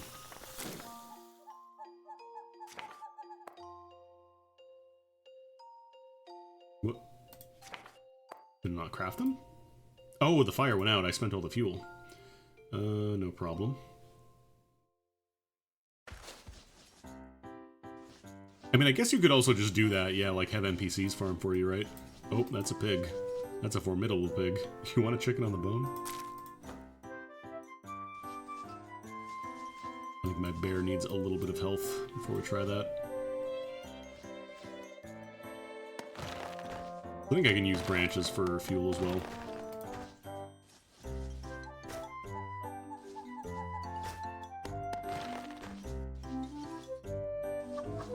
So messed up that heat sources are not just infinite now. I don't like it. What is auto refuel? Is it like if you just come in with stuff in your inventory, it'll fuel up? Probably not the most optimal way to do it, but I just need to cook stuff. Does it show you how much fuel it costs? I don't think it does. That's not a lot, though. Oh, I burned some. Damn. Alright, I gotta eat some of these. I don't believe your followers will starve to death. Although I could be wrong. Alright, that wasn't a grab. Actually, I can just trade with you. Here. A dish of blue bee.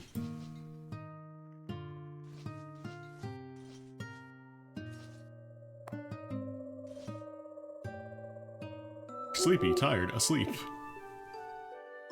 Oh, people in town will fuel it. Gotcha. You learned how to make poster. You had a dream of fire. You gained knowledge of fire touch. I'm a little sad that the dreams aren't quite as goofy in this one. Okay, cool. My bear is also eating his food. Oh, maybe the regeneration. Maybe I do need to feed them so they actually regen stuff now.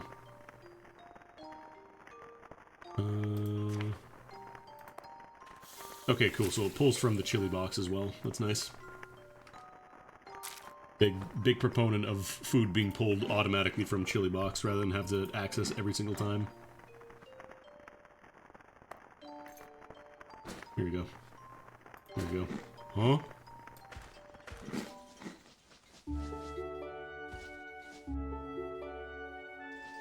I haven't gotten any cursing dreams yet. At least at the beginning of the game, it's like a lot more... It feels a lot more reined in terms of like... You know, just all of your shit is now cursed. Have fun with that, idiot.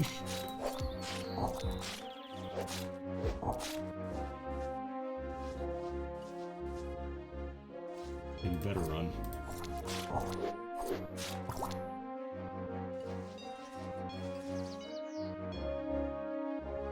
Salt rock. I wonder if you can bring a salt rock to a ranch and have your livestock lick it for sodium.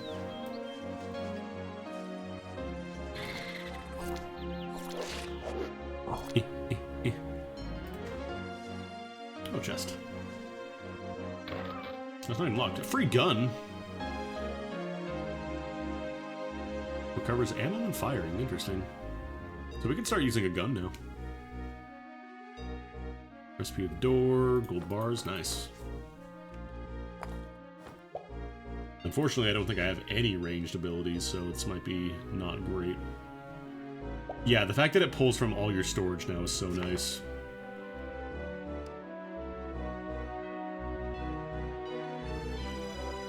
Polearm, bow, crossbow.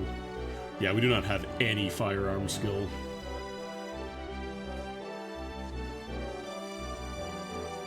But I can just start blasting.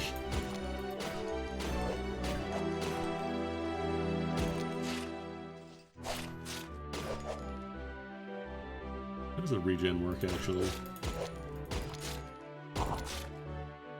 Oh, I think it's a chance to not expend ammo. Because in this game, it's not just that you get a single bullet and then that's it, you're good for ammo.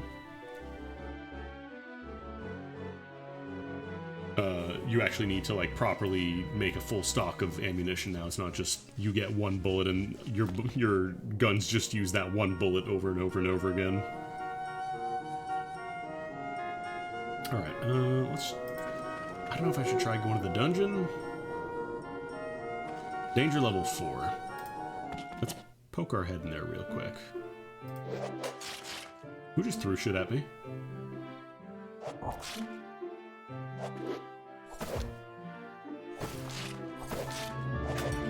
Who is throwing shit at me?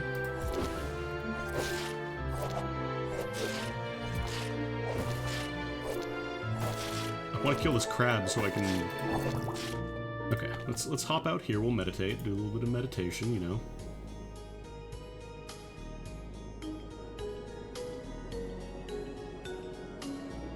I wouldn't recommend the mobile game. I've tried it, it doesn't feel good to play, and the constant pressure to like, oh, do the gacha stuff, just doesn't feel good. What? Oh, is it an invisible enemy?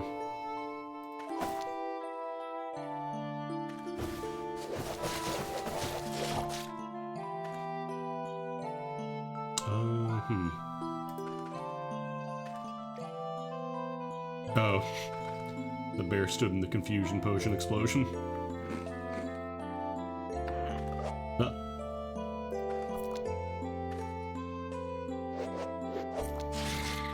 Like I was getting absolutely rancid vibes from all the pressure to do like, oh, you got your daily quests, and you got your daily draws, blah blah blah. Formidable imp. You're just going in there, huh? There's an altar. Altar, and there's a lot of enemies.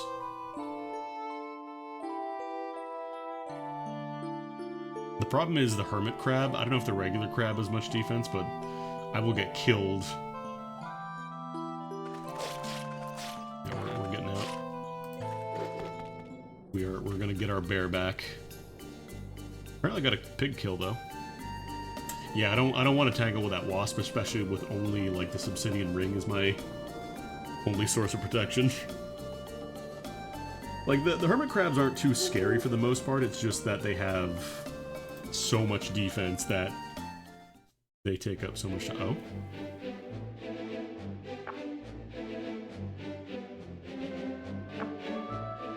Melvin.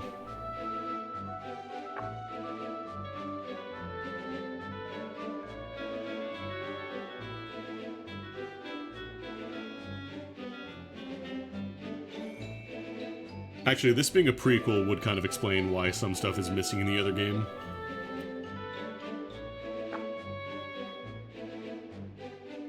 Because this Massilia City, this doesn't exist in the original game, it's just gone.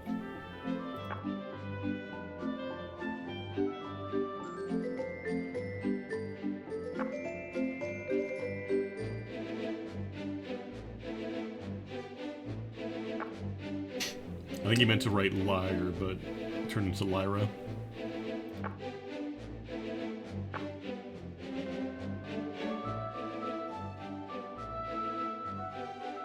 That seems trustworthy. Wake up, Illumina, we're leaving.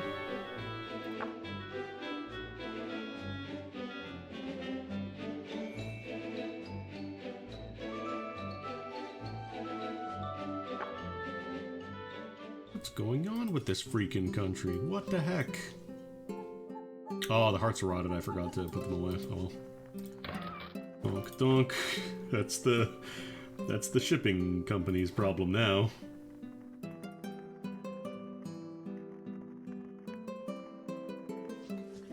One new bear, please. How much does this bear hate me right now? Well, it's positive.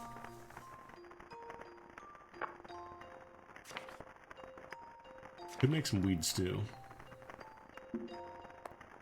Oh no, I don't have enough forest grass. When you're so desperate for any kind of food that you're willing to just stew weeds. I need lunchlies. I don't think you can cook mushrooms by default. I think you do need some kind of...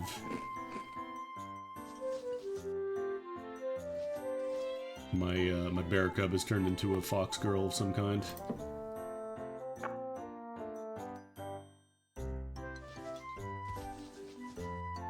I do love confusion, like the hallucination stat, just for what it turns, like, everything into.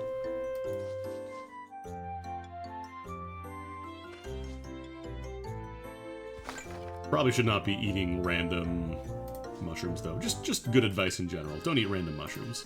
Can I make anything? Nail. I know I have to make the shovel and the hoe for gardening. Stick. Oh, right. Sticks you have to convert branches into. Could also probably make some more strings. I think I need more of those in general. Nice. Skill up crafting. Do I have a stone cutter yet? I should probably make one of those.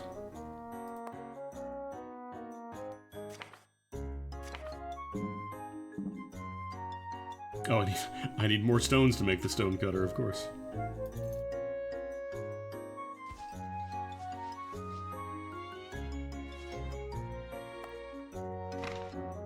Oh, right. Hallucinating, right. Just put all these journals down here for now. Yeah, hammer lets you disassemble items, right?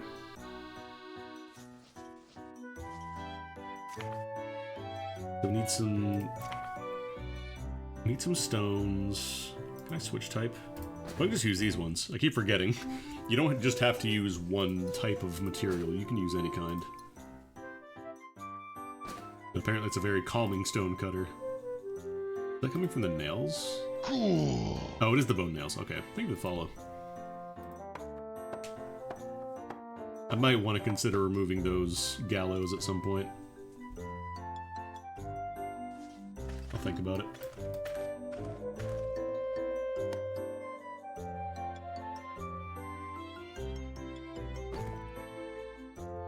Turn stones into stones? What? How could this be? The mason's table, drafting table. Oh god. If this is the same one that's in the original, here's the important question. Is this just a tightrope, or is it the tightrope? Because in the original game, there was an item called a tightrope, which if you used it, you just immediately died. And it was a way to just kind of get out of any broken situation where you could not otherwise leave.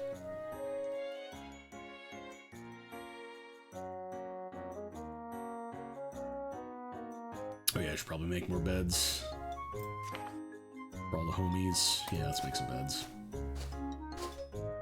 Well, if you can just throw whatever you hold to.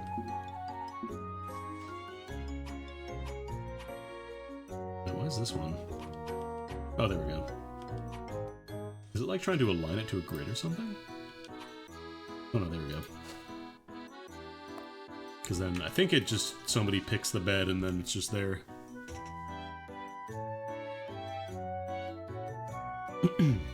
No, I think it got replaced with this one. This situation where you get completely stuck and you need to die in some way, but you can't do it. Because originally, if you didn't have that item, then you were just kind of boned, although usually you didn't have to worry about it. You would starve, in most cases. Oh, I can get a fishing rod. Do I have any fishing skills? Can I fish? Oh, that's a... I don't think we have fishing, no. We have gathering, which doesn't count. Fishing was a really slow skill in the original, but potentially got you so much money once you were able to cook sushi reliably. Just getting to that point was a little tricky. Probably put my currencies in here too. Not sure what like the silver and bronze coins are for though. Copper, I should say.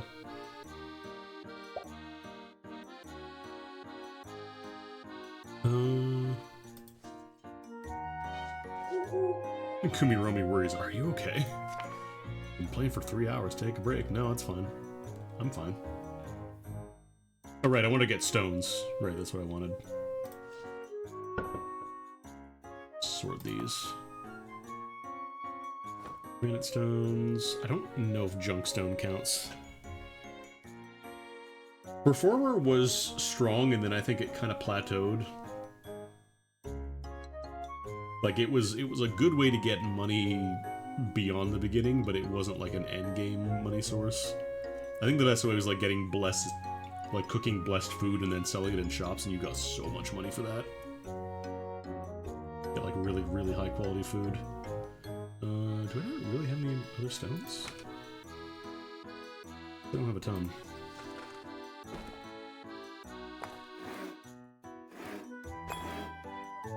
Something finds its bed.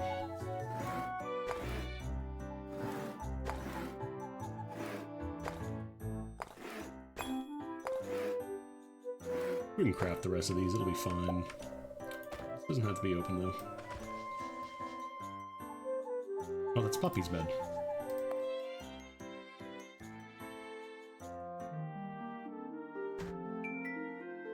Bing bong. Every time you hear that little bing bong, that is something being delivered. Those hearts are... Oh, right, because I think the value of an item is based on, like, the difficulty of an enemy. So if difficult enemies drop their hearts, they're worth a lot more. Where are these items being delivered, though? I heard the ding dong. I heard a package. Is it just this letter again? No, that's volume 1. Where did you drop that off?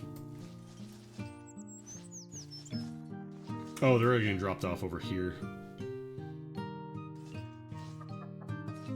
Yeah, just the journals. Because you can break these down and get some materials out of them with a hammer. Stone cutter, no. Stick. Are you kidding me? I need uncut stones now? Oh my god. We gotta go on a trip and just get a shit ton of stones out in the world somewhere.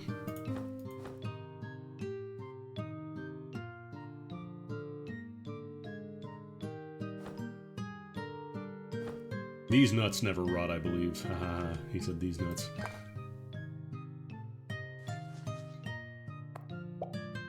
Yeah, I just gotta go and get a bunch of rocks, I think.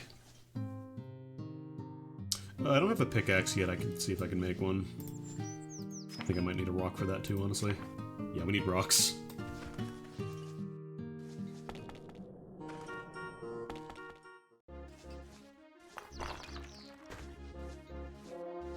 I mean, I can't disassemble anything until I have a hammer, and I need rocks to make a hammer, so...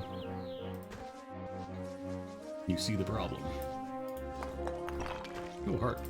That's a rotten heart. Maybe they'll pay me for it. Maybe it's a particularly high-value rotten heart. You never know. I could also poke around the puppy cave and see what's there, because that should regenerate, right?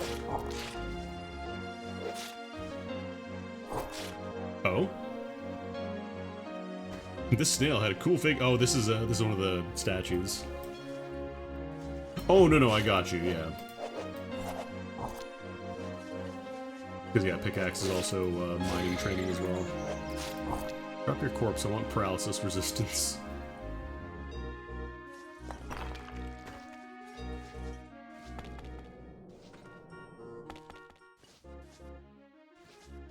Where are all the rocks at? Oh, another dog.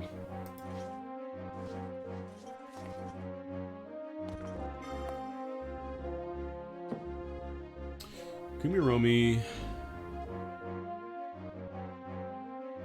Because every god gives you bonuses to your stats, depending on the god you worship.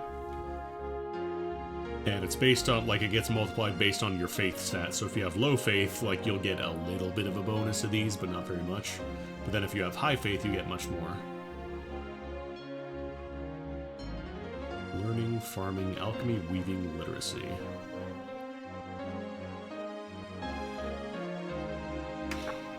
Does this game also have, like, the god pets and stuff, where if you worship a god enough and you give them enough gifts, they send a pet to you that's really strong?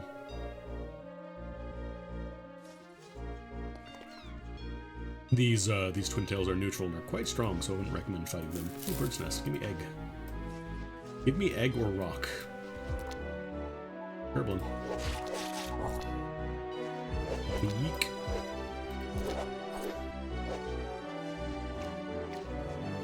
Actually, I was gonna say I have a gun, but I'm almost certainly not gonna hit it. The edge of a map is this little gray area. What is that? Goblin. Because this is copper, I can't actually break that apart. Maybe I should just go to the puppy cave.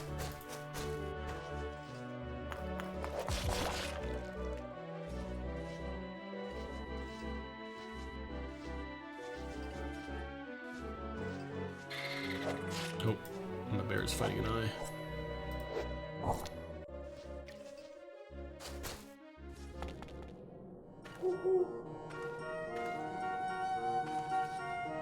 Yeah, I'm gonna go to the puppy cave. Oh, chomp. I think originally, like, if you just ate raw cranberries, it made you insane. Fair goat. This goat is neutral, this goat is aggro. Maybe not. Oh no, it is aggro. Ouch.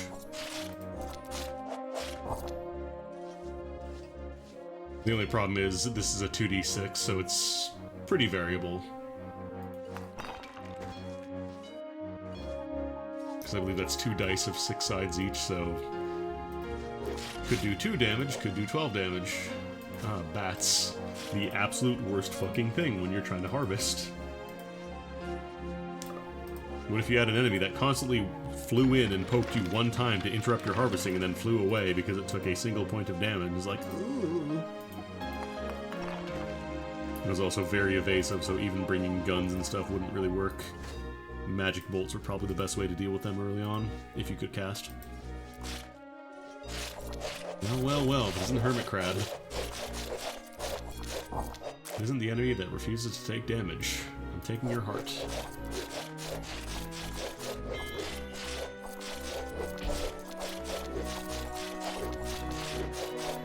Oh my god, please. How are you missing a crab? It's a crab.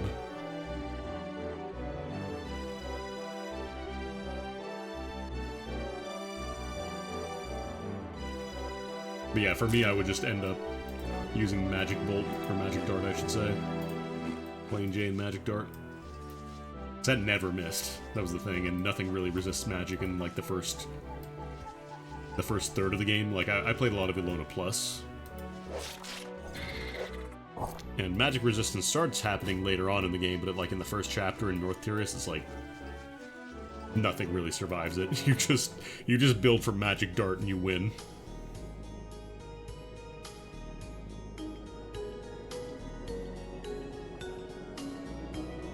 We got a couple of rocks. We'll go to the Puppy Cave. Put my perishable goods in there. Not collect a stalagmite.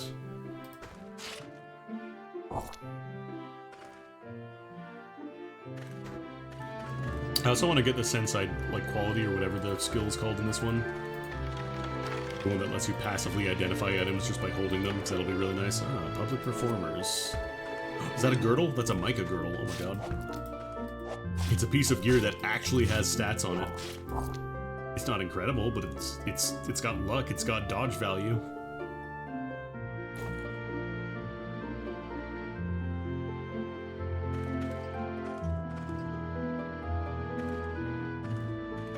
They do exist. To remain. Give me your organs. Ooh. Silver ring mail, 13 PV. That count as heavy armor or light armor? Oh, you know what? I probably shouldn't be equipping stuff that I find. Because it might be cursed. I don't think we can sense curses yet, I'm pretty sure. What is... Yeah, we have heavy armor. We also have light armor, so we could actually start training that. No, we're still under... I don't know if the light armor... If it's based on the type of armor, like if it's ring mail versus scale mail, or if it's just, like, the material it's made from. I don't know if medium armor is a thing. Shoes. It gives me cold resist. It is technically better than wearing grass shoes, because it gives me 1 point of cold resist. I need to be running, just get like basic gear in the Puppy Cave, because that ring mail alone like doubled my PV. Yeah, unless it's cursed, in which case don't get it, but it's worth the risk. Onyx gems. What's that spear? I don't think we have any... Do we? I think we do have polearm skill, I'm pretty sure. Yeah, we do. Hang on to that. It's only wood, though. Oh, it is based on the weight? Okay. A masterpiece vine. Interesting. But then when you collect it, it just turns back into untyped vine. That's funny.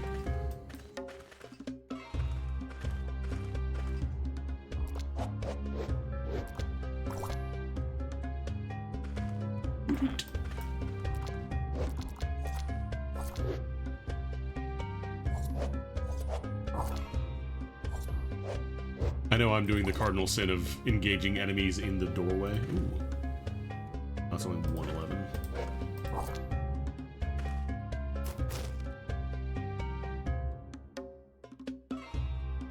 It's not even acid proof. That's where the books live. I have too much shit already.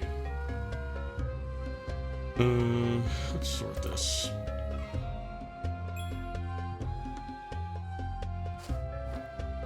I don't think we're gonna get anything for those grass shoes or a wooden shirt. Books are not safe to read. No, absolutely not. Reading books is based off of a couple of different things, but it's based off your literacy primarily. And depending on the book you read, if you fail to read it, if it's too high difficulty compared to your literacy, then it can instead backfire and summon monsters, or drain all of your mana.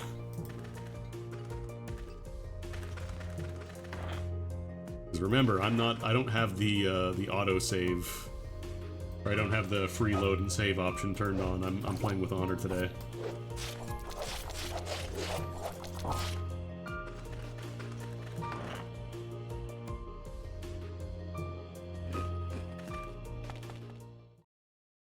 Altar of Earth.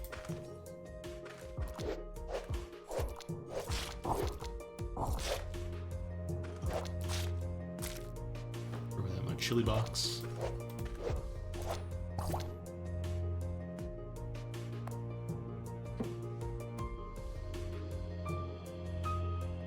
Oh, it's just light and heavy armor now.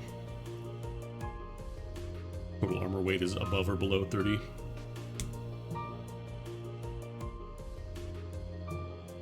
Strength, endurance, shield, weightlifting, money. I mean, this is like...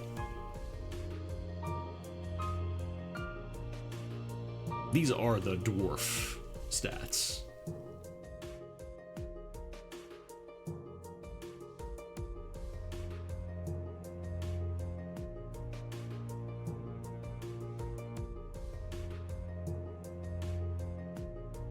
Because I think the only one we don't have here is shield and blacksmithing.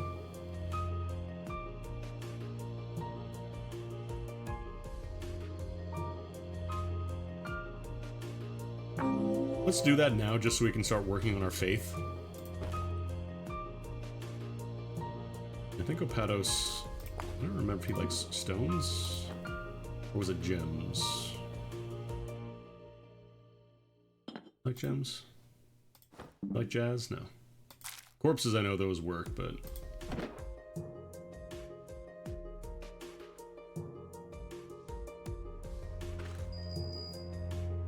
I did.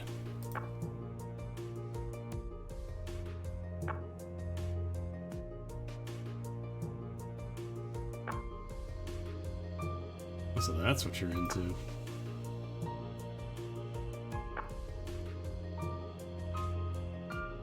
Yeah, plus that also lets us pray in an emergency.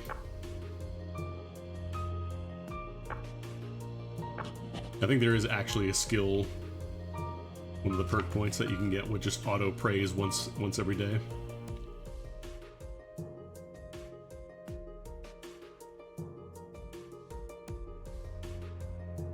Yeah, this one.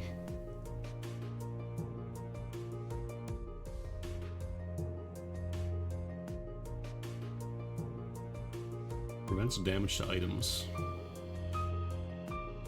I like this one. You learn how to use foul language to distract enemies.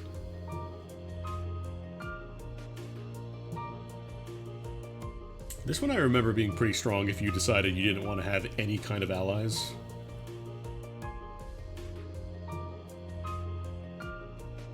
I don't know what the math is like now, though. Dear Orest, how do you type with boxing gloves on your hands? Where do those go?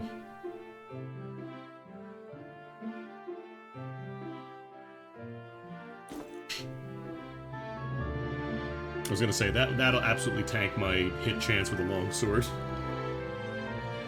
Like, you can kind of do dual wield stuff, but it's really weird. You try and do like two-handed swords, and I don't know. You want to stick to one or the other.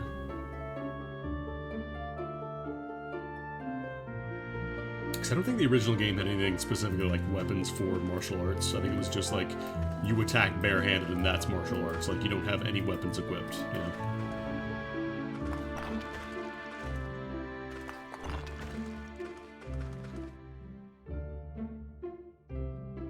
Cursed Sand Light Cloak. Does it actually show you curses now? Paper Thick Gauntlets.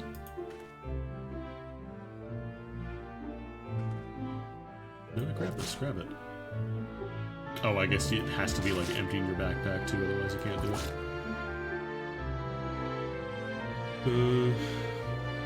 Can I bear use that maybe?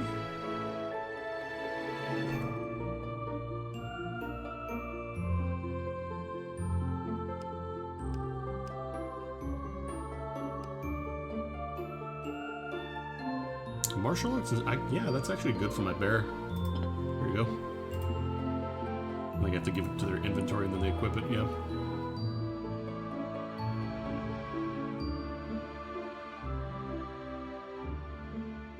There's also waist, arm, feet, and fingers.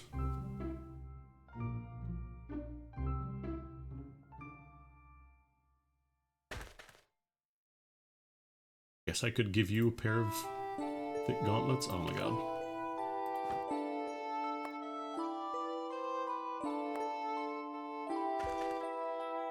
A bone girdle. This one just says a bone girdle, but it's not identified, so it might be cursed or blessed. Locked corridor.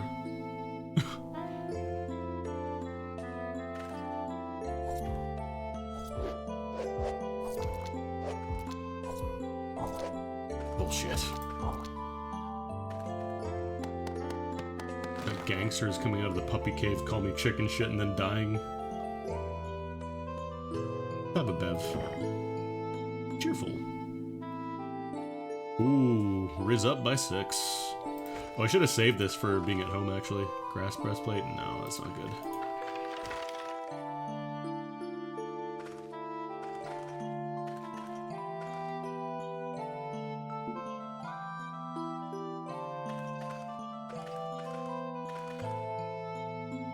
A chunk. Easy. Chunk of soil. I don't think I need dirt that badly.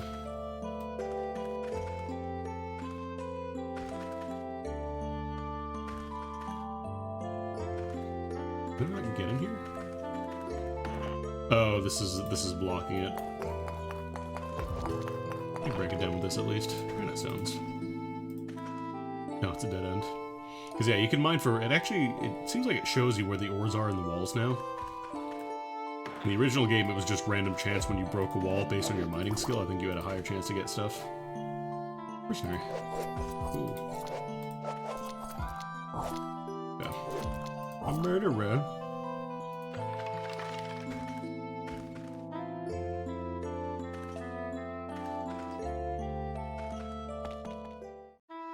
Can I offer, like, these? No.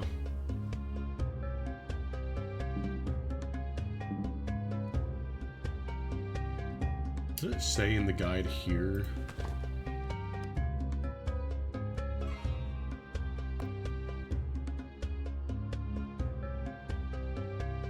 No, it doesn't seem like they do. Because each god has, like, specific items that they really like, and then I think corpses are kind of a universal thing. Gods just kind of accept corpses in general.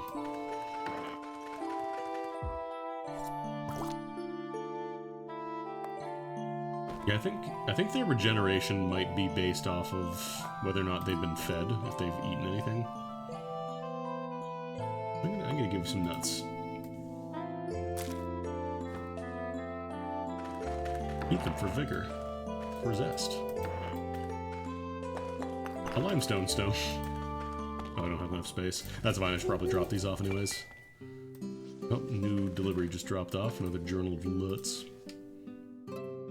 Did I still not get taxed yet? I'm kind of surprised. I thought for sure I'd be getting taxed. God, I have so many rocks. Rock, rock, rock. Hemp.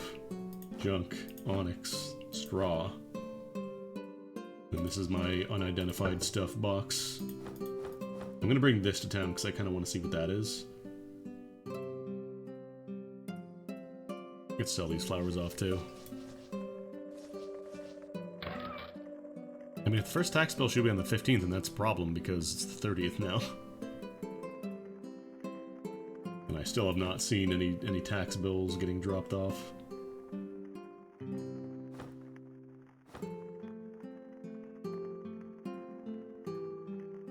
So this one weighs 11.5, and this one weighs 2.1.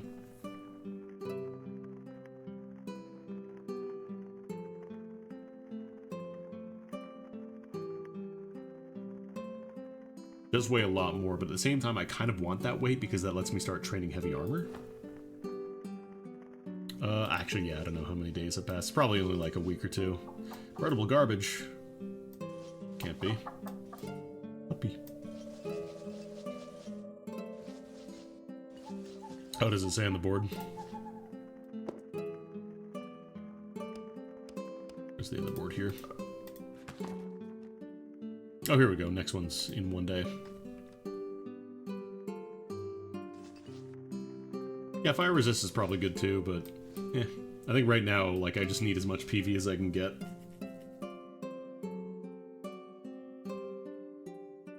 I'm hurting Squirtle. Maybe I'll just gather some stuff for the rest of the night and then I can go to sleep and it should come in by the time I wake up. What a horrible existence. Going to sleep so you can wait for your taxes to arrive faster.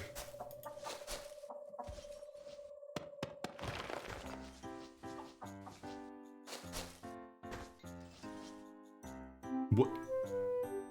How did the Frontier Inspector die? What killed you? Did you drink poison or something? Did this dumbass, like...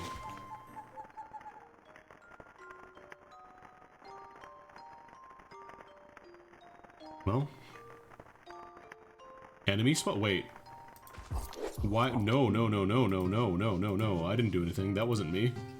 Why are you fighting me? What's going on? How do I scroll the log here? And yeah, the enemies spawned, but like now she's attacking me and I didn't do anything. He just died on his own over there. Like we were just out here grabbing stuff.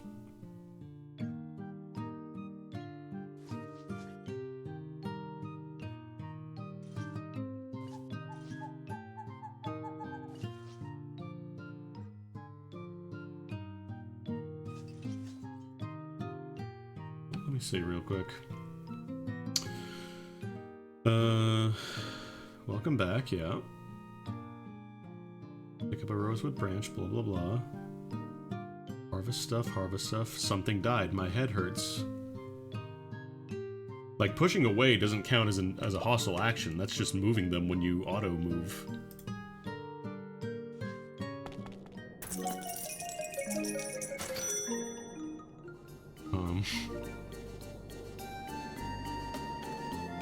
I think NPCs do reset their anger after a bit. Like, after a few days, but... a little unfortunate. Oh, nice. Let's grab Agile, I think.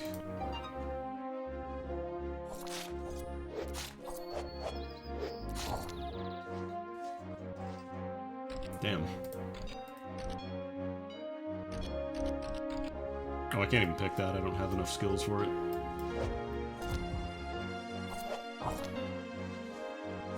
Actually, I wonder if the rabbits still drop rabbit tails.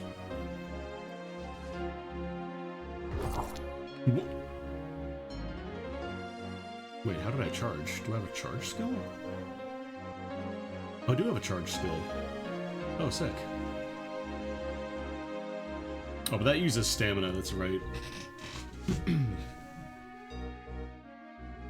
I can't just spam that nonstop.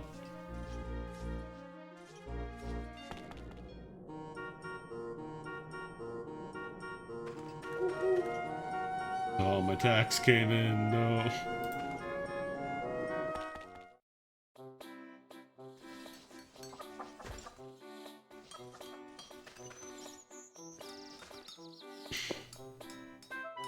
Currently have a very pissed off person in my house for some reason. I could not tell you why.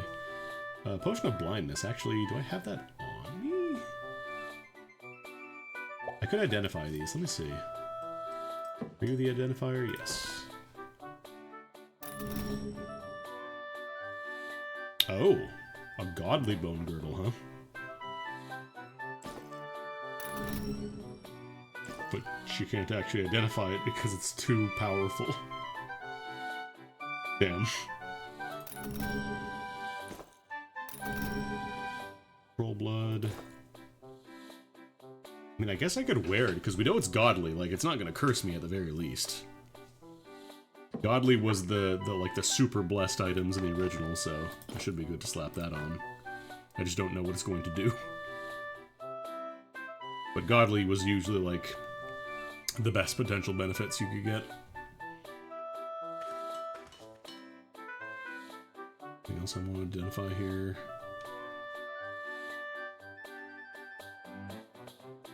Alright, I gotta drop my snail figurine off. There's sea lions here, and I don't know why. Like, they just kind of spawned there for reasons. This is a danger level 2. I wonder if I can handle this one. I'm gonna try it. Plus, there's berries here.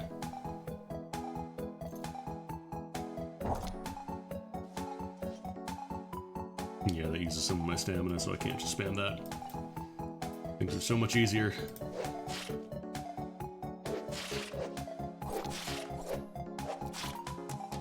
Is that a greater goose? That one's like...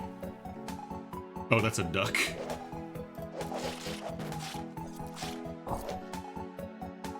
Oh shit, a rat.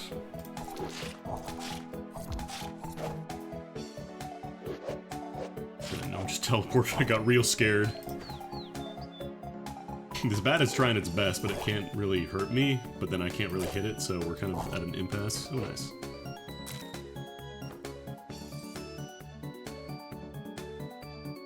Oh, it just stays on your bar, I see. Does this have like a hit chance, or is it just...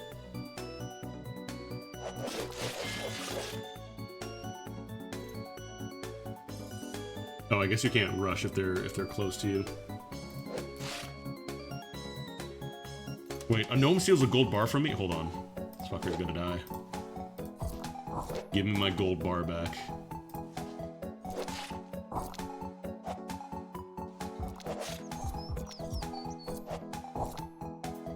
Oh, I thought that was the gnome's corpse. Like, why does it say duck?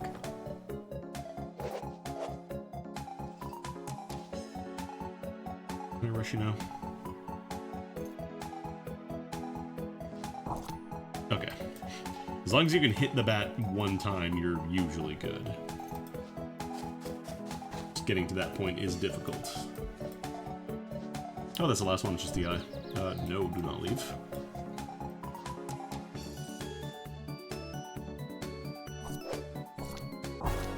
Cool.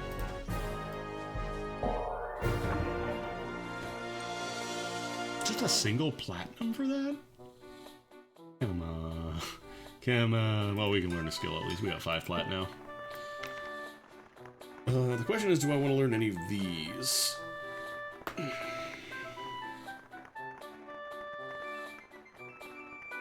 This is a new one. Allows your ally to parasitize on you. I'm not entirely sure how this works.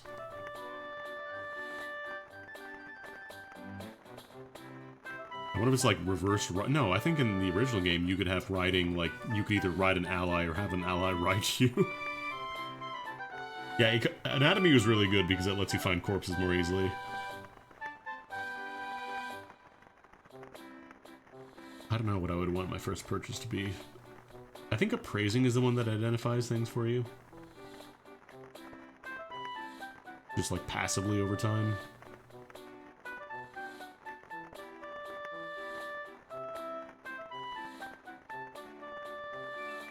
The problem with Anatomy is, like, at low levels, in the original game at least, it wasn't incredible. It's one of those things that becomes very valuable over time, but not tremendously useful out of the gate. Because corpses early on, like, you don't have enough cooking skills to really take advantage of them.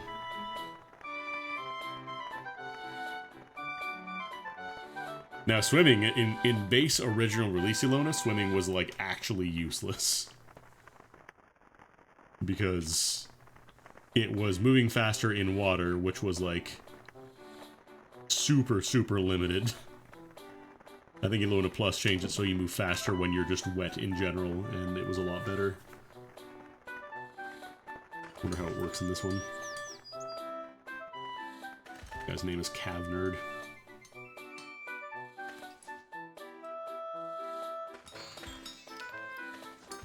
Got anything decent I can buy here? Micah Robe, War Sickle. It triggers Neck Hunt. Bone Helmet. Micah Light Mail, Stone Charm. Blessed Woman Wooden Helm. Actually, that's not bad. 4 PV. This one gives me nether resistance, but it also costs a lot more. I think I just take this one for now. Because, like, I just need any source of protection value.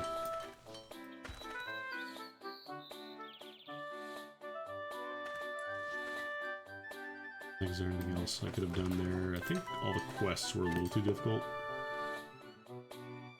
This one's a 4-star, so that might be a little too much. How many more days do I have for this Potion of Blindness? Because I could turn that one in. Oh, nice. My regeneration skill increased.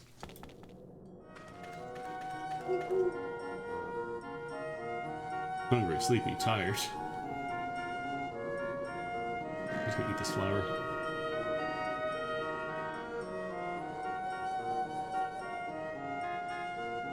Need more mana, drink more booze.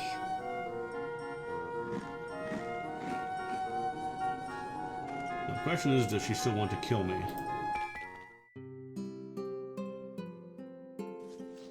Because I do need to... Actually, do I have enough money to pay my tax bill now? I forgot about that. Oops.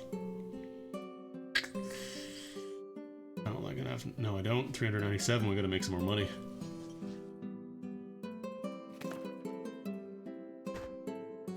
Unfortunately, destroying the tax bill does not just get rid of it. Okay, let's see. Something died. Why do people keep just dying in my house? Can NPCs die if they starve?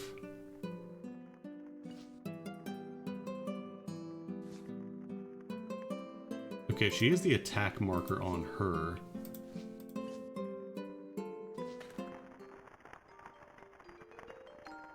Well, I don't understand anymore. I don't think campfires hurt you if you stand on them. I think they're just considered, like...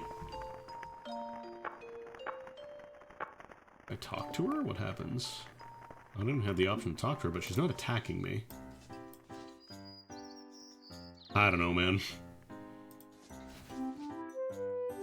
The strat in the original was just... If somebody's pissed off at you, wait a few days and they will stop being pissed off at you, but...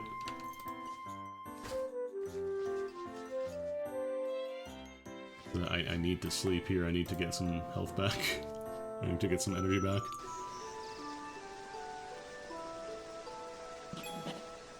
But like, even if it was another mob in your base, they don't get angry at you. Like, if somebody dies to, like, if an allied friendly NPC dies to an enemy,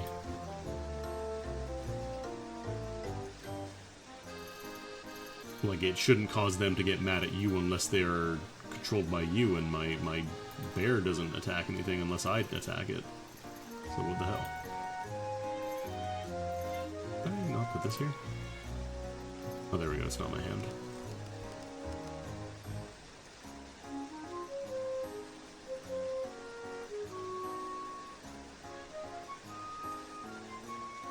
Just love the idea of having a floating snail statue. I'll put you right here. I think it does technically raise my property value a tiny bit. A cool figure of snail. You still pissed?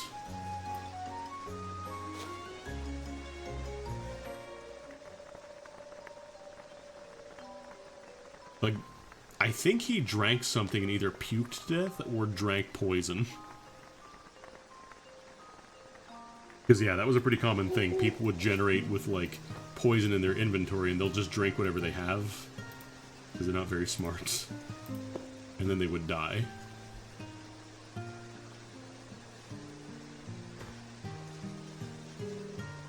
Well, little garbage goes there. Auto dump. Actually, I wonder if it shows me if I go to my character listing. Okay, no, I was gonna say, damn. They're pretty smart. Yeah, maybe she drank, but like it should have worn off by now. I've been gone for like a full day plus.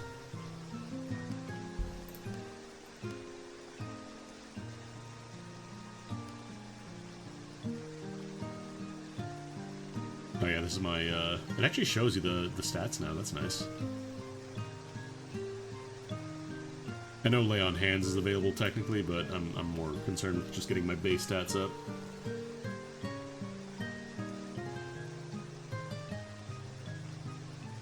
Oh, I think it just grants you the skill. I don't think I had Blacksmith. I'm pretty sure I just had Carpentry and Crafting, and now Blacksmith is there. Yeah, we can do some weightlifting, we can do some mining. Well, we could always do those, but it's better now. I can carry more things. Of course, we gotta pray.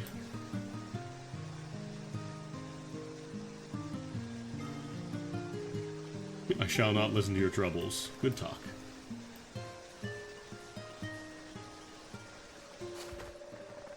Yeah, I don't know. Why would I auto pick up the vomit? I don't want to do that. Well, look, she's having a nap, so maybe she's okay with it now.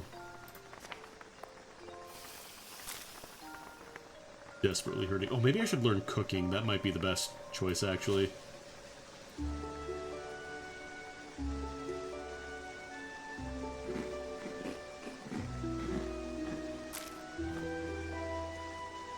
Vomit, you can put it in the box, but I don't believe vomit really sells for anything. I also have to pick up the potion of blindness. It's really nice that it shows you now if you have it.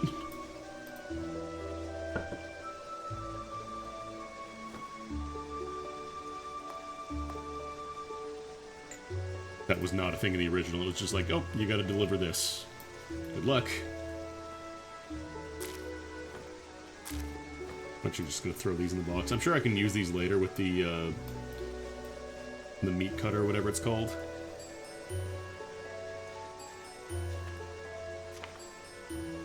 Because what else is there? Actually, I do want to make the pickaxe and the hammer and all that. Wait, I swear I picked up some stones. Oh, right. Right, I keep forgetting the specific type of the material. I keep forgetting you can change that here.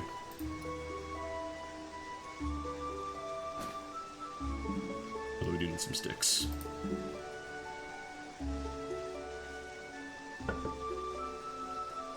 These have to be used with the sawmill. You stickify them.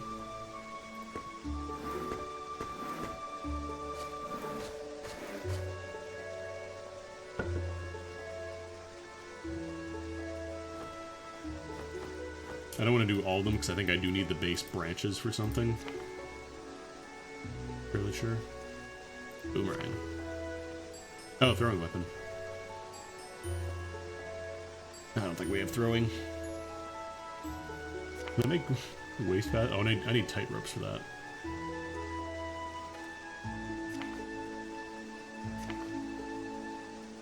Mixer. Oh, is this...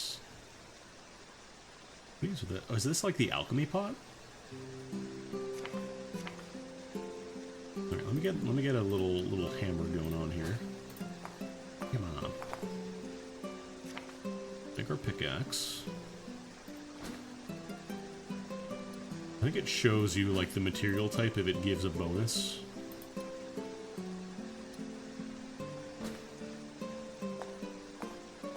There we go.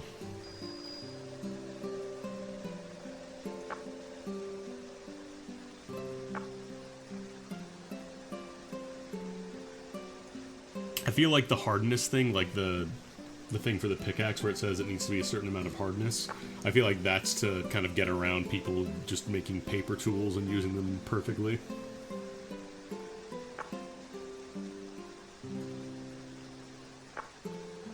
Or just level up your mining a bunch and power level. You're playing Elona, we know what you're gonna do. Okay, and then we also need a shovel and all that. So can I just dismantle these? Yeah.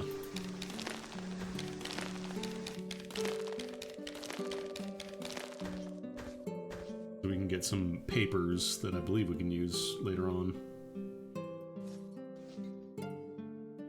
Can you just disassemble any item, or does it have to be on the ground? It might have to be on the ground, actually. But yeah, I don't think we can use... Yeah, the copper is too much for granite. I think we need a stronger material for that. But we can at least start breaking down walls like these ones here.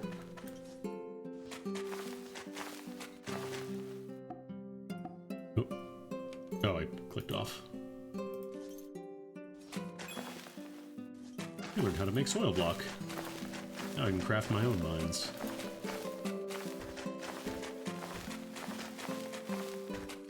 Yeah, sometimes you find pebbles and ores and stuff. It's based on the difficulty, at least in the original game, it was based on the difficulty of the area. So you couldn't just, you know, hang out in the puppy cave and try to mine out gold because you had 100 mining. You needed a lot.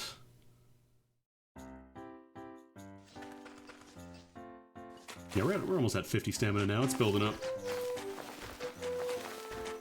I'm gonna clear this out so I got some space.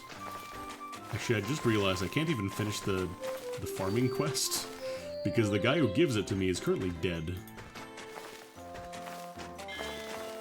Mining up.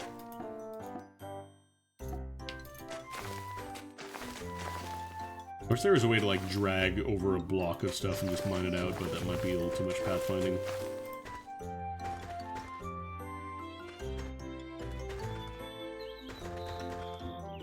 I'm pretty sure there are no, like, permanent deaths in Elona.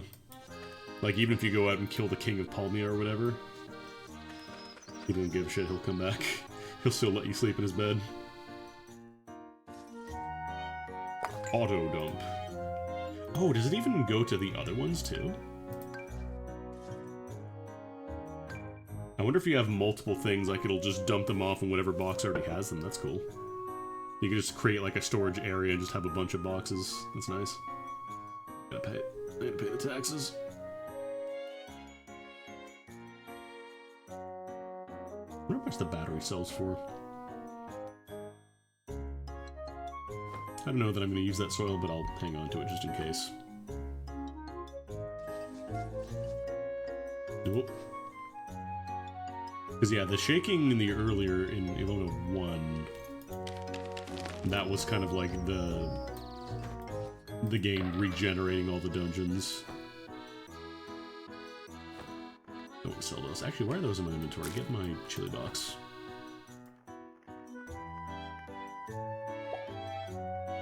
I'm kind of curious. I'm gonna take a single scroll out of here.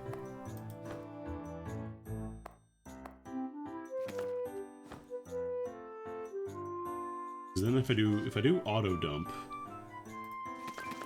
Okay, no, I guess it just pathfinds to whatever boxes have those. That's kind of nice.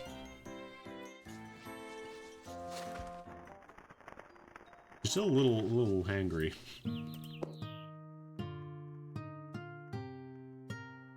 Are they all? Oh no, that might be dead. I think the red might just be they're not alive. Why did she go rogue? This guy's fine. Like, this guy's totally fine with me. Ooh, nice platinum coins. Don't mind if I do. 10. Holy shit. But yeah, if I click on her, like, it'll do the attack. I don't want that. Okay, we should probably learn some skills, because we got 10 plat now. Because I know Yoin is, like, the gathering, like, the farming and gathering town. I tried middle clicking, it just had kick and attack. Like, the aggressive options, basically, so I can't do that.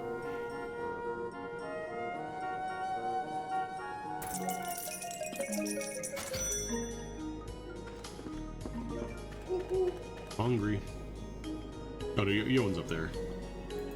Stuck in the bone. Deep in the bone. Oh shit! A rat!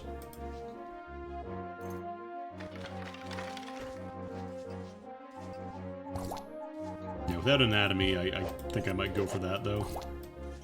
Just to be able to start training it is really nice. I'm gonna chop these down and see if I can get the seeds, maybe. I think you do need gardening and farming for whatever, like the experience, but I think there is still a small chance.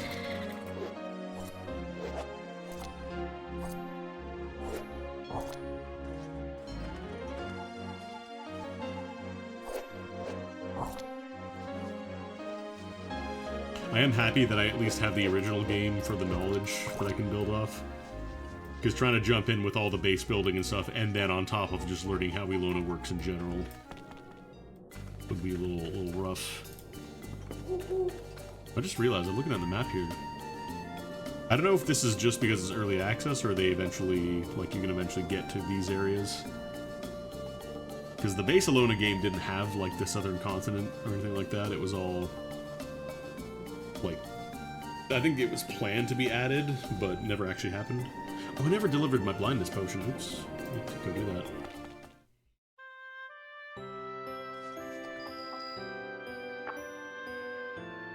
It's a town.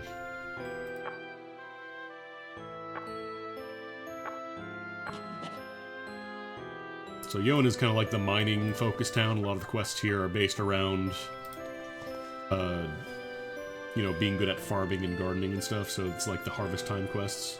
Also, Gwen is somehow still here. And still, like, the same age.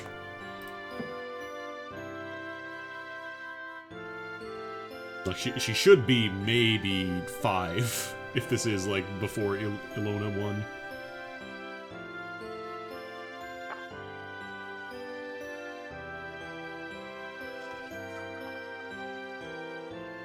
Alright, where is a guard? I need to actually get directed to the trainer if I can't find them. You there. Zebor. What an Ecopo merchant. I'm very curious now. Am I interrupting something?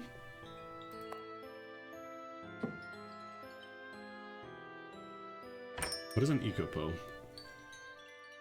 Oh, these are seeds. You can actually just buy seeds now. Holy shit. It is categorized as garbage. Ether and... oh, is this like the ether disease stuff? I wonder if that's in this game too. Because in the original game, you had this permanent disease called ether disease, and it was basically like a value behind the scenes that would count up over time, and once it hit certain thresholds, you would get, like, special mutations that were usually pretty bad. And there were weather conditions called Etherwind, where any kind of, like, global outdoor tile would make that counter increase way faster. So you would have to either take shelter or just not be out there.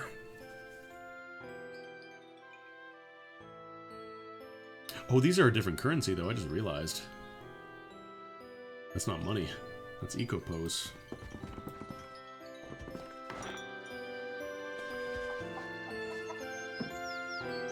Alright, where's the trainer? Show me Vast Shark. You are Vast Shark. Alright, so we already got mining and lumberjacking. We could spend some platinum to increase the potent, or not the potency, the potential.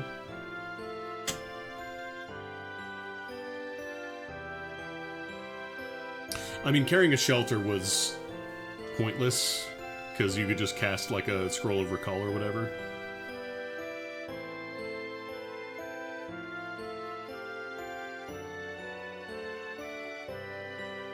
Yeah, I think let's get farming. Digging. I guess just for digging holes with the shovels. Fishing is also potentially good. It was a good source of money in the original, but it takes a lot of investment. Gaming.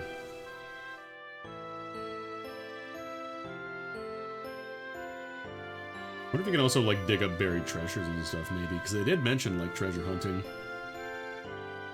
I wonder if you can find like treasure maps and stuff. Oh yeah, because yeah, in the original game you put the treasure maps. I'm gonna get a little bit of potential for farming. Get some for mining, some for jacking. I think I'll leave the last 5 open. Are there any harvest quests that I can do here?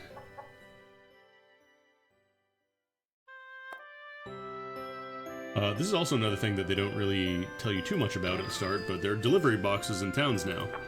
And delivery boxes will send it back to the next base that you visit, like your next home territory. So you don't have to buy a piano in the town and then drag it all the way back to your home. You can just drop it in here and have it ready to go. So I can just ship a gun back home in the mail. Which is perfectly safe. It is nice. Alright, what quests are available? Monster extermination. I need a bottle of ale. Oh, do I have one? I have one. It actually shows, it tells you nice, if you have it already. Hey, look what I got for your kid's birthday.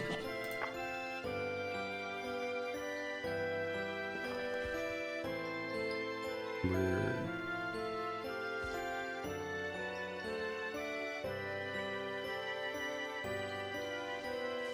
I should know where the NPC is.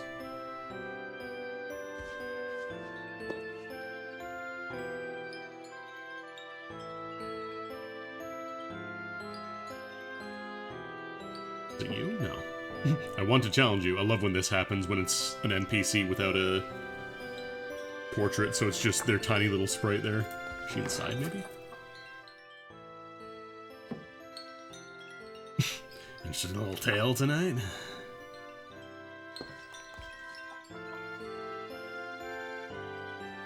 Hang on.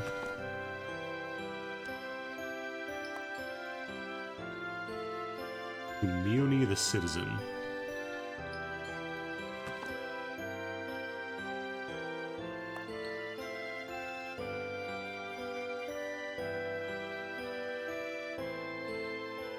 Well, the zoom straight to your delivery target, that was in the original too. I'm just having a hard time finding me. Actually, can I ask the guard? Oh, cool.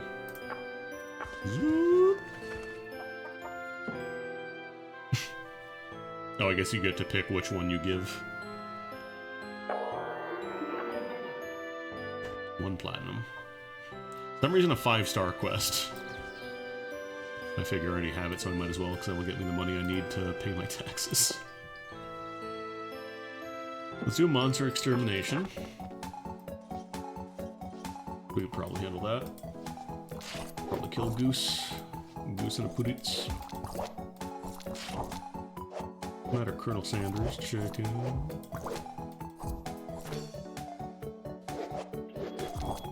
Also, having an auto fight button is quite nice. It just will automatically act based on the parameters you give. Definitely will take some free peanuts.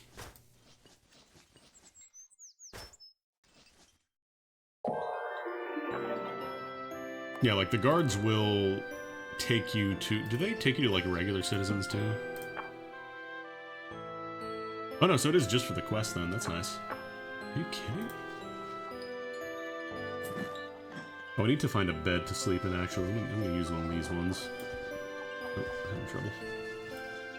I'm trying to click on the door because it'll auto-open doors if you walk up to them. Or bed. Whatever. It's better than the makeshift beds I've been using, so... Thankfully this is still a thing. They don't care if you sleep in their beds.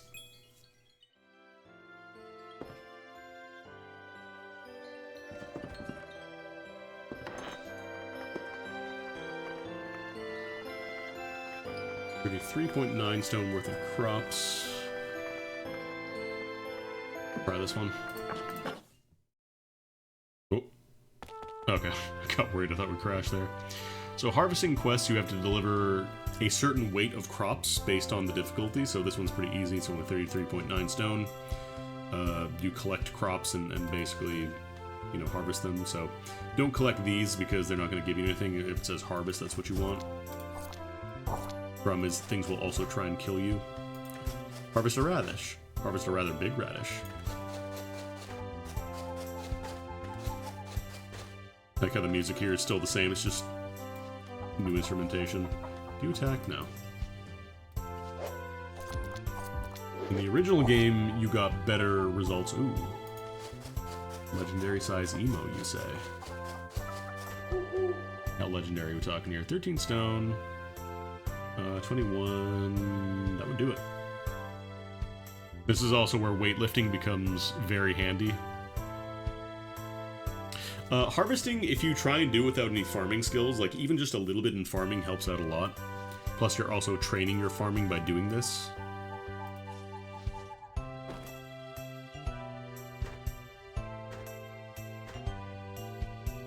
And I believe you get a bonus based on how much you grab, so... Ooh, rat corpse, yum. That's burgers.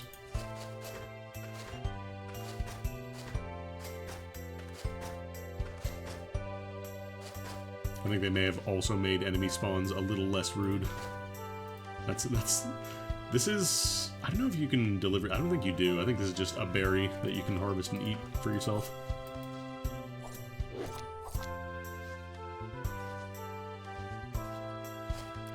But yeah, this kind of sucks if you have to deal with enemies that just run around and range you to death.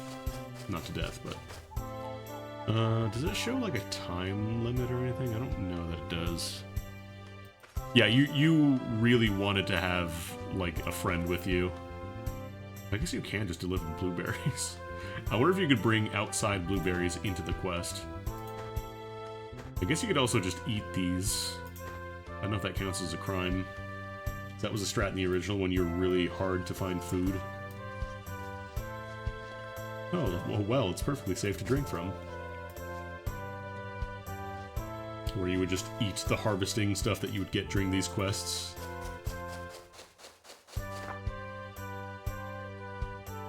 More. Oh, that's a timer.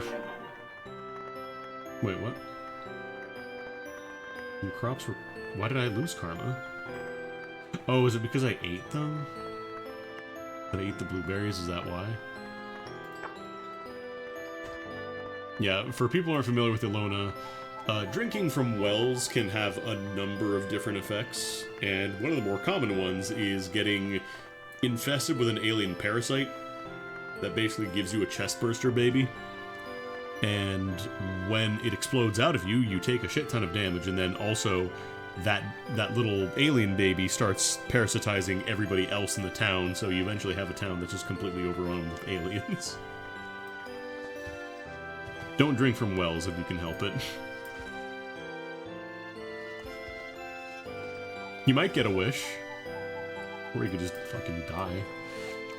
Alright, let's go drop this stuff off, because I have my, I have to pay my taxes, and also I have to do this. Yeah, I don't like anything bad. You're great. If I can finish the Well, potion quest. look at Also, the thank you for coward sub. who doesn't want to invite aliens in for dinner. The way the text-to-speech said it, it sounds like, well, look who doesn't want Italians in for dinner.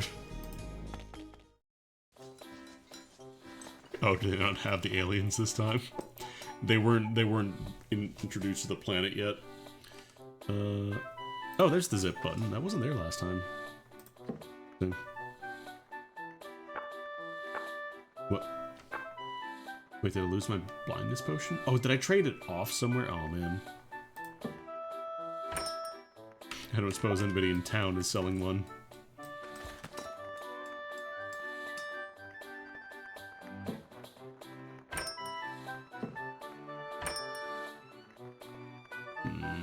Does not look like it. Yeah, I don't know if I can deliver this. I don't know if I have enough time, because world map travel takes a while. It's not, like, instant by any means.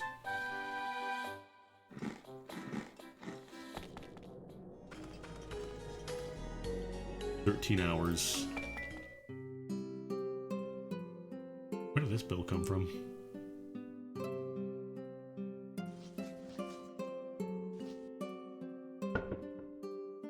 Somebody send me porn? Who sent me porn? The thing is, this is unidentified, so if I read the porn wrong, I might go insane and summon a bunch of monsters. Let's leave that in the box for now. And here's the gun I mailed to myself. Where did my potion go? Did I throw it at somebody? Oh, maybe a gnome stole it. I think a gnome stole that potion.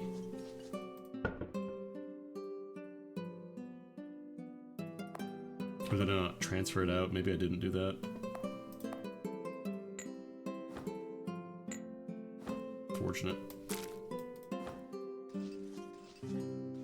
Oh, did I click the auto store? Okay, the dude's back at least. Alright, let's see if we can make it. Asleep. Not gonna waste any time trying to fight these guys, just get in there. No! Ugh, karma -5. We're still positive, but it feels bad to lose that quickly, that close to it. Unfortunate. Alright, I should probably wrap it up because I've been playing about 4 hours and I should probably stand up and stretch and, you know, eat some food. I just wanted to show off some of this game because I really like the original and I'm really having a good time with this one too. Still early access, so if you're waiting on a finished game, maybe wait. But so far I'm really enjoying it. I just really like the gameplay loop of Ilona. Yeah, thanks for stopping by, everybody. Thank you to Doc and Redio again for the raids. Really appreciate it. I apologize about the weird schedule this week. It's been kind of awkward, but I'm also sure you don't want to listen to hammering and drilling and non-stop noise.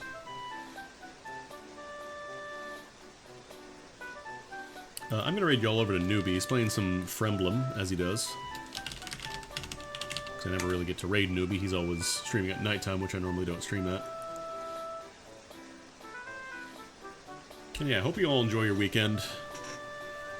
I know I said this on Tuesday, but I should be, yeah, I said on Tuesday. I should be back to normal schedule by now. I don't think anybody else is gonna jump in and do a bunch of construction here. Fingers crossed. But yeah, enjoy your weekend, and I will see you on Monday, hopefully. Take it easy.